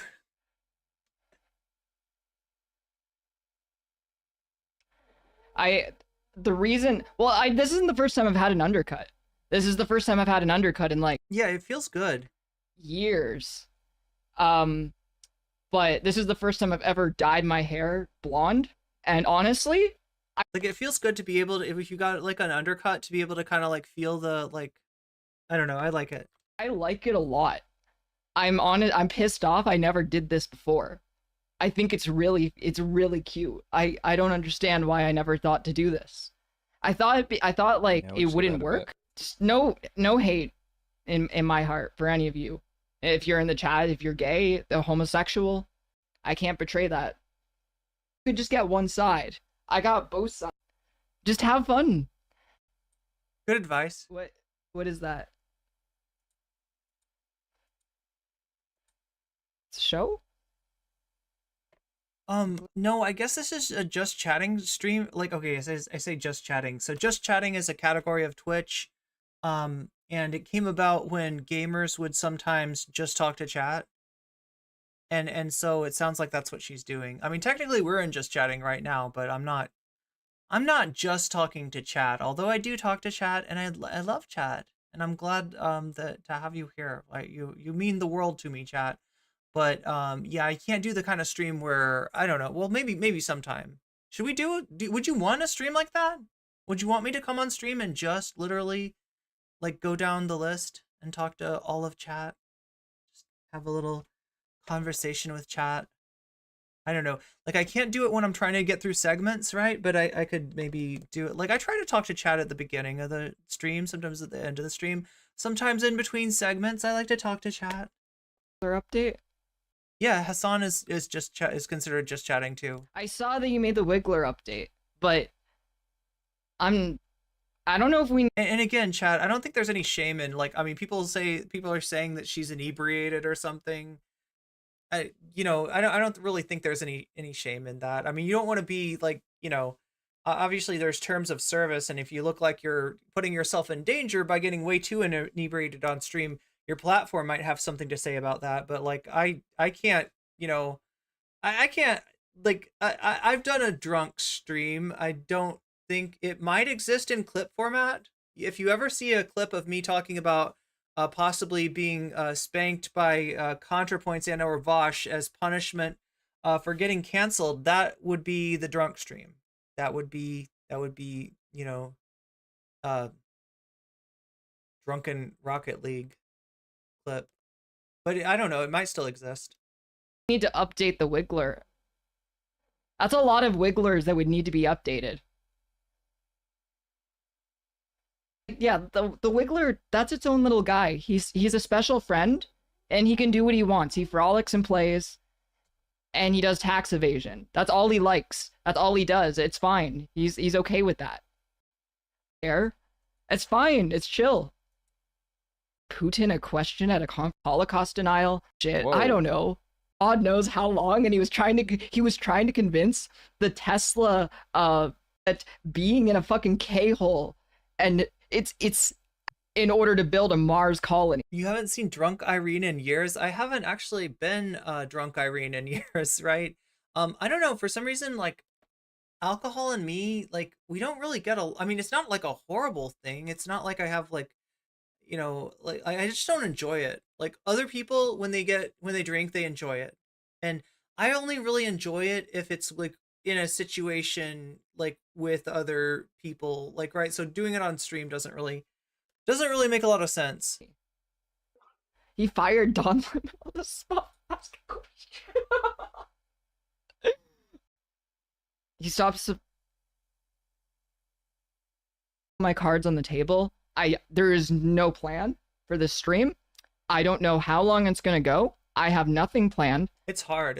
Like, right? Because whenever you decide to talk to chat and like that's what you're gonna do, that's when chat clams up, and you're just like, say something, chat, do something. I am going to talk to you all until the stream ends, which will be at an undetermined time. I will not be gaming. It's just time. It's just chatting. To chat. That's what we're doing. Just chatting. Oh, I have been up for a very long time. So I mean that's her story. She's saying that's why she's a little weird because she's sleep deprived.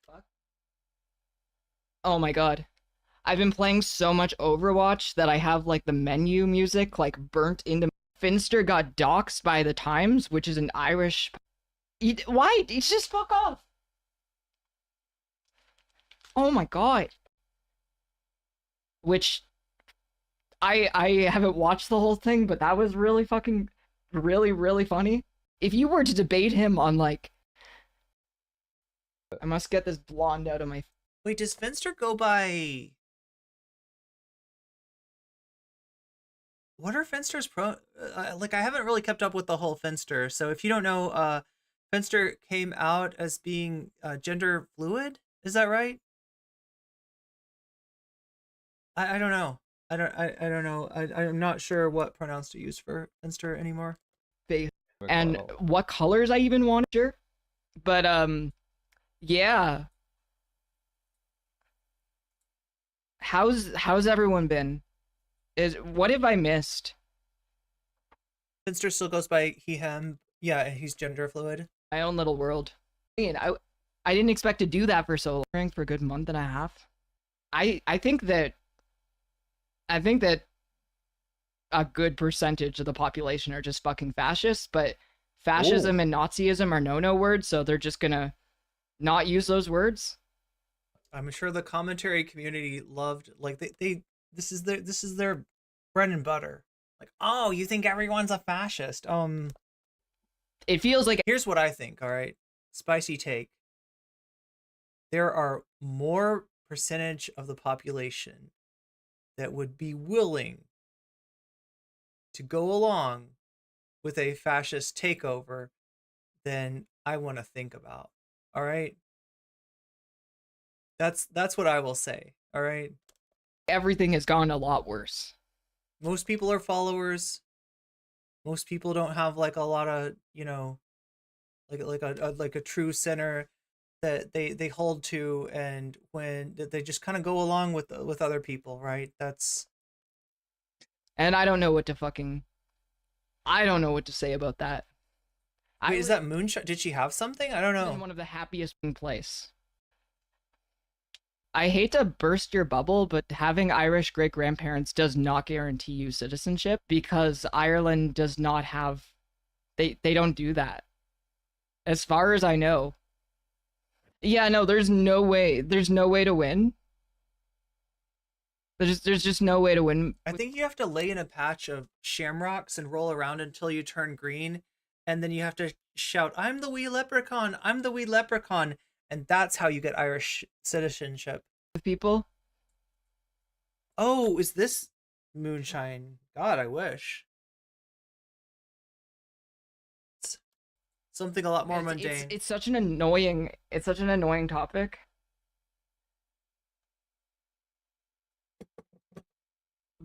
But fortunately, it's something like way more hydrating.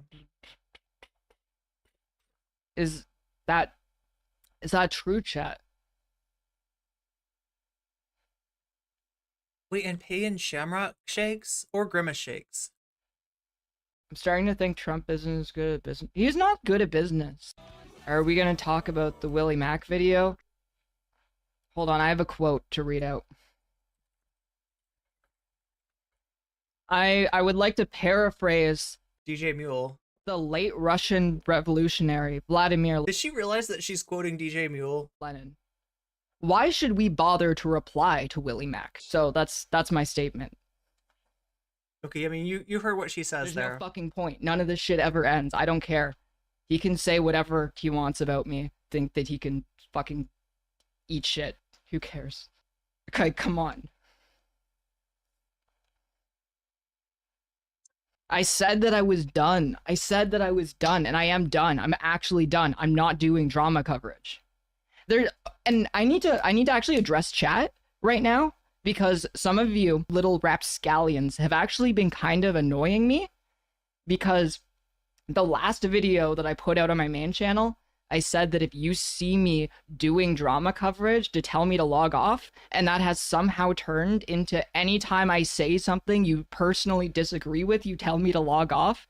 There's a difference between me having an opinion you disagree with and me like making content that is coverage of drama with the intent of monetizing it to make a living. These are different things, okay? I'll say. So wait, she still left open the door that she could do drama content as long as it's not monetized. As long, like, I don't know. And 12 hours later, I'll look back and be like, that person was a liar and a coward, and I have grown, I've changed. I am not them anymore. I'm different. How different? More Keffals, you've been up for over 24 hours. Log off, go to sleep. White name plus L plus you. Shut up. I feel like I can already hear the comments on this. Error that really screams this person is incredibly mentally ill. It's basic. It's working for me. Also gay. I mean, that's.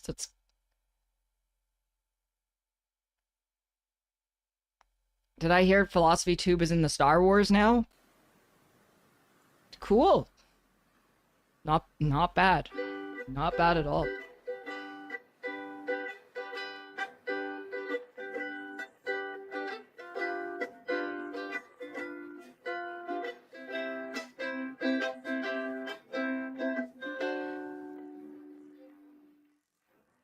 Oh my god, chat. Okay, so here's what I'm supposed to do. This time, I'm supposed to log off. Right? I'm supposed to be doing 3 hours or less. Both for my own mental health and also to have more time to put out videos, because that's one thing that hasn't happened during this whole thing, during this whole rise to whatever kind of prominence I'm at right now, which is, you know, the kind of prominence where Not So Erudite sits up and takes notice. Right? We are being noticed. We're being talked about. I'm no longer a random small streamer chick, but I am a random small streamer chick that has not been putting out enough videos, right? So I'm supposed to, like, 1 hour and 30 minutes ago, I was supposed to be off. I was supposed to be done. Obviously the Steven Crowder thing, this is what always happens. It's always something, right? It's always something. But yeah, log off, prioritize yourself. I'm gonna try to. I'm gonna try to. I just wanted to say bye to chat and thank everybody for the support today, both in Twitch and in YouTube.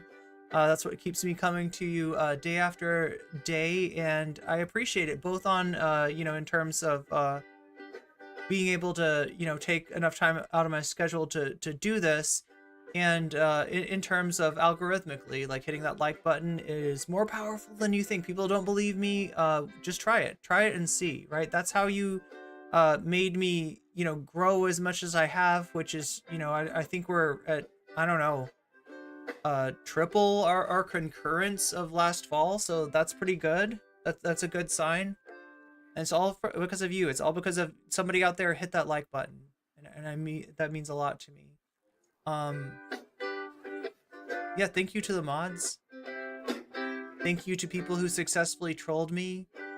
Thank you for putting up with my venting yesterday, and now I'm doing the toxic gossip train. Now it's time for the Irene scandal. Well, I don't know. That might be coming, Chad. I don't know. Like, you know, this is what happened last time. I was anywhere close to this number of concurrents, I got like not the commentary community, but the Twitch poll community came down on me pretty hard. We'll see if that happens now. I don't know. I don't know if it's like a magic thing. You hit a certain like level of concurrence and all of a sudden you become fodder for drama, but I don't know. You might be ready to get aboard the toxic gossip train. Actually, I don't know. I shouldn't say, that makes it sound like I know something that's coming down the pipeline. It's just maybe like memory from the last time that I was this anywhere near this prominent. But yeah, who knows? Who knows? We're trying to, I don't know. I'm doing things different. I'm not connected to some of the toxic communities. I don't have a bunch of overlap with any Twitch poll streamers. So kind of doing our own thing, kind of charting our own course. Hopefully that keeps us clear of the drama. But if not, I know you'll be there. I know you'll be there to protect me. So, but yeah. I don't know how to end the stream sooner than 6. This is usually, anyway, I just gotta end the stream. That's how you end the stream. You end the stream.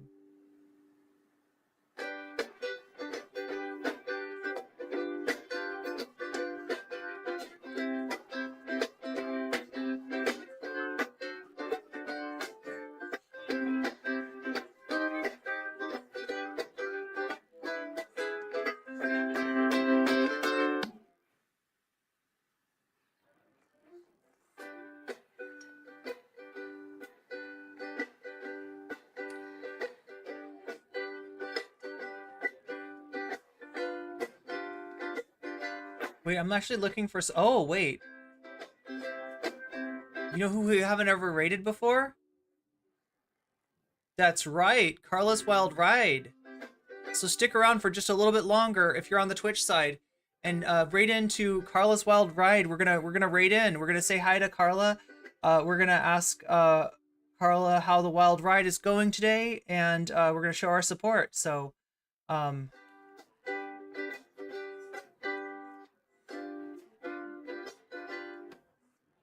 So give Carla's Wild Ride my appreciation, and oh, looks like this is this content is intended for certain audiences. So be careful if you're skittish, because this is I don't know what to expect. I've never been on a Carla's Wild Ride before, but we're about to go, chat. I'm reading you on into Carla on the Twitch side, so get ready for a wild ride. See you tomorrow. Yeah, that's what I gotta say. And again, thank you everybody. I had fun. And there we go. Yo, Twitch is out of here. Twitch is into Carla's stream, YouTube. I will see you tomorrow. What are we talking about tomorrow? We might finish the Poppy and Xena stuff. I don't know if I can handle that. That was a little bit rough. But there's more to talk about if you're interested in it. And I'll be here. I guess we got to cover more of the Steven Crowder thing that's going on. Candace Owens, that's going to be maybe the big thing, right? I think that maybe, yeah, some people have responded. Some people from the Daily Wire, so we're gonna look into that. There's TYT stuff too, so make sure to tune in tomorrow. Same Waluigi time, same Waluigi channel, and until then,